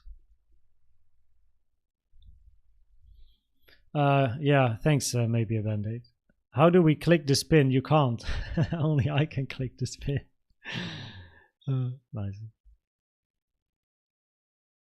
Aventador, Alcantara, or Leather. Ooh, some nice choices. Okay, on a daily chart, this of course makes no sense because we don't really have enough information for this. Okay, let's start here, I suppose. Let's start here. Oh,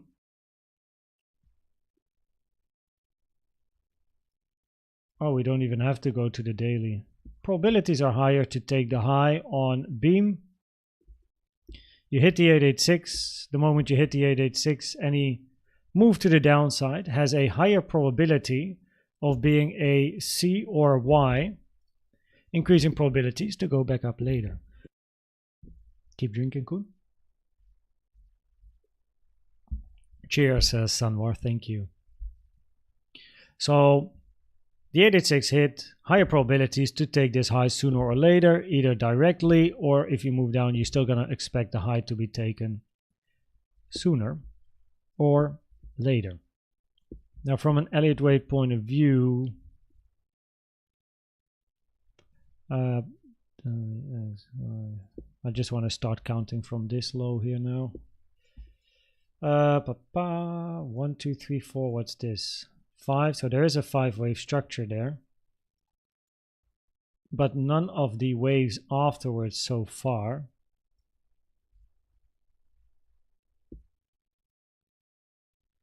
One 19428, 19421. Okay, from the low or the high to the low. 1, 2, 1. There's a couple of 4 5s here. 1, 2, 3, 4, 5. So arguably we're looking for a flat ended after the 382, but it is shorter than wave 2. So preferably we still get another range that takes a bit longer, because this is your wave 2. And preferably a wave 4 is going to be at least the same amount of time as 2. Now we can look for a flat here, right? 1, 2, 3, 4, 5, and then continuation. A, B, C, finished, continue. But there's still a few 1, 2s here as well, arguably. 1, 2, you know, and then the question is, what's this? Is this a 4 for this 2? So they have 1, 2, 3, 4, 5. 1, 2, 3, 4, 5. But you are in all-time high areas. So yeah, probability is higher to take the high. In price discovery mode, you just wait for ranges to form and you just observe the range. And there's 3 things you want to look for more downside, which is an impulse, double 1, 2, or a diagonal. The moment you hit an 886, probabilities are high to take the high. You can sit here long and chill pretty much. No financial advice, of course. Yeah, what this range is, that will probably only become clear at a later stage. There is a possibility that somehow this is a wave 2 or a 4, or there's like where do you even pull the fib from, right? Probably this low then, I guess. So we hit the 05. So the most bullish scenario here, of course, is that you have a 1, 2, and 3, 4, 5, and you go for much, much, much higher in the beginning of a very big move. So preferably, we're still looking for this high to be taken, and then we take it from there because we have no idea how high it can go. We got to wait for ranges to form. And if this is indeed a nice 2 here, right, look at the size of this range. This range is a lot longer than any range we really had previously as well. Right, it's starting to lag a little bit again.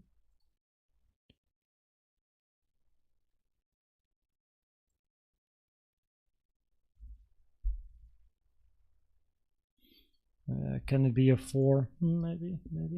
This would be, of course, by far the most bullish scenario. Top.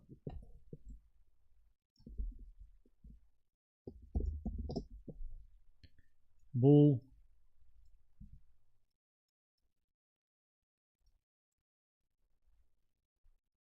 And bear. That's pretty much it. And then on the lower time frame, you expect the high to be taken, and if the high is taken, you got to take it from there. So that is, oh shit, I forgot to write down when we started with beam. Oh no. Ah, damn. I forgot. We started with beam like what, 420?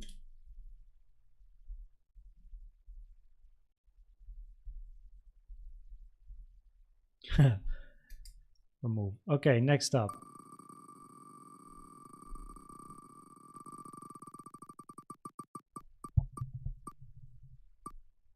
Yo, Chick-fil-A.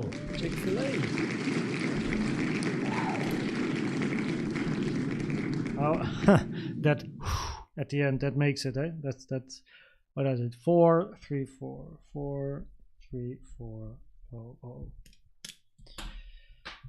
0. So yeah, arguably beam could have a lot of potential, right? If it pushes, it might be the start of a very, very big move in the bullish scenario.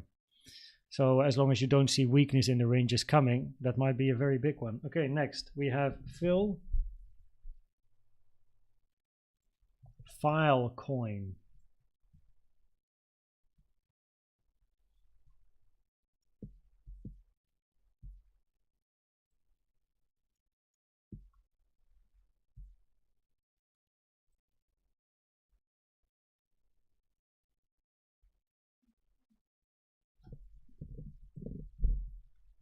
Is this the chart?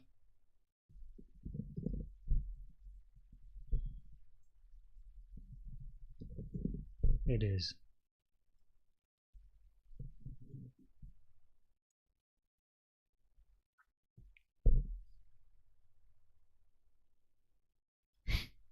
Oh, yeah. Looks like a very bullish chart, no? But hey, what is very low might get very high. So let's have a look then. Literally wick the low here.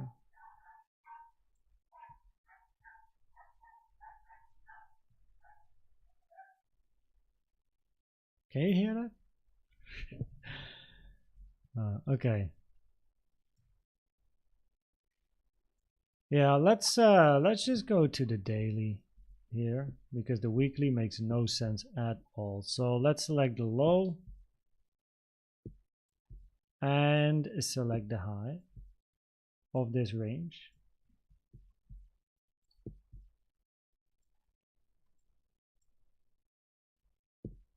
One, two, three, four. There's arguably a 5-wave structure from the downside here. 886 has been touched though. That's not too great.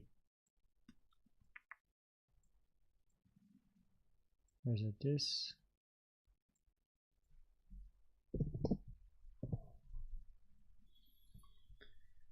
Yeah, okay, well, we can remember. 886 touched. 1, 2, 3, 4, 5.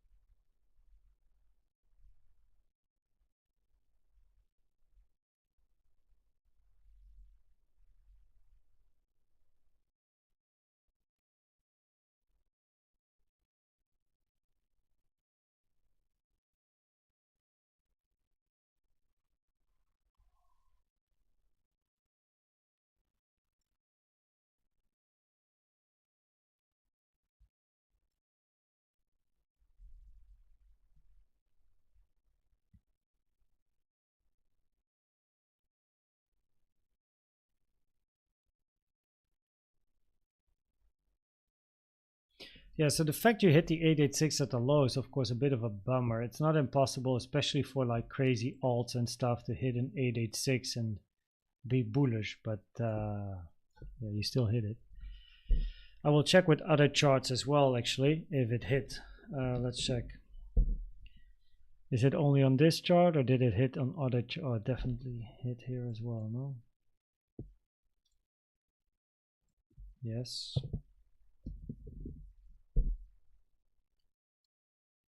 Yes, okay. So it's not a scam wick, it's actually solid.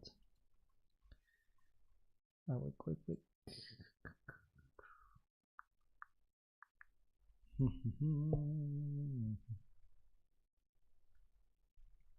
Okay, WXY, X hit a 0.7, low probabilities for a double zigzag. WXY would mean a flat or a triangle in a WXY. Only a triangle is pretty much left in that case, which would continue the range and take the high of A. A, B, C, that would be a zigzag. The thing is, for a wave C, preferably and below A, which probably means you're going to take the low. So preferably your low is in. And I don't care if this is the low of your B or if your B is still coming. We also have still the potential for a triangle in a B before continuation up. The thing is, the move from the low has a higher probability at the moment. Looks like a 5-wave structure. Go to the 4-hour here.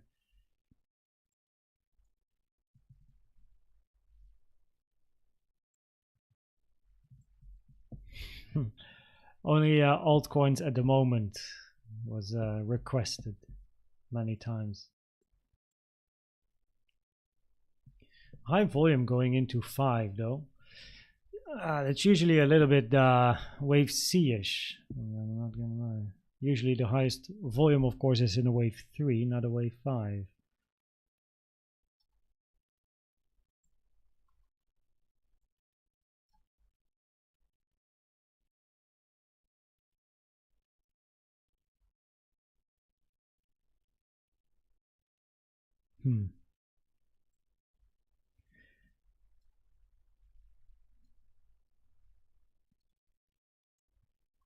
So it, yeah, what do you do with charts like this now?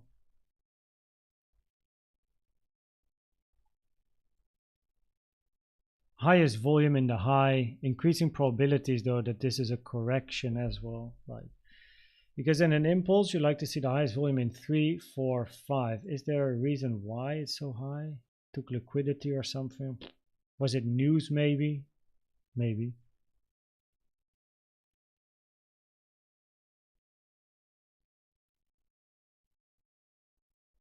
Oh, the FIP times. I have a whole tutorial. This is a bit of a thing. The gold membership is the whole Elliott Wave course, and in that video, or in the course, I have one video going fully over FIP times per scenario. So it's a bit difficult to do a whole video on FIP time on YouTube. But generally, you should think between the 0.618 and the 1.618 is important. A, C, W, Y. Wave 2 and 4 I show all the time on video as well.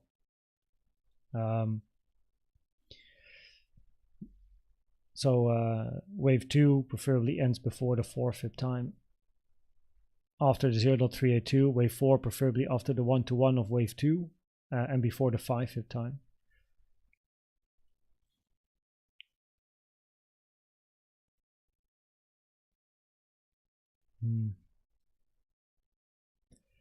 Now this move off the low, 1, 2, 3, 4, 5, overlap between 1 and 4. Not really preferred. Did we also hit the 886 at the high, by the way? That would be very interesting, no? No, we didn't. I mean, no, we didn't. We almost did.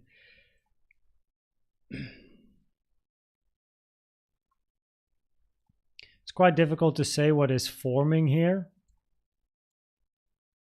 Because of the 886 touch, it lowers probabilities that this is a wave 2. Nonetheless, here you also had an 886. which eventually was the beginning of the big move up. So with these type of coins, you just don't know. 886 generally is a lower probability for a 2, higher for a B or a wave X. First move to the upside looks like an impulsive structure to the upside, right? And if this is an ABC, it would be a bit short. Yeah. Yeah, so preferably you're going to take this high at a certain moment. But what is forming in B?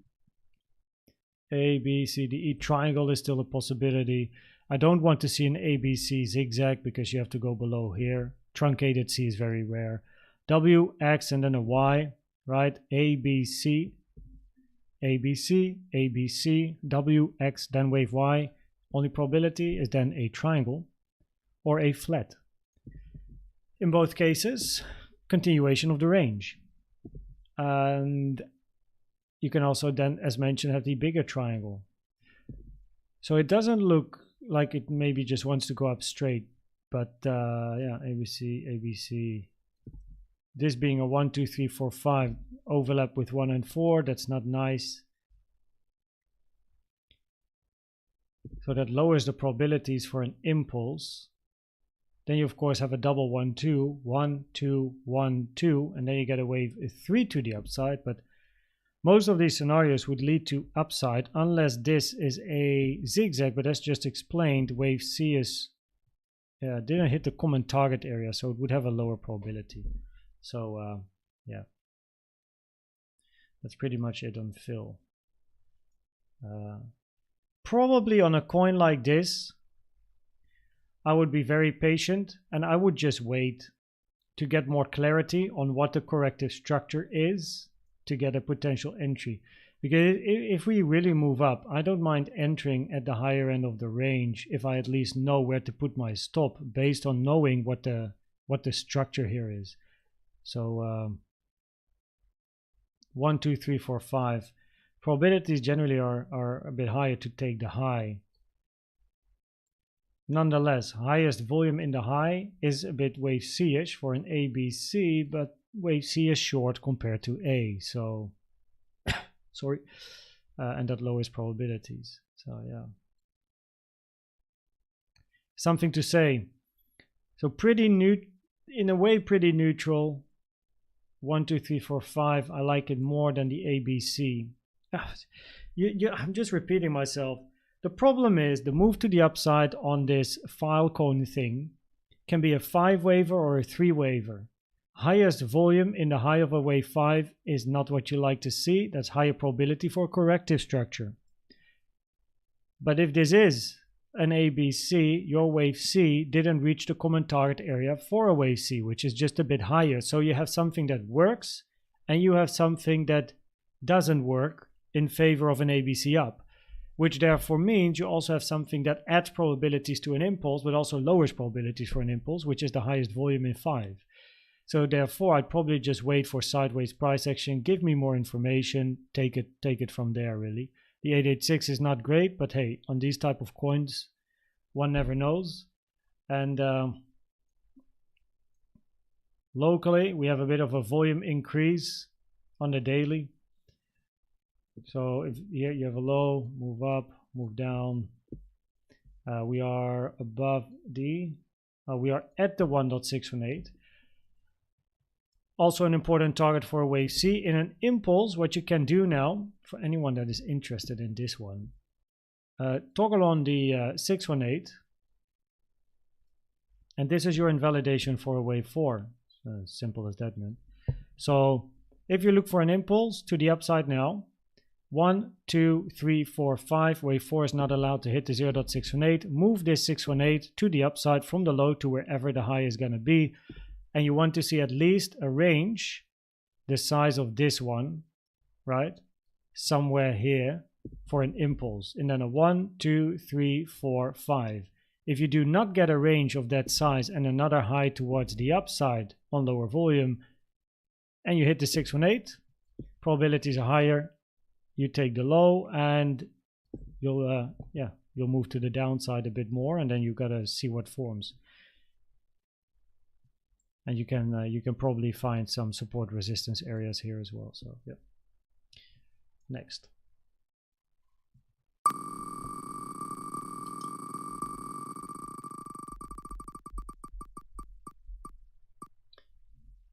Wave.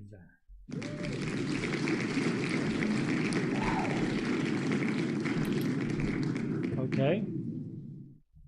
Oh wait. I do at least want to keep these in my coin coverage playlist, just so I can like maybe one day look at these like random stuff.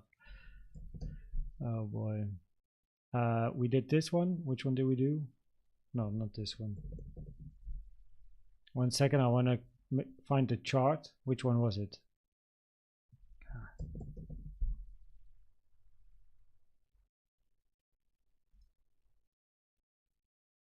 I have no idea. What was the chart I used?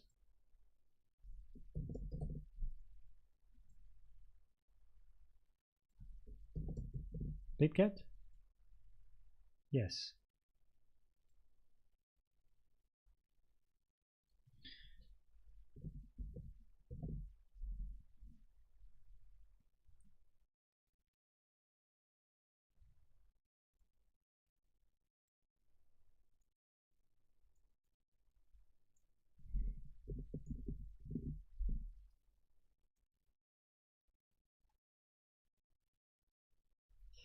Bybit.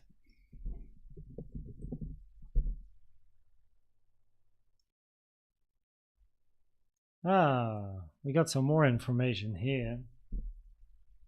Okay, that's Binance. More information on Binance. There's 2019.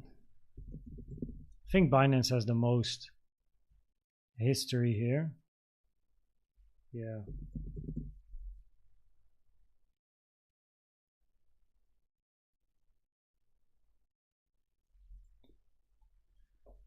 Okay.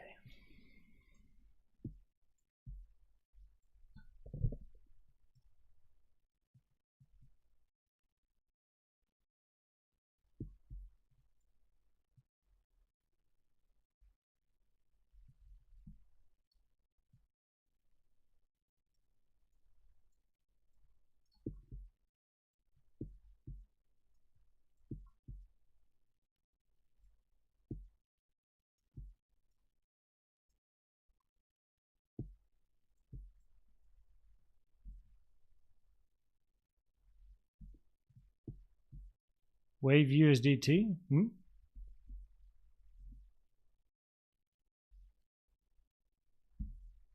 1600 mark. I think we need some more like partnerships for that to happen. To be honest, I have no idea what we are now. Like, what's the?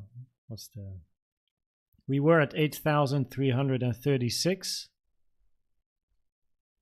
subscribers earlier today. Oh shit! And now we're at 8,400 exactly. Shit, that's 64 of you coming in. Thanks everyone. Welcome to the channel as well. 64 new subscribers.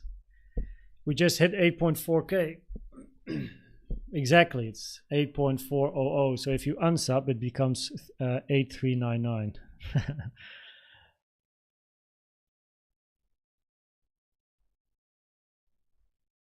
Crypto chart instead of a DEX gives all the history. Wait, where am I typing?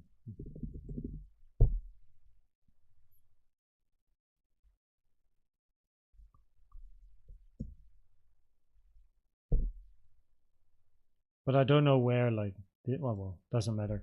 It's one of these, we're looking at the daily anyway.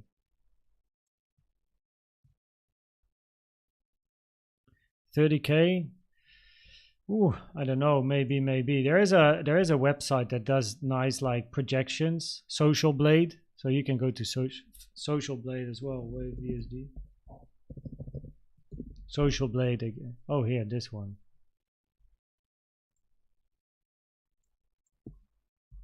Yeah. Ah, yeah. We're just hanging around on the daily time frame anyway. Actually, I'm on these type of things.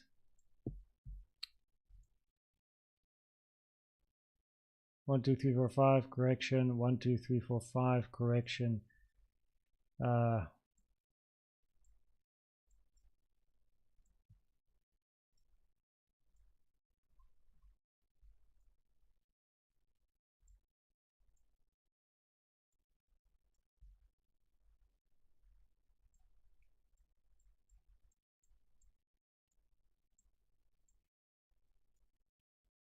You are a time traveler.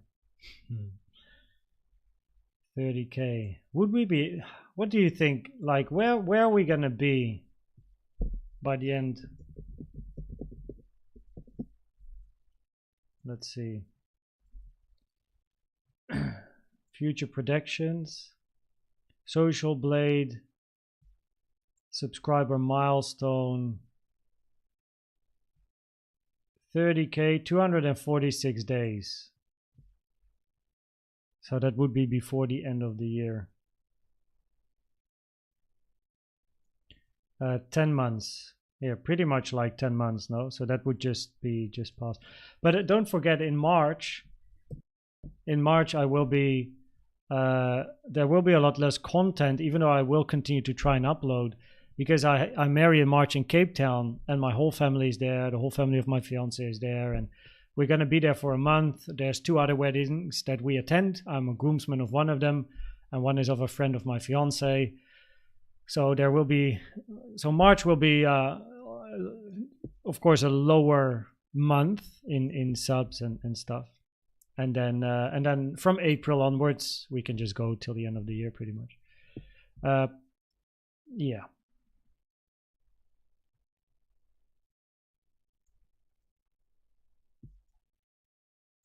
So I'm not sure what the impact will be of March on the subscribers at the end of the year.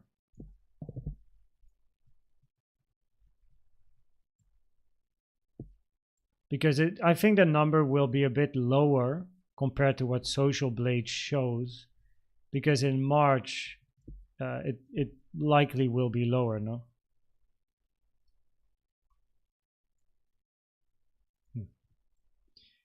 Okay.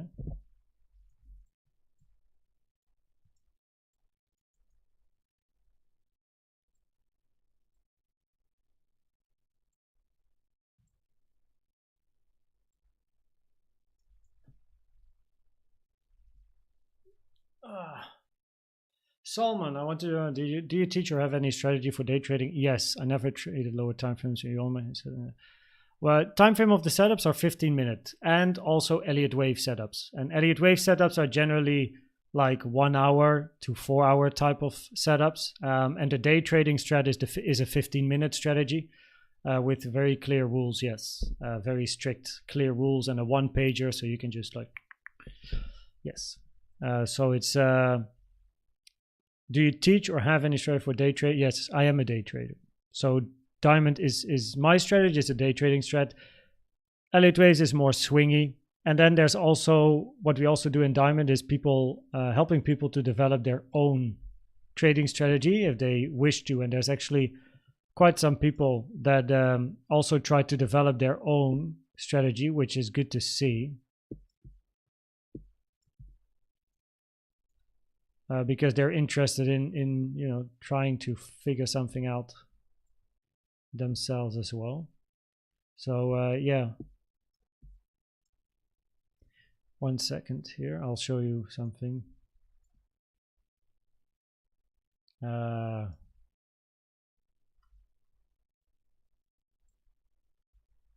You can stop the stream or screenshot this, and then you'll know what's there.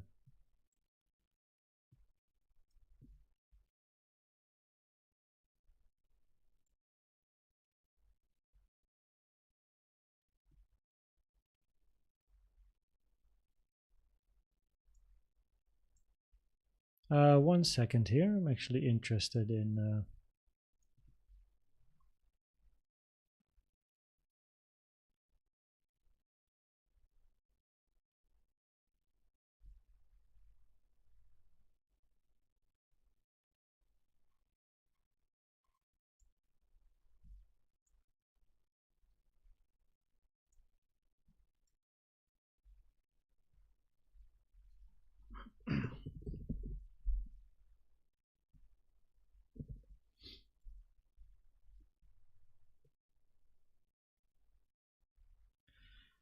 Just quickly managing something in Discord here.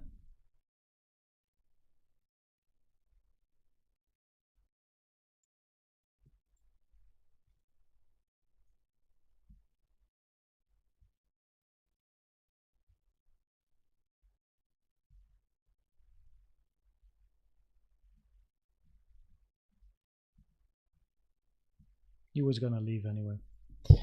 Okay. There we go. So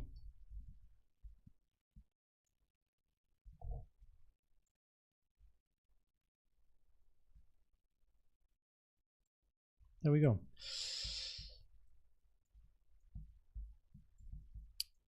Let's have a look. Randlelwa, are you here? Never mind.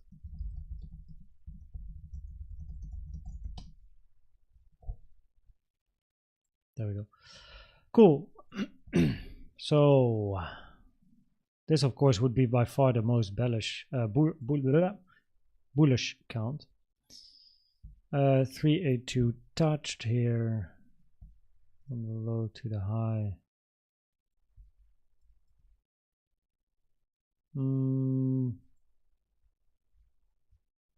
Your kebab went. Oh, I know. I was with my parents. I completely forgot about it, not gonna lie. 786. Preferably your low is in here. Because if that's a 786, 786 is very deep.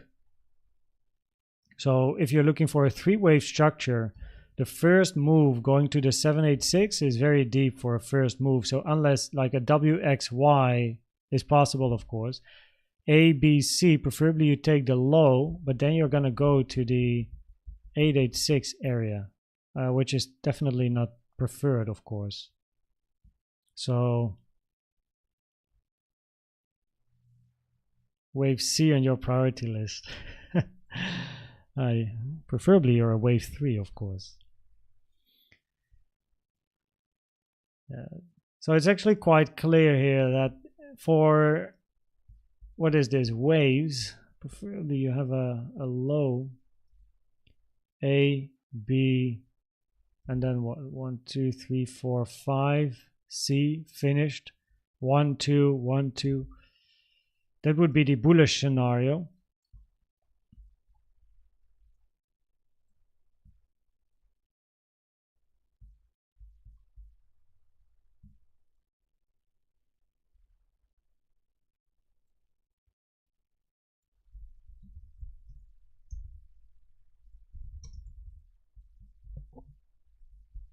Yeah, never mind.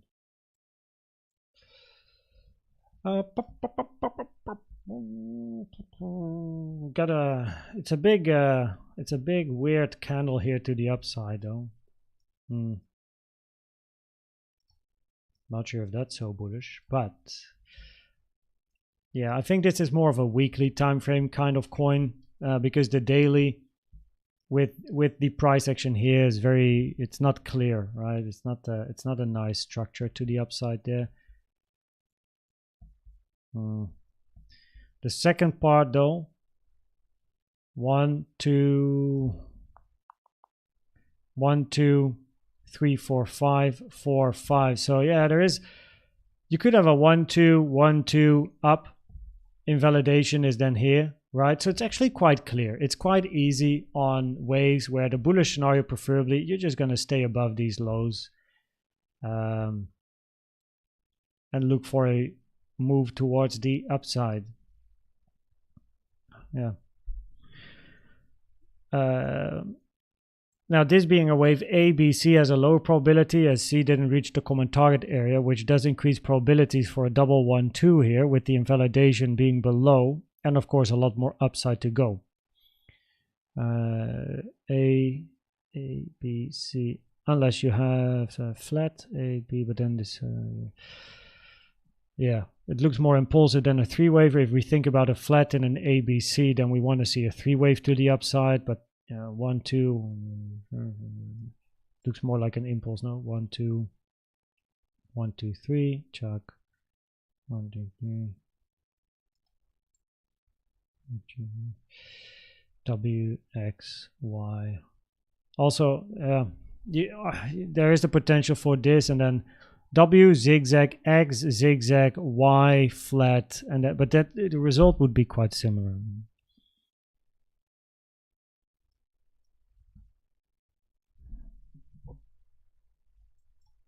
And if you look for a wave 2, it would be a very long wave 2 if you finish over here. Yeah, that's lower probability. So preferably you have like a double 1, 2, or you're going to be looking for a diagonal, something like this.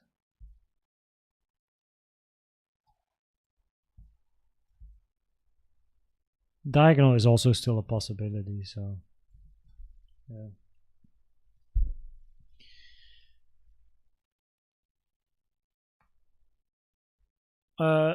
I don't really have an opinion about the halving, to be honest. Koen gonna make a 5-wave structure on that honeymoon. Nice. You think we're gonna... Yeah, so I'm not really involved with the halving. I'm just counting Elliott waves unrelated to when the halving is, or taking the halving into account, as I'm not fundamental at all, only technical, to be honest. So yeah, I'm not really focusing on fundamentals. But on Bitcoin generally, we still expect a bigger retracement. But first of all, we're looking for wave 4 in green. Make sure to check out the video this morning, though. Okay, so yeah, we kind of covered this. It's a very odd chart. Bullish scenario is a 1-2-1-2 continuation. 1, 2, very, very long 2. After the 4 fib time, really lowering probabilities if this is a 1, 2, and a 3 up.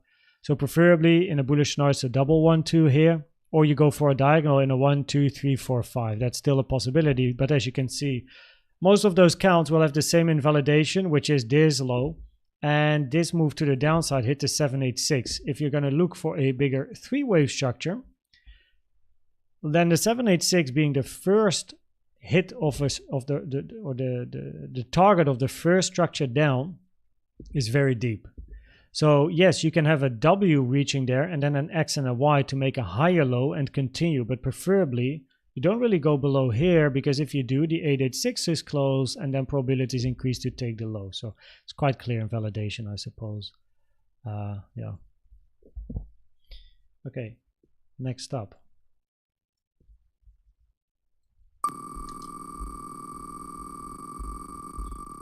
By the way, for everyone that just joined, nice.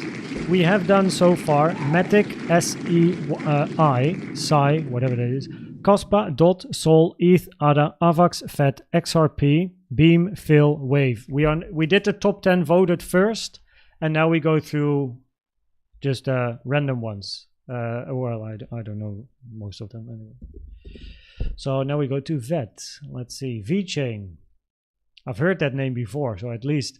Actually, yesterday I heard about VeChain when I was at my friend's. One of the guys that was there has VeChain.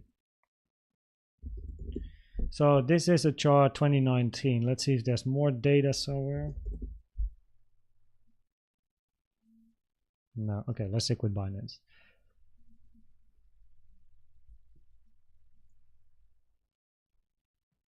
Is this the oldest?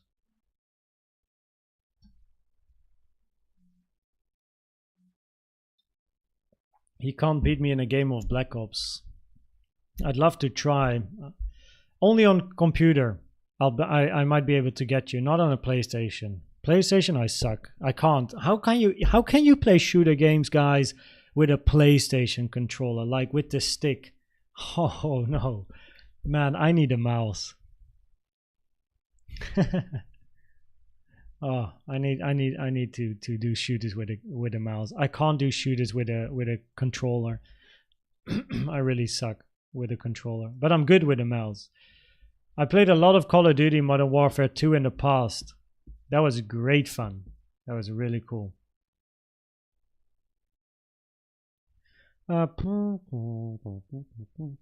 What is this the oldest? I guess it is the oldest chart.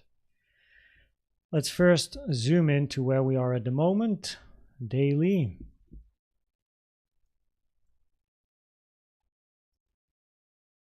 PS5.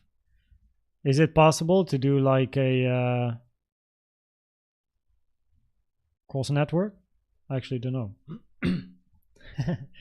I can't do PS5. Yeah.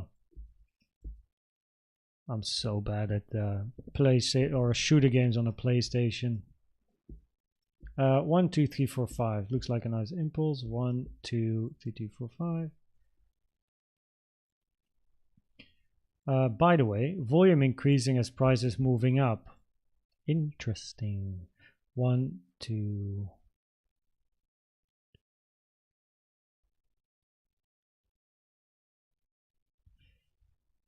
I'm just quickly gonna put something on the. Oh. 1, 2, 3, 4. I'll just do this small.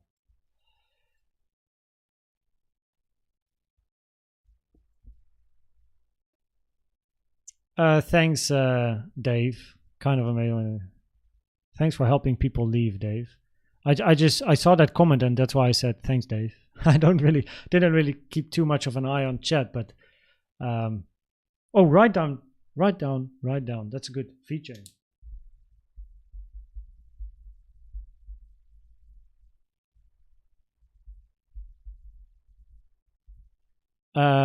It must have been 507 or something. 508, 507. I mean, I barely have anything on my chart, so let's do 508. Thanks, Mark. What's up, Mateus? My Sunday is actually very good. Very, very good. We have done a lot of alt so far online for 5 hours. And we have done MATIC, SAI, KASPA, DOT, SOL, ETH, ADA, AVAX, FED, XRP, Beam, Fill, Wave, VeChain, which is where we are now. So yeah, it's been quite a day. It's been quite a day, but I like it. I enjoy it. Lots of puzzling. Okay, so we hit the 618 here. Therefore, I don't like this to be a wave 2 versus a wave 4. So therefore, I then move it to the downside. Then the 05 is hit. In the most bullish scenario, that's a double 1-2. In a more bearish scenario, you're looking for 3, 4, 5. However, this looks like an extended structure to the upside. 1, 2, 3, highest volume to the upside, which means we're going to be waiting for price to show us a range. 1, 2, 3, 4, 5. Locally, you take a fib from the low to the high. And the 618 is the invalidation for an impulse.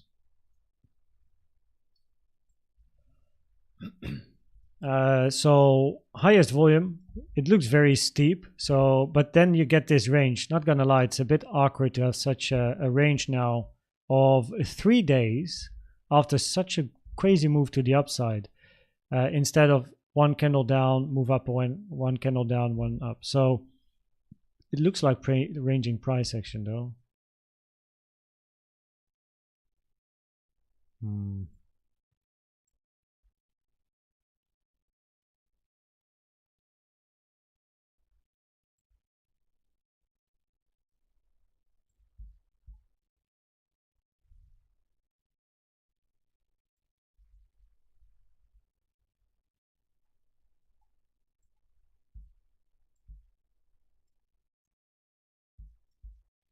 Expanding diagonal, that's rare. So then we have a double 1-2 still.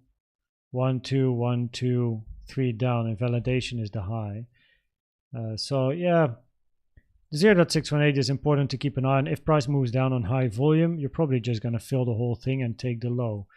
But for a wave 5, we're looking for a 1, 2, 3, 4, 5 wave structure, another high on lower volume. Oh, he's asking for a date. Andy Moustache.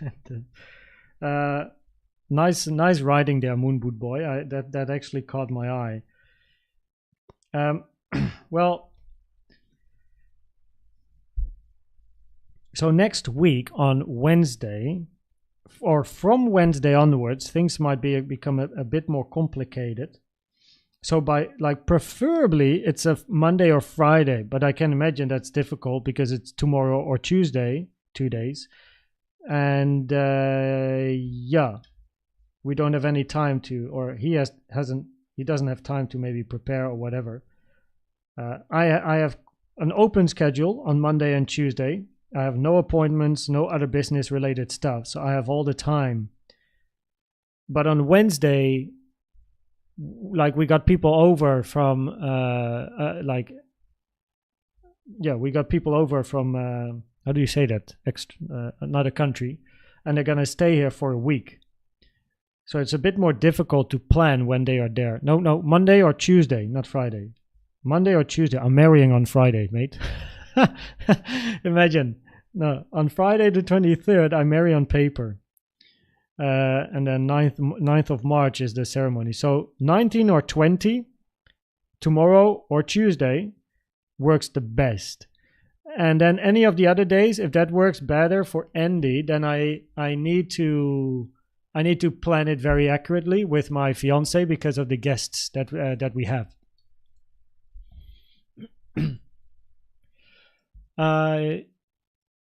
Oh, by the way, on VeChain, this is of course pretty much it now, right? So this is one scenario, which arguably, so this is a 5. Then we have a double 1 2, but then the second wave 1 is very long. So 1 2 1 2, preferably in a multi 1 2 setup, you have a 1 2 1 2 1 2 up. So it's a bit of a grind instead of seeing like this impulsivity coming in. No, but that is your alternative. So what we're looking for here, very simply on VeChain, is a 1 2 3 4 5 wave structure.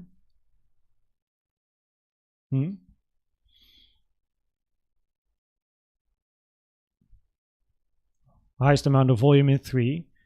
If you go down and hit the 618, probabilities are high to take the low, as then this becomes a 3-wave move.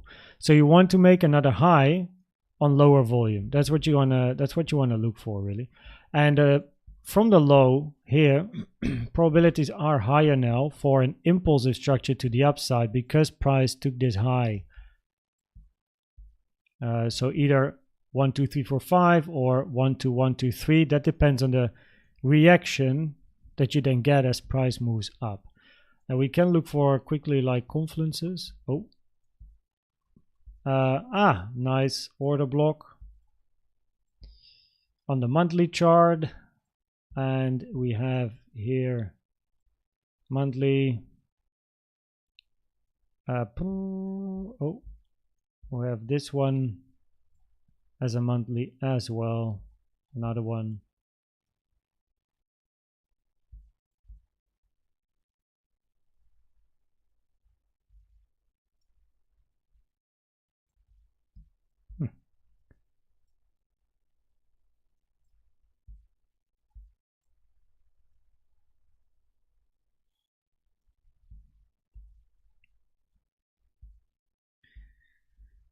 The reason I like to use confluences and target boxes and stuff is because I get a much better idea of, hey, are we actually rejecting at any form of resistance or not? No?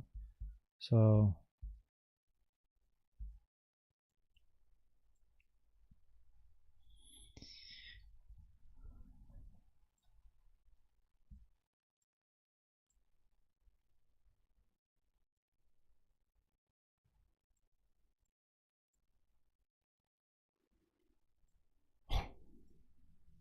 oh, this is proper resistance here, eh? Yeah, this is a great resistance area. Our book yearly, monthly, weekly. Yup. Yeah, that's a nice one. That's a nice one. Then here you have the value area high.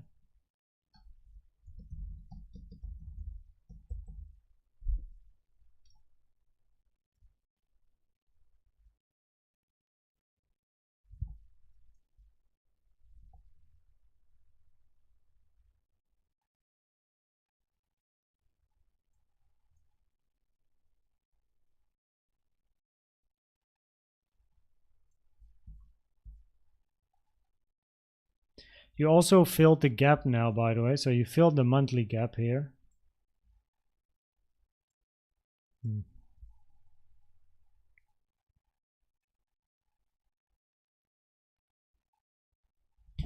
So yeah, you do have resistance, which is the monthly order block.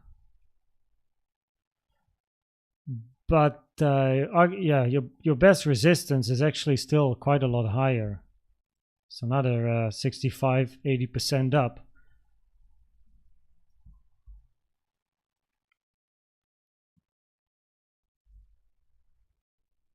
Pop, pop, pop, pop.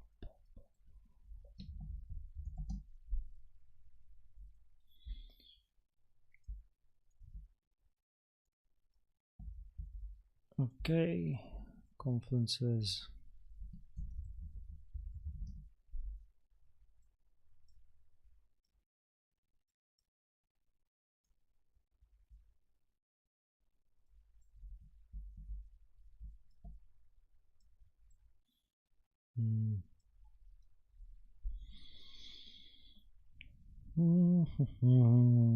Yeah, so preferably actually on VeChain we move up,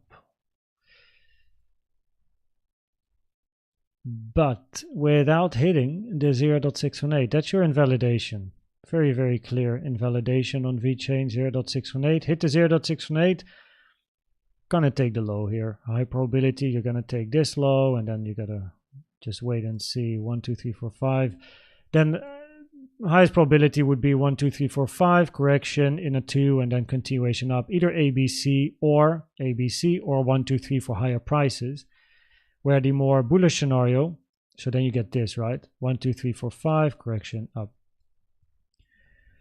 Oh, what I say is actually incorrect, because if you now hit the 0.618 without at least taking this high one more on lower volume, this move to the upside has a higher probability of being a 3-wave structure, which currently has the lower probability because of this being so extended for a wave C. I don't know what the extension is. 3.618, 2.618. Okay, 3, almost the 3.618. So that's a wave 3 target, not a wave C target. Increasing the probabilities, this move up is a 1, 2, 3, 4, 5 instead of a 1, 2, 3 ABC structure, right? ABC. If price does do this, then we have to think about a flat in a 4. Invalidation for 4 is taking the high of this 1, so you don't want that to happen. But at the moment, probabilities are higher for an impulsive move up just because this second leg to the upside is so extended. Increasing probabilities for 1, 2, 3, 4, 5. Invalidation 0.618. So, and then as price moves to the upside, biggest resistance is, well, you know, you can see it on the chart really. So,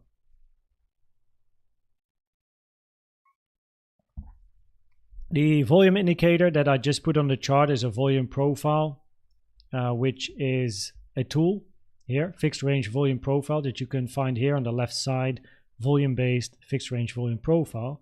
And you can drag it, and then you can find what the volume is in the area that you selected. The point of control is the area, right? Inside this area, the most volume has been traded at this level. Okay, there we go. VeChain. Oh shit, did we remove it? We did now. 522.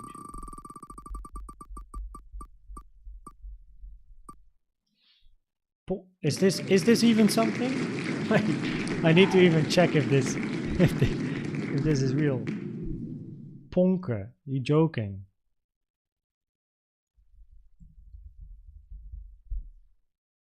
No, it's real. PONKE. It's not a meme. Okay. Oh well, it is a meme. Never mind. What is this? Ah, we got some information.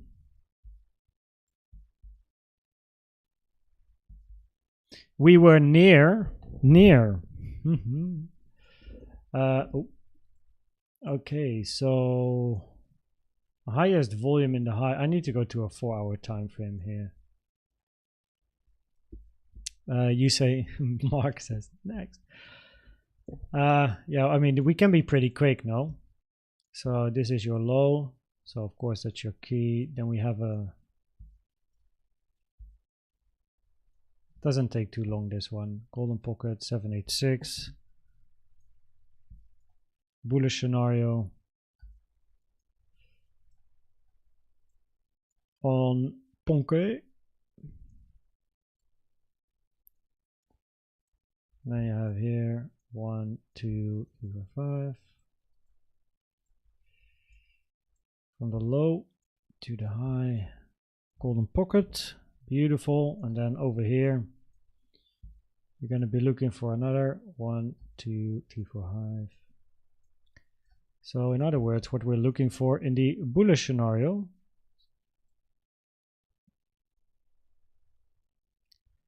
is a big wave 3 on PONKE.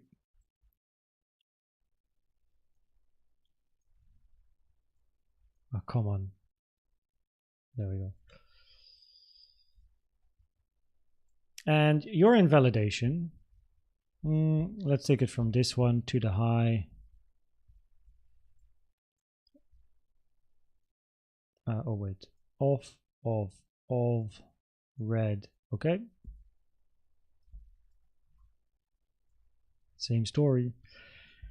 So I grabbed the 0.618 from this low to the high, even though this 0.618 is only relevant for the green 4, but it's the highest highest degree Elliott wave count. So the highest degree Elliott wave count here is the green count. 1, 2, 3, 4, and then finish 5. And inside green 3, we have blue. 1, 2, 3, 4, 5. And inside green blue 3, we have 1, 2, 3, 4, 5. So the first 0.618 you could take is from the low of 2 to wherever the high is going to be. But I just prefer to pull it from the highest degree wave 2. So what we are looking for here is, in the bullish scenario, of course, continuation. Bearish is an A, B, C. Bullish is a 1 to 1 to 1, 2, and a 3 to the upside here.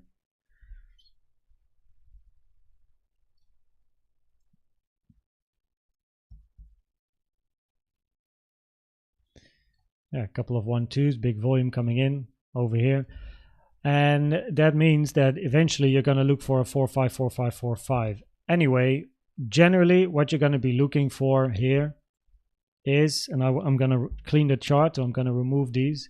What you're going to be looking for is a range to form, the size of this 2 eventually, minimum preferably the size of this 2, in a 4, and then another high to be made on lower volume in a 5. Now, if we are looking for a 1, 2, 1, 2, 1, 2, that means you're going to have a 3, 4, 5, 4, 5, 4, 5, and then drop, right? The more 1, 2s, the more 4, 5s. Minimum, we want to see at least 1, 4, and another 5. That's the minimum what you want to look for. Highest volume is in this move. Therefore, preferably, this is a wave 3 in a 1, 2, and then eventually we're looking for a wave 3 to the upside. Target area, we'll trend-based wave extension from the low of 1 to the high of 1 to the low of 2. 1.618 is usually a minimum target.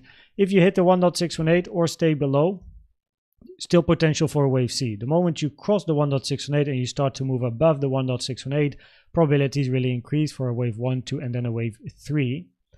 And we keep the 0.618 on the chart as price moves up, right? Because eventually we're looking for a 4 and then another 5 on lower volume, right? Now that being said, on PONKE, let's have a look here. Point of control is just a little bit higher, so that would be a nice area to at least hit. Then we have the value area high here.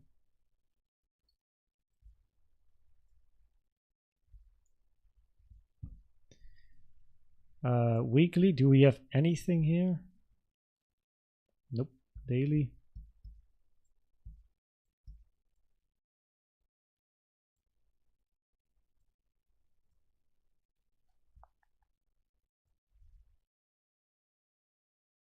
Oh, you do have a little bit of an order block here.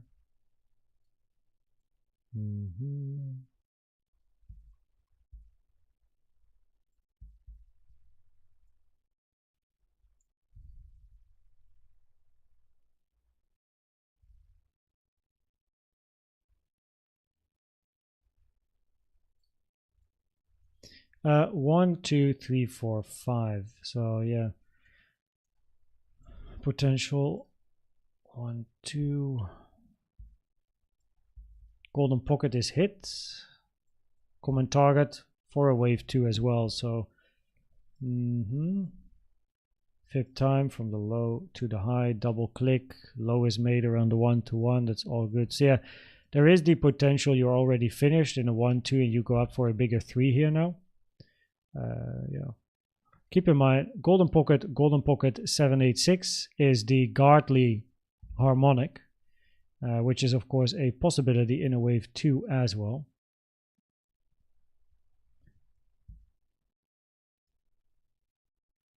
And oh boy, the golden pocket is also at that same resistance area. So that is, but yeah, that is just that's your resistance area.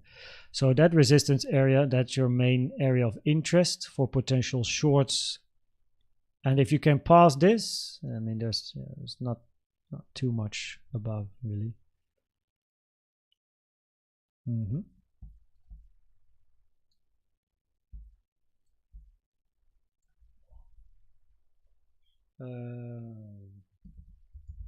PONKE.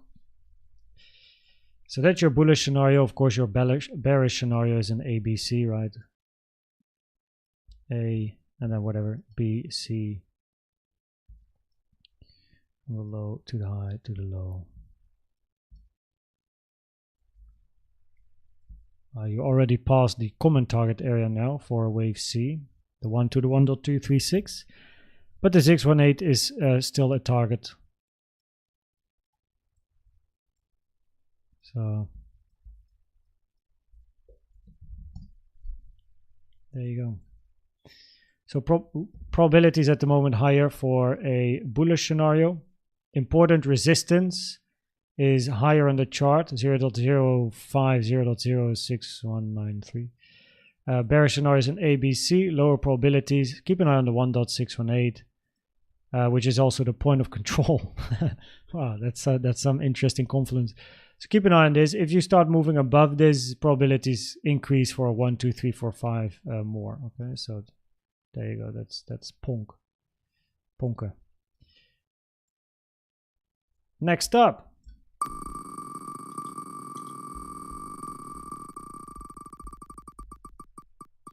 At 5 minutes 31 or 5 hours. 5 hours and 31 seconds, and HBAR it is. Maybe I already have a chart of this one, by the way.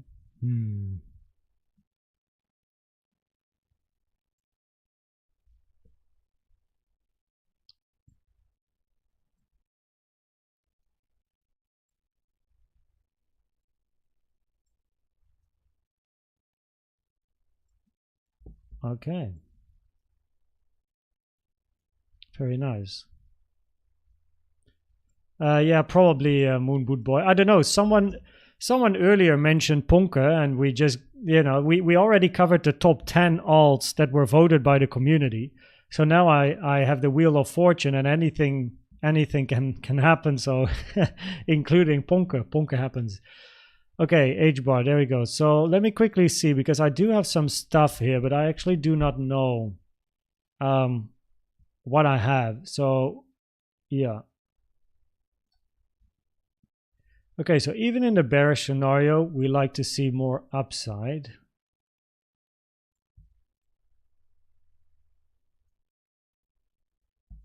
As the 382 isn't yet touched. So even in a bearish scenario for HBAR, we're looking for price to move up on the high time frame. Bearish scenario would be the ABC then. That's the day. That's the subdegree of B. Bull 1 2 finished. High time frame 1 2. What's this? Fifth time. Wait, I gotta go to a daily here. What's the red one? 7 2.618 fifth time. Double checking.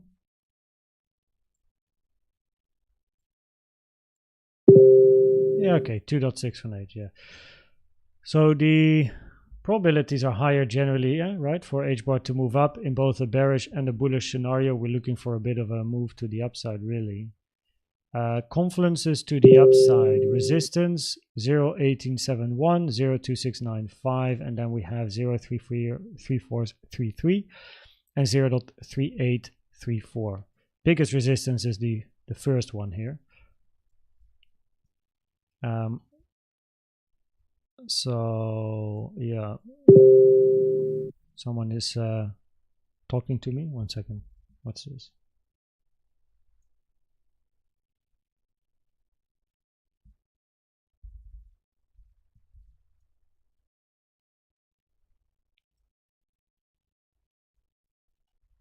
Just having a quick look. Ah, it's Andy.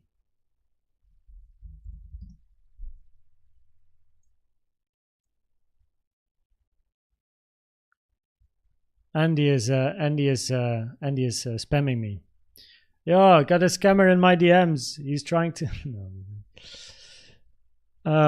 Thanks, Mark. So Andy sent me a message now.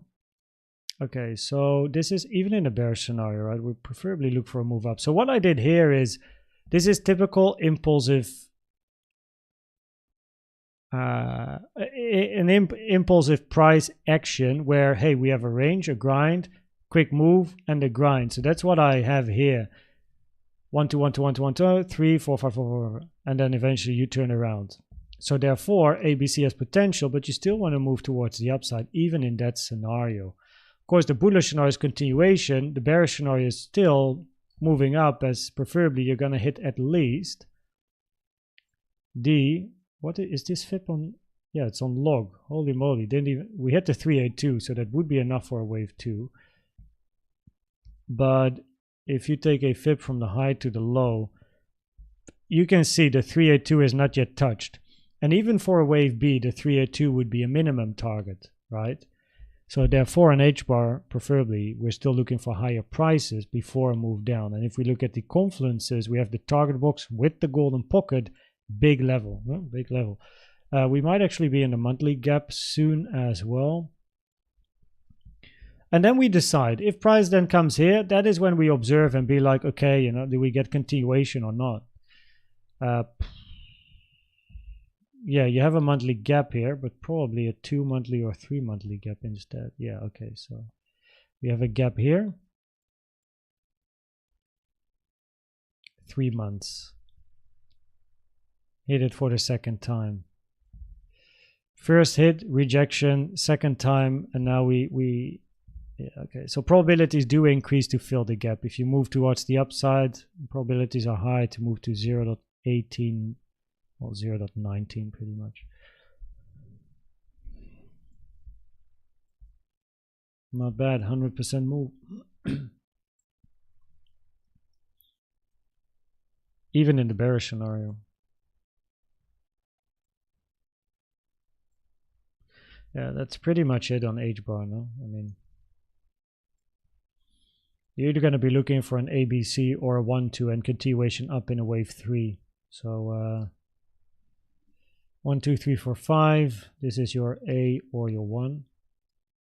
Correction down to B,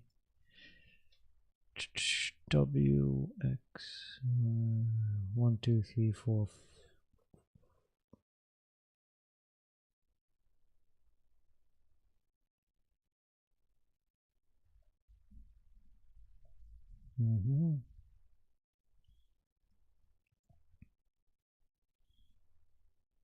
In the bullish scenario, preferably this is your 1, this is your 2, potentially another 1 2, 1 2 already finished, or you get a deeper 2 and then you continue. That's in the bullish scenario. In the bearish, you have A. Preferably if you finish B here, though, you're not having another, like wave C gets very big if this is the end of your B. So that's not preferred. So if you do move up impulsively, probabilities are higher for an impulsive structure to the upside instead of an ABC to the upside. Where you go for much higher prices. No? So because preferably your wave B ends later, like here. Now wave C can take longer than A, B, and then 1, 2. We need a bigger 3, 4, 5, even in a C. We don't want overlap here between a 1 and a 4 in a 1, 2, 3, 4, 5. So yeah. Okay, well, yeah, that's pretty much HBAR, no? Damn, I didn't write it down. Oh wait, I did. I did write the time down.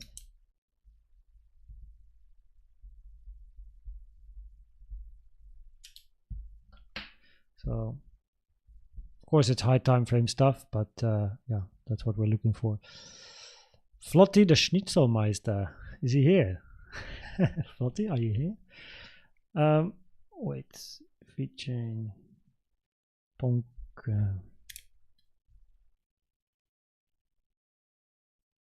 Okay, next up, we just continue. By the way, everyone, not even sure if anyone noticed, we are live for 5 hours and 39 minutes, which means we have a new record on the channel. We have had 2 streams that went to the 5:30 hour mark, but now we are at 5 hours 30 minutes or 39 minutes.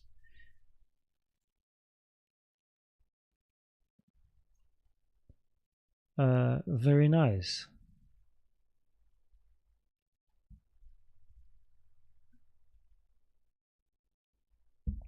Holy moly. Oh, wait. Time, 5:40.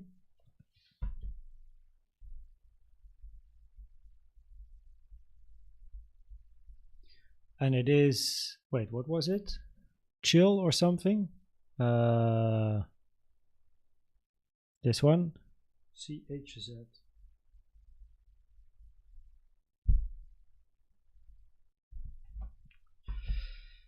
For the timestamps. Okay.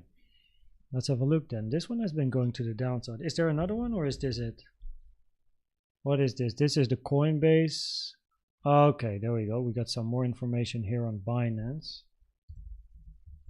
So Binance is better. Bitstamp even more? No.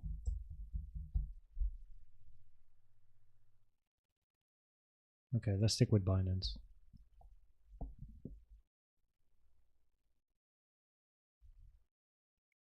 Sport food?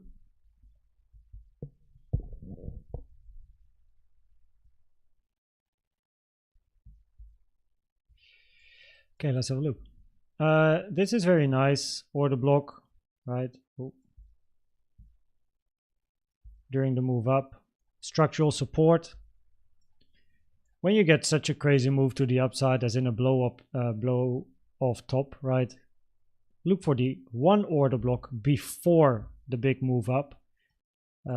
Good chance it acts as at least temporary support. Pretty crazy chart, no? On your watch list, I see. Guess it kinda says more about us. Yeah, watching for 5.5 hours, like on a Sunday as well. No?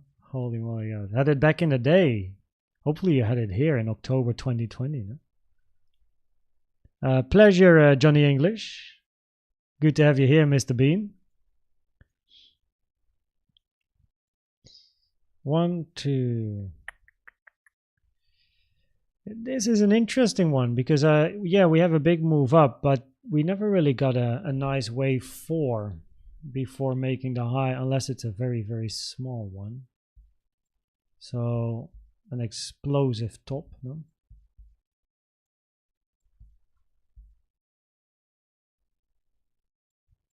One, 2, 3, 4, 5. Then there's overlap, so we don't like overlap. 1, 2, 1, 2, 3, 4, 5, 4, 5. Unless this is 4, this is 2. Not great context.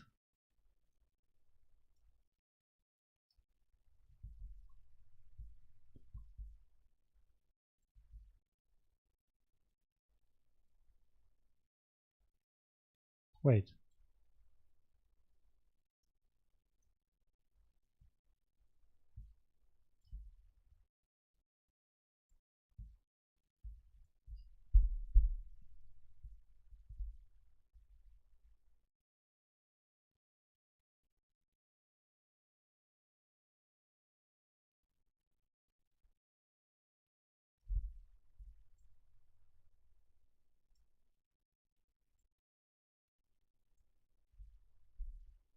Nah.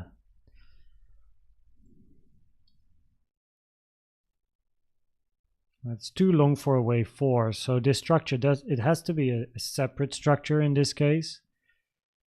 It's too long for a wave 4 compared to a wave 2. It's very, very long. You can move up. It's very blow off toppy, of course.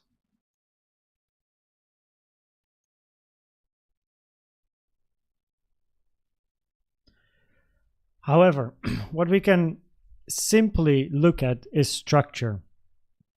A fast move up and a slow move down implies impulse correction. It's very difficult to count this with, is this then a 1, 2, 4, 5 diagonal, those type of things, because it's a very blow off type of move. There's no range. Where's wave 4? 1, 2, 1, 2, 1, 2, and then what? 3, 4, 5, 4, 5. Where's the other 4 5s?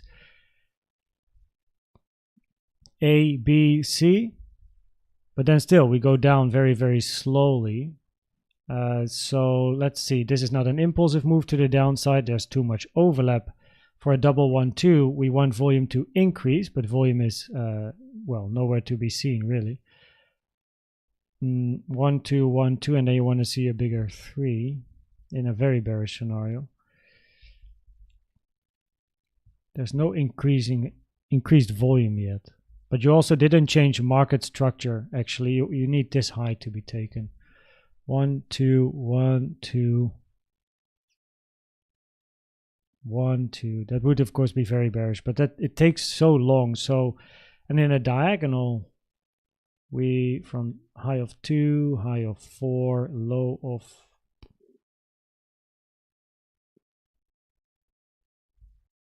1, 2, 3, 4, 5.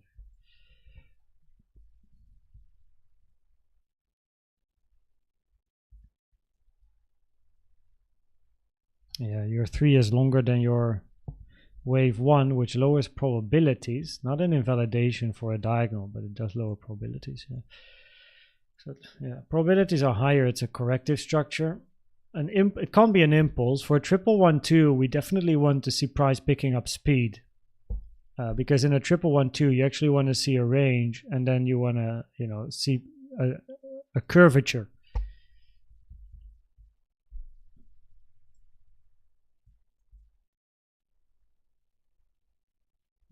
Yeah, you're also trying to break the trend line now here.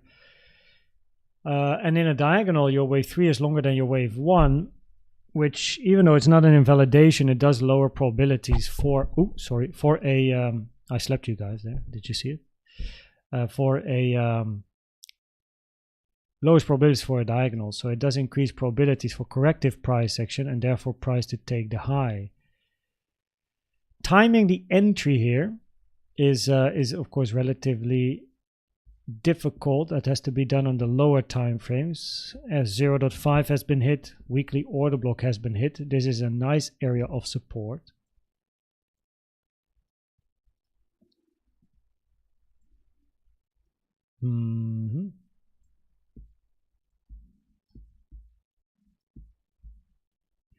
But the weekly charts are important for the context.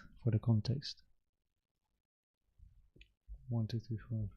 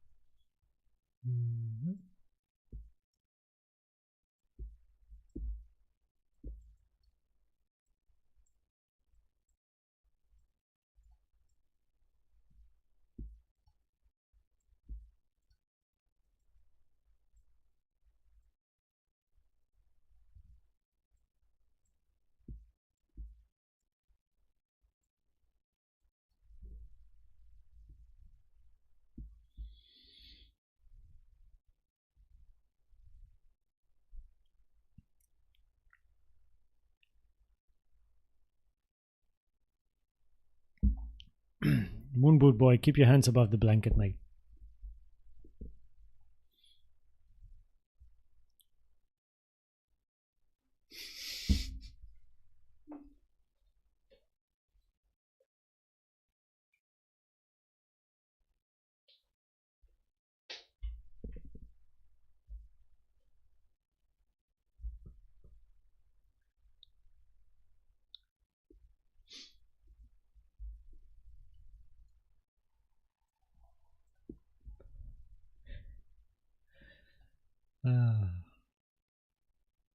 Clearly, we are almost 6 hours in.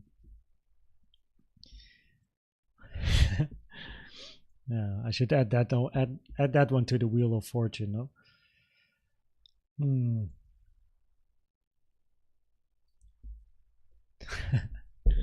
Nice. Nice. Interesting little range here. This one, huh? So WXY and zigzag, flat. 1, 2, 3, 4, 5. That works quite nicely for wave 2. Invalidation is clear here as well. But this move to the upside here, that's 4 hour.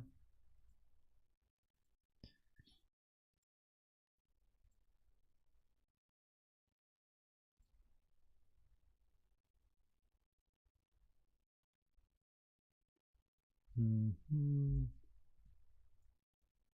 1, 2, 1, 2.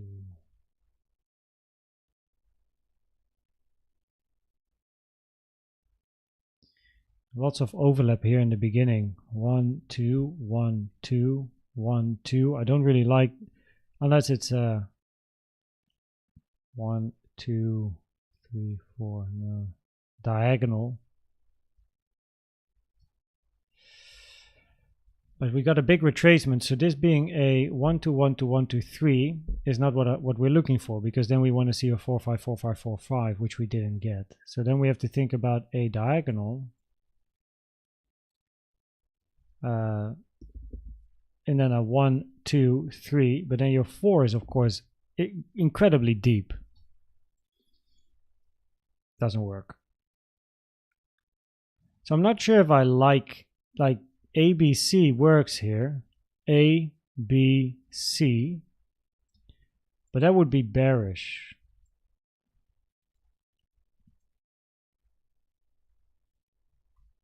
And it doesn't really, if that's an ABC up, it doesn't really fit with starting a wave 3 to the upside.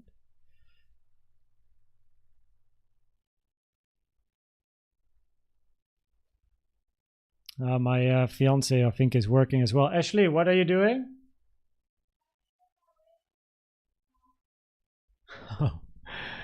She's struggling with the wedding seating chart. I'll join you later. Soon. Yeah. Later soon. Yeah, so we already covered the weekly time frame, and locally 1, 2, 3, 4, 5. There's definitely something to say here for a nice impulsive move up. 1, 2, 1, 2, 3,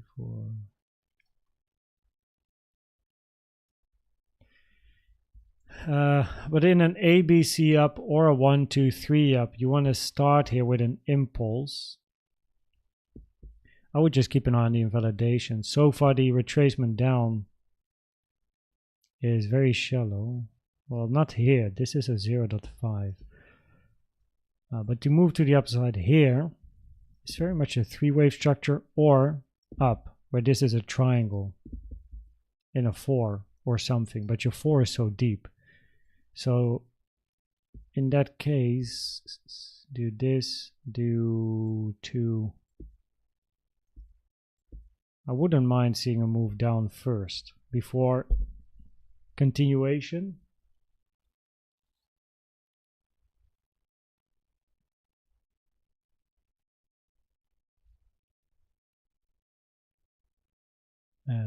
Hey, there he is.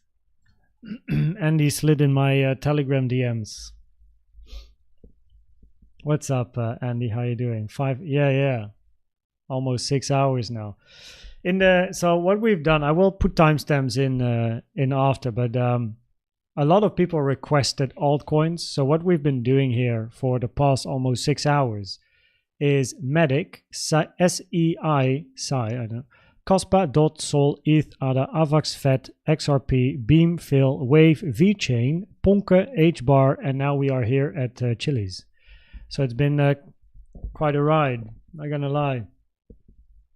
So, yep.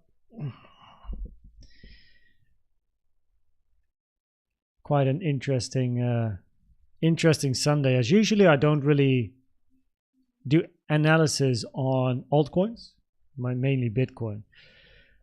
But it was about time to do an altcoin stream because of the requests that I received during all of the other streams as well. So yeah, it's good to do one. But what's up, Annie? Hope you're doing well on this Sunday. What's Bitcoin doing? Still nothing. So yeah, I hope you had a good Sunday. It looks like a nice calm Sunday on the charts as well. A little bit of relaxation. So yeah, on Chili's, everyone. I mean, the weekly, we covered the weekly already, and on the more local time frames, your bullish count is finished here. Of course, preferably this is an impulse up as well. So look again, structure-wise, a faster move up followed by a sideways structure. So probabilities are higher, therefore, that you still have some more upside to go. And if we take at least a fib from the low to the high of 1 to the low of wave 2, toggle on the wave C target area, then we have hit it, which is something we got to keep in mind here, just in case. Common target area has been hit, 1 to the 1.236.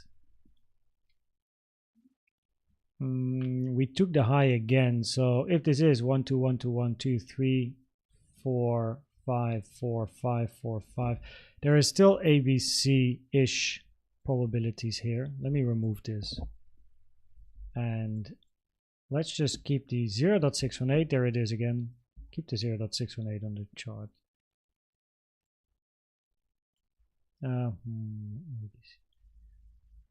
1, 2, you can still get a double 1, 2. No, it's a clear invalidation. Invalidation is simply the low. This is the bullish scenario.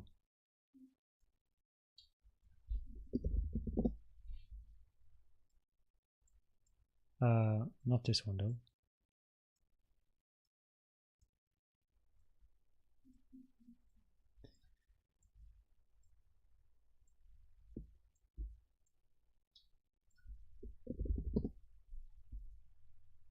Luna has not been covered at the moment.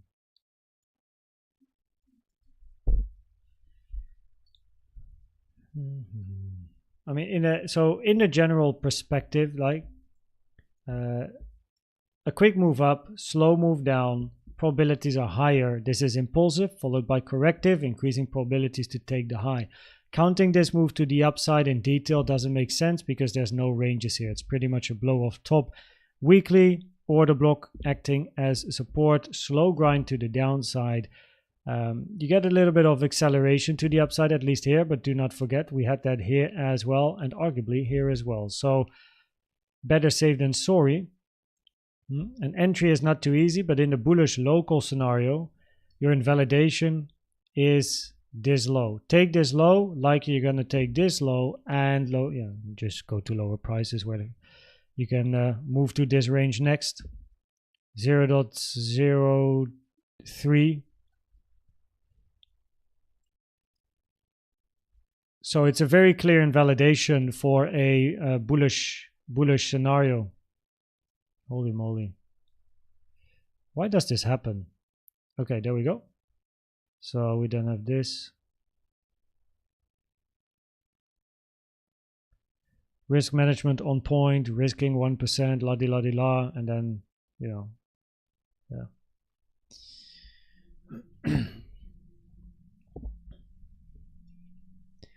Hit the invalidation, probably is high to take the low, and then, yeah, okay, lose 1% of the portfolio, look for entries lower. Yeah. Probabilities are at the moment higher, you're still going to take this low, high. So longs are definitely preferred. Quick move up, slow move down. Quite a typical Elliott wave.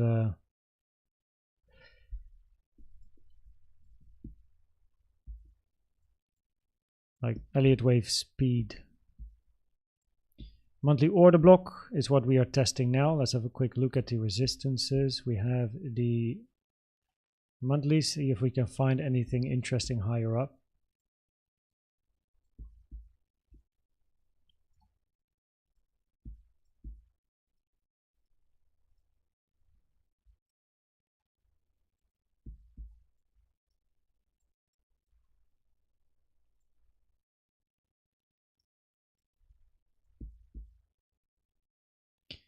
We are approaching quite big resistance now. Flip the point of control. That would be incredibly bullish.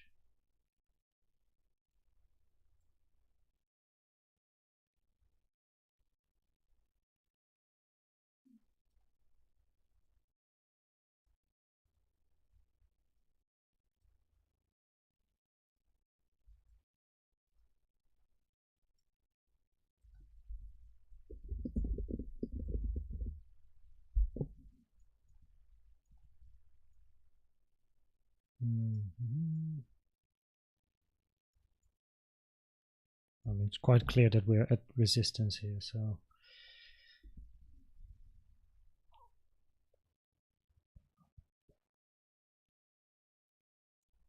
yeah, flip the point of control and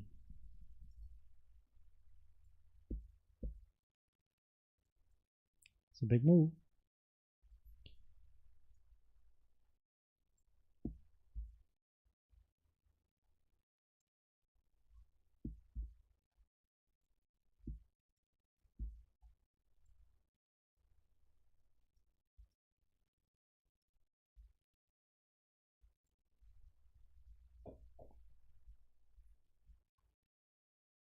Okay. So that is that. So we are at resistance now on Chilis. So of course, entry wise, that's not too great. No financial advice. Flipping the point of control, that would be nice though.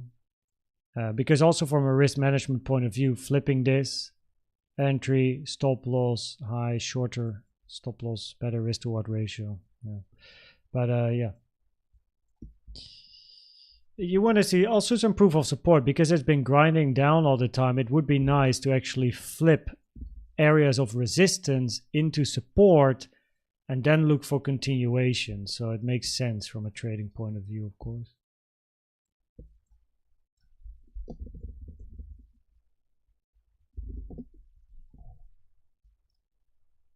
There we go. For the first time ever, we have hit the 6-hour stream mark. 6 hours of streaming. Not bad.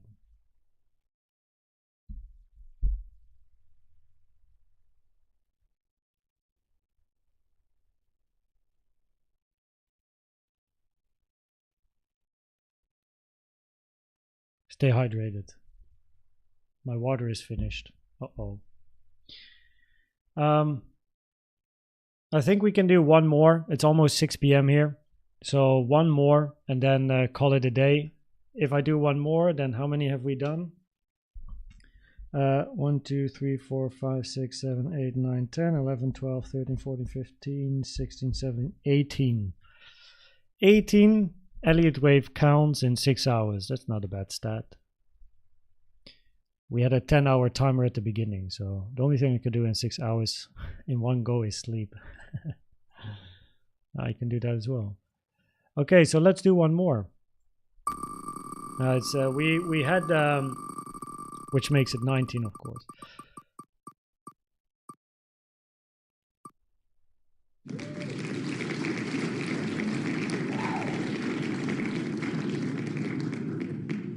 Is there anyone in chat that wants this one? I might actually, as the last one, might go back to a vote. Yeah, I thought so. Yeah, okay.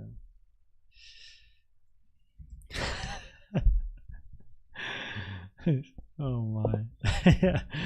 Next. Yeah, wait, Showa. I almost in the speed. Showa, welcome to Diamond. While everyone is we're gonna go next. We're gonna do a vote. But Showa, what's up? How are you doing? Thanks for joining Diamond in the meantime. Cheers.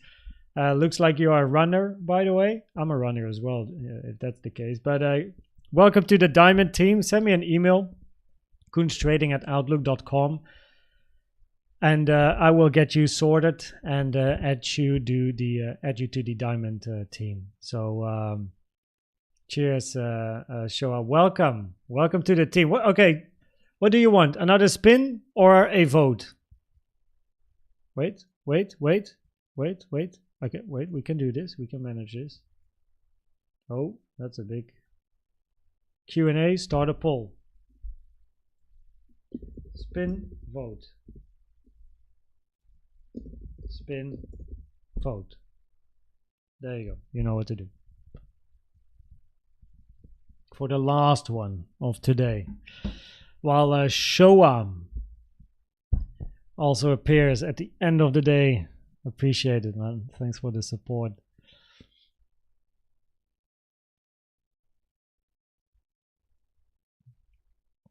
Okay, looks like a vote is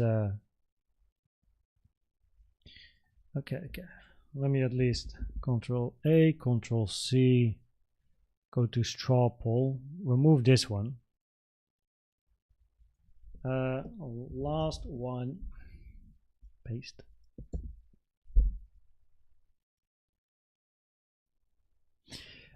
For like, so a lot of coins have already been mentioned, right? If you vote and you don't see yours in here, send a message because I'll just add it. Okay. Preview. Yeah, 60% vote, 42%.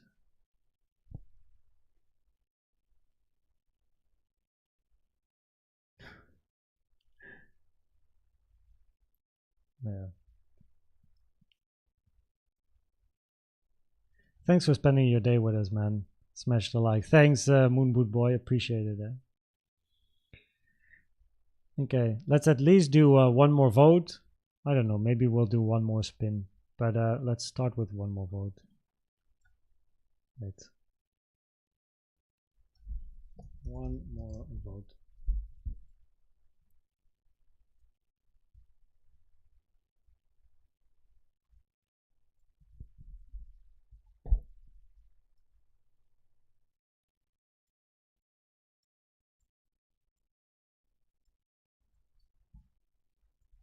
See ya, Andrew. Thanks for hanging out, man.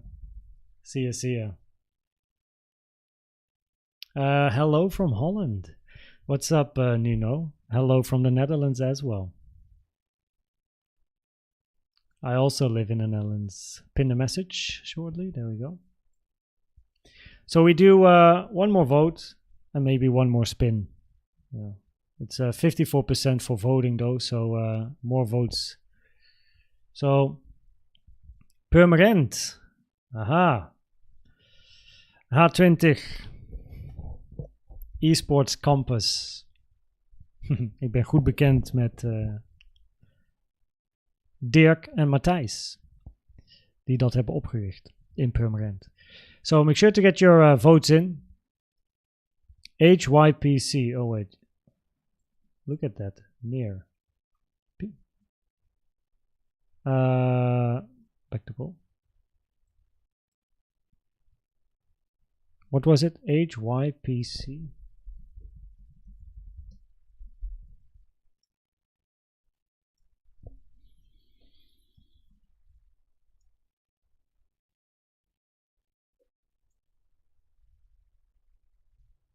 Wait, only 2 votes?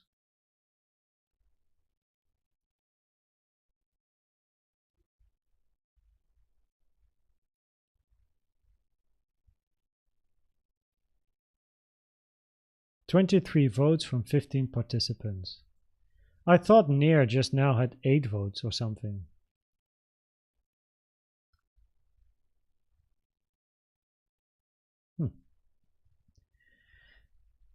Is that not win? Oh no. Okay, I'll add those.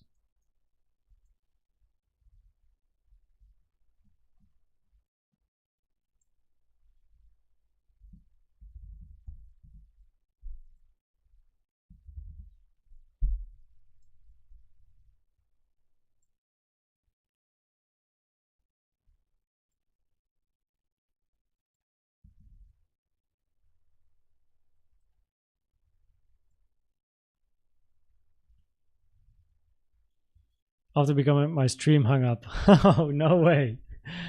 Yeah. Anyway, Showa, now that you're back, thanks for joining, man. I'll send me an email with your YouTube, Discord, and Telegram username, and I'll get you sorted. And I also said that I don't know. I see a running, or I see some running on your screenshot. So I was like, hey, maybe you're a runner. I'm a runner myself. But cheers. Welcome to the Diamond team. Welcome to the Diamond team. Thanks for the 6 hours. It's a pleasure.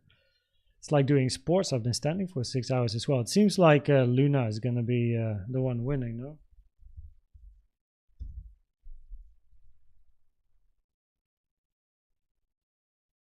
Yo, what chart do we need?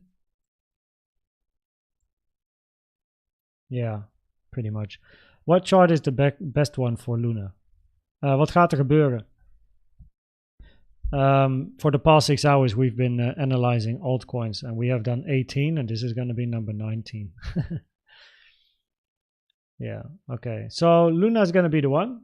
What chart is the best chart for Luna? Anyone? With like the most information?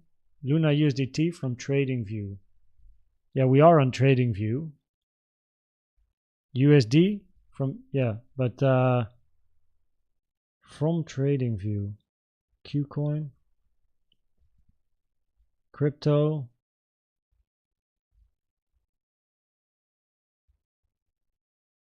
KuCoin crypto. Oh wait, this one here.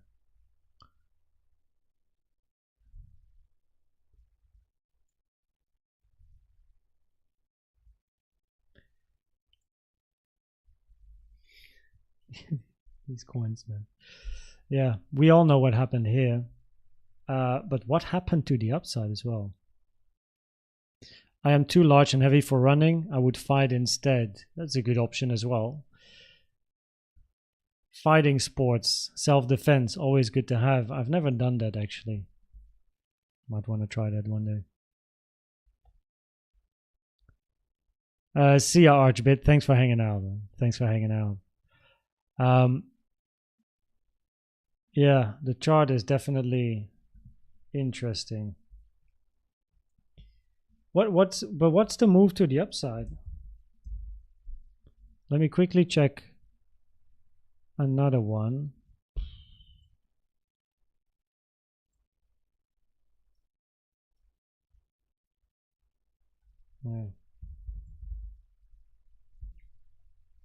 Yeah, the R wave. Yeah. It's interesting how it moved down, and then during the move back up, support resistance. Like, wow. Everyone knew that was gonna happen, right? Interesting. How does it look on a 1 hour chart? If we go to the left, is it as crazy? Is it just really a big move up, or only on the 1 hour or the weekly?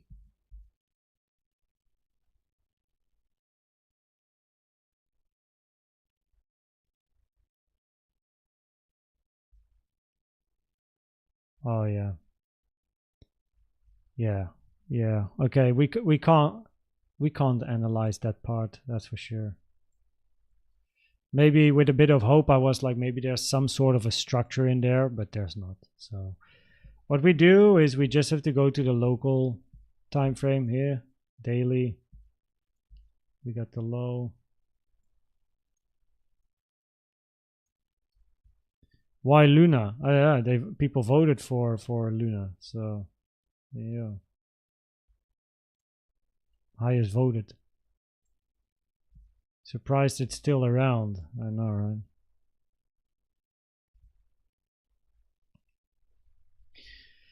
It's just a voting, democratics, but yeah.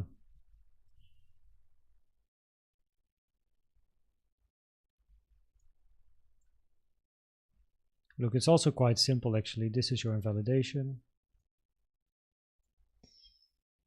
for a move to the upside. Golden pocket is hit.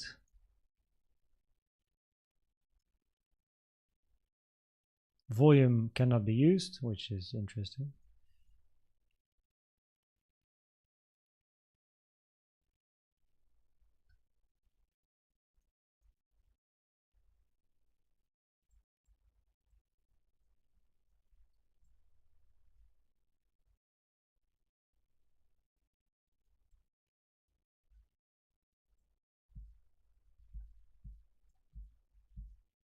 Ooh, that's not great. It hit the 0.618.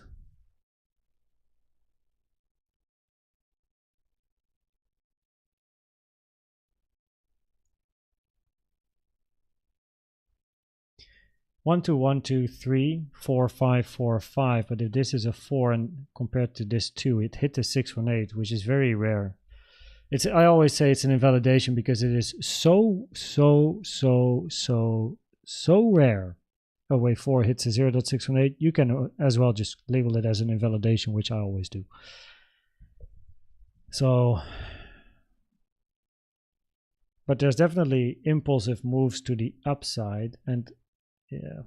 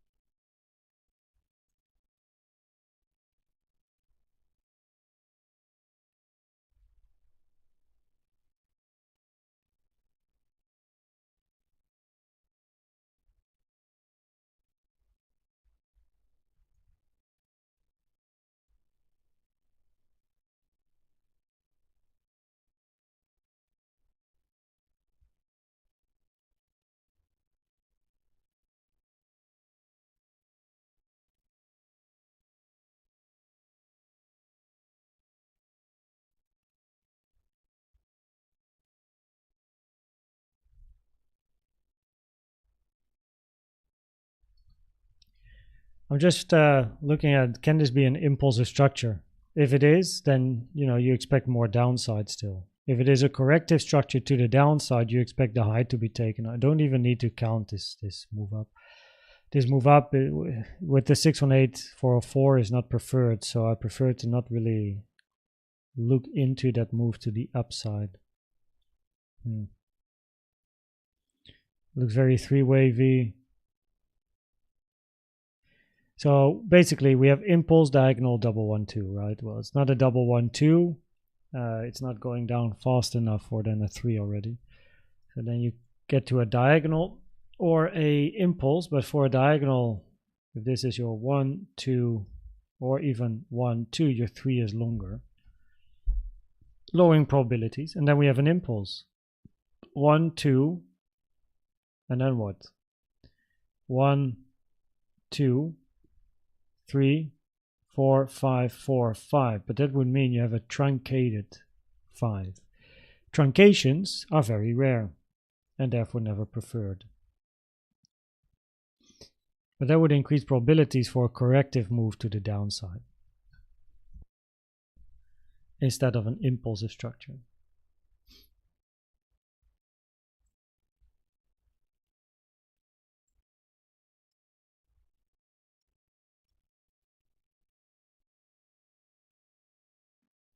Oh wait, the volume isn't working anyway.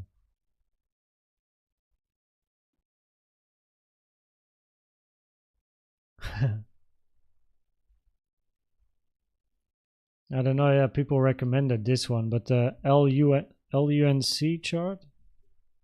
Atom hasn't been covered. I will put timestamps at of each coin. Yeah.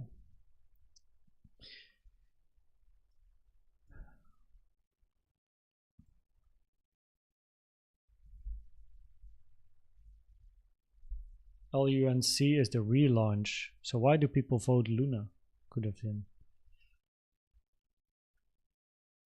You promised. I see. Yeah. So the probabilities here from an Elliott Wave point of view are very stupid.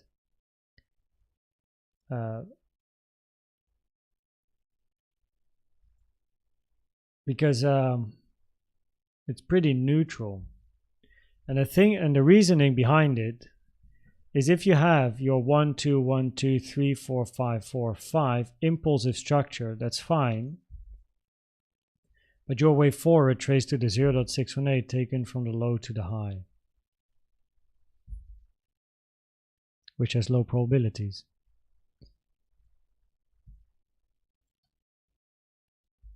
Not if you take it from there, but if this is a 1, 2, 3, 4 and then a 5, then this is an internal 1, 2, where's your 4 and 5, right? So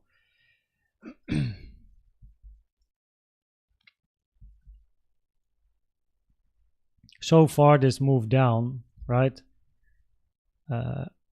Diagonal, expanding, double 1, 2, not going down fast enough at the moment. Impulse, potentially, but then preferably your first impulsive structure is finished and you get a corrective move soon to the upside.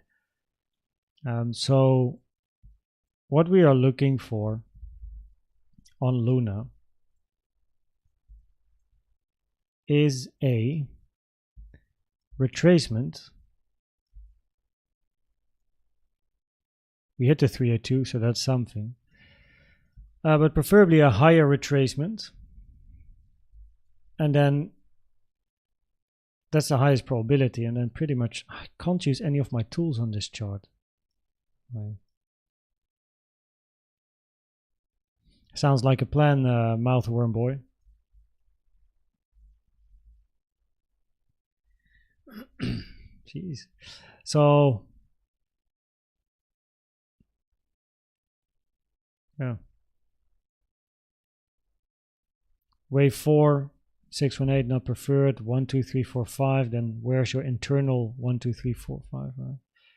4, 5. So ugly.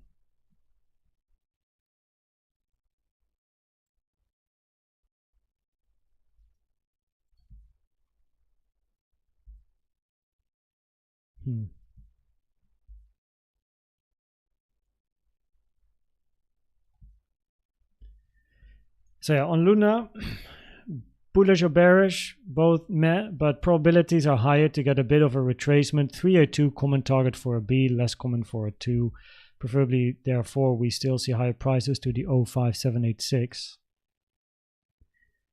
And then take it from there, because this move to the upside can both be an impulse or an ABC, corrective structure, or even a WXY. So it looks like an impulsive structure, so it is interesting to keep the high. Invalidation is very obvious. Going below this low and down you go again. So, you know, 1% risk, and yeah, you never know. Might be a big runner if this is the low and it goes back to old prices. So yeah,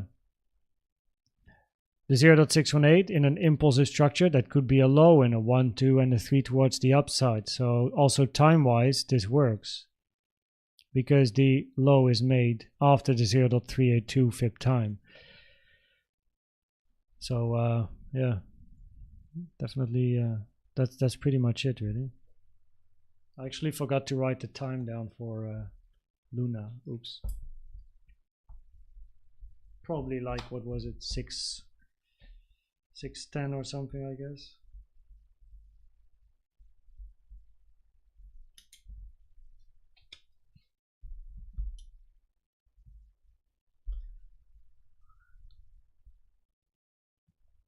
I don't know, like Luna was voted. I mean, you are the one that control the voting, no? So I mean, I can say like, oh, what do you want to end with? But then most people vote Luna. So I mean, it's in the end, it's in your hands, not in mine.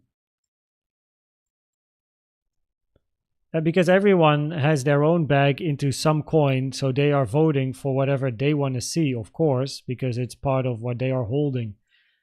So I can't just say, I can't read one comment and be like, let's take that one.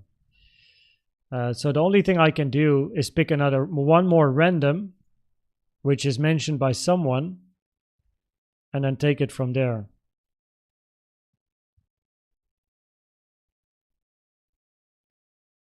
So, oh, halving and ETFs. I'm not involved in the in fundamentals, so really very much just Elliott waves. And at the moment, the probabilities remain higher to look for a move down, like a corrective structure to lower prices, 38.5, lower than 38.5. But as long as we don't see local weakness, there's no reason to think we go that low. And at the moment, we don't yet see that local weakness. So, yeah. Let's do one more, and that's going to be it. The final one. Oh, don't give me that. Okay. I have no idea what this is. Does anyone know this? I don't know. Oh, Uniswap. I know Uniswap.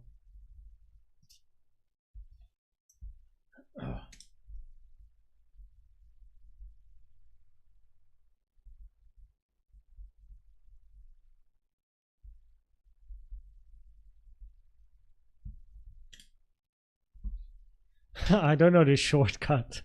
I was like, Uni? What's Uni? And then Uniswap. I'm like, oh, wait. Yeah, I know that name. I've heard that before.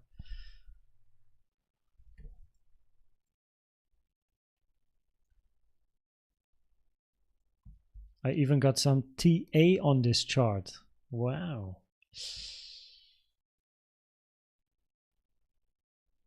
Okay.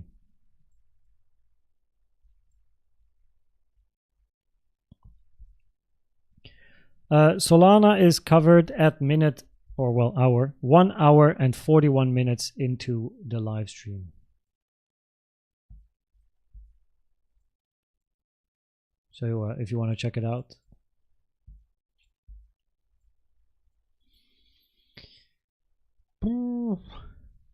I can start to feel it now, though. Now you're at like, now we're close to the end, you know what I mean? Okay, that's an 886 touch.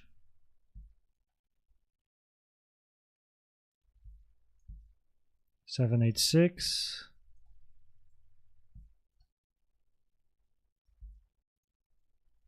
Of course, bullish. 1, 2, 3, 4, 5. 2 fib time. Finished after the 2 fib time, which is fine for a wave 2. So there is the potential for a 2. And also because we hit the 786, which is a deep retracement, preferably you don't really get down there for if this is a first move in a bigger 3-wave structure. Preferably this is your low, because if for a first move in a corrective structure, the 786 is not actually one you like to hit. You want to hit the 302, 05 or the golden pocket, reverse, come back down, 786 and then move. First move down, 786 touch. That's not really, if you look for a bigger 3-waver, only a WXY can do that, or a triangle. So preferably that would be your low. Thanks, Adam. Thanks for your kind words. 6.5 hours. Jeez. Crazy. I definitely won't beat the length of this stream anytime soon.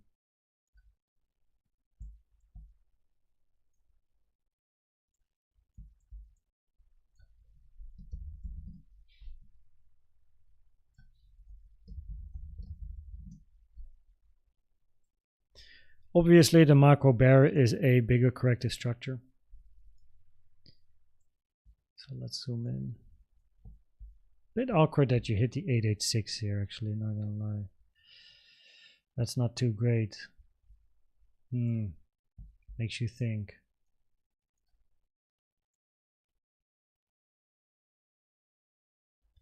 This is also the final range. It's the final structural support that you have. Only some lows to be taken, and that's it.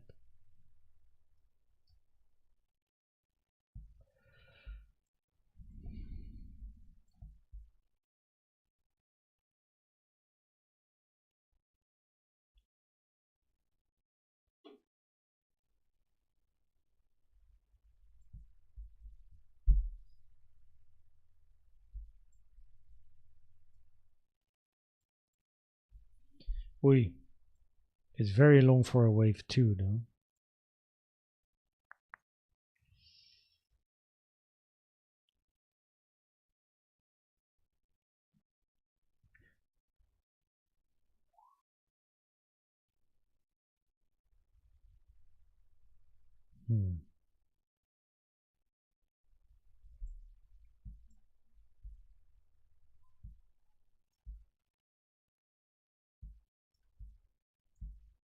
Zigzag target is reached. So we couldn't have a zigzag here in a 2. Common target for zigzag is touched. That is definitely preferably your low, clearly. And then we have another impulse to the upside. Clearly this is a corrective structure, else we didn't take the high. 1, 2, 3, 4. So let's see, we went to the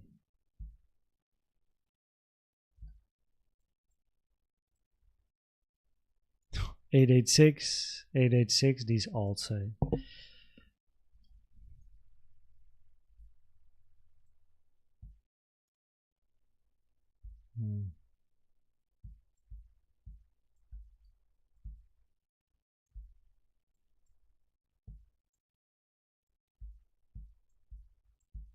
Okay, that's good. So the fact that the 886 is hit here increases probabilities to take the high, also in the bigger context. So let's see, daily.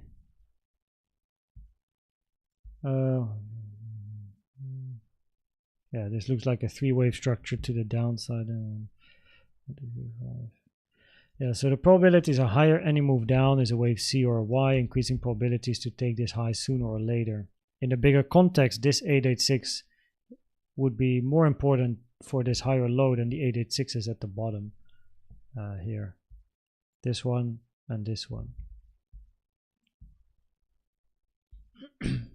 As in the context, we are so low, probabilities are higher to move back up. So that is good to know. And then on a higher time frame, fib high, do we hit the... After the low is made, we hit the 382 once.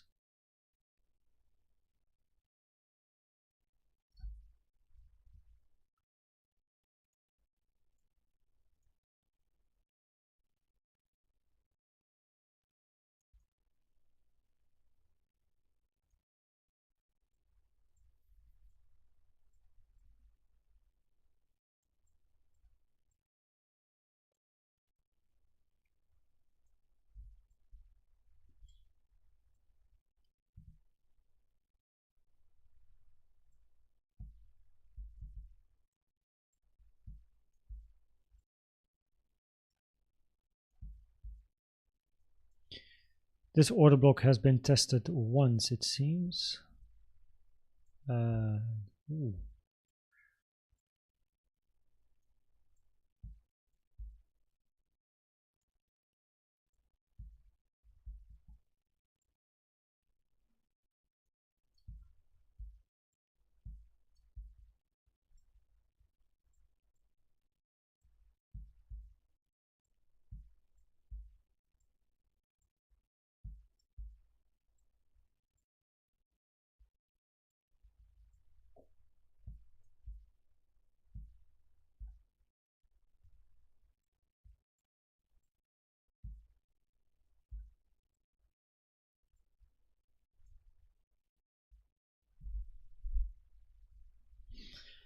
Thanks for hanging out here, Moonboot Boy. Appreciate it, man. Cheers. Have a good evening.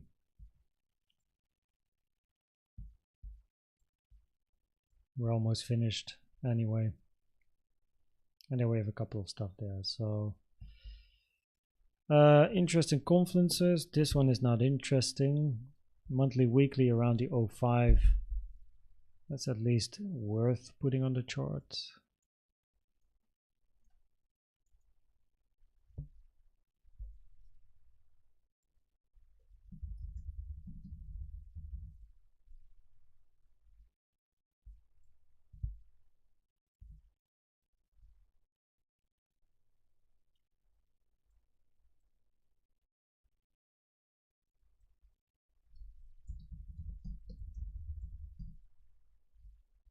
Most interesting area for sure, all the way up there. And then, yeah, golden pocket, always expect a reaction at the golden pocket, but it's not as interesting as the area above, to be honest.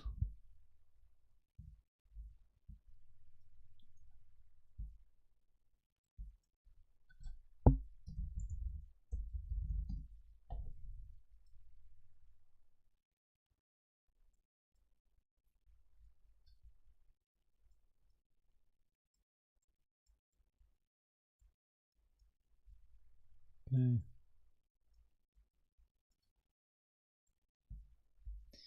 So probabilities are quite simple here. Probabilities are higher to take this high. And if we take a fib from this high to the low, keep an eye on the next 886, which is at 8787. So probabilities are higher to take this high. If you hit the 886 here, probabilities are higher to take this high. If you take this high, it's quite close, right, to the other 886. So arguably, taking this high, higher probabilities to take that high. Probabilities at the moment are higher to take this high sooner or later. We hit the local 886, taken from this high to this low. Increasing probabilities, any move down is a C or Y. Increasing probabilities to take this high sooner or later, and therefore also that high. Bullish scenario is a 1-2, 1-2, and you're going to go up another 1-2, potentially finished, or if you do move down, higher probability for C or Y as mentioned, and then go up later. So on the higher time frames on Uniswap, we therefore are looking for a move towards the upside. Important resistance here is the first target box, 11 to 12.20, then 14.3, small one, and then the big resistance is 24.5 to 26.7. Everyone, let me add this. Hello?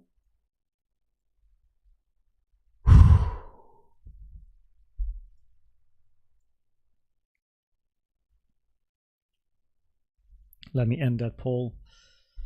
That's it. That's it. That's it. We have done MATIC, SEI, KASPA, Sol, ETH, ADA, AVAX, FET, XRP, Beam, Fill, Wave, VeChain, PONKE, HBAR, Chiliz, Luna, and Uni. In 6 hours and 40 minutes, we have covered 20, what is it? 10, 11, 12, 13, 14, 15, 16, 17, 18, 19, that's fine.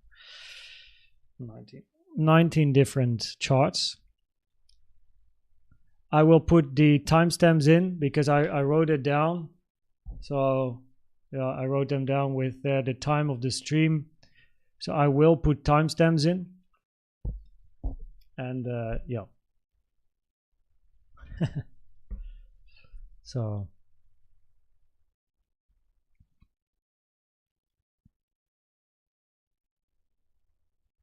Alper, you can stop spamming or you're out.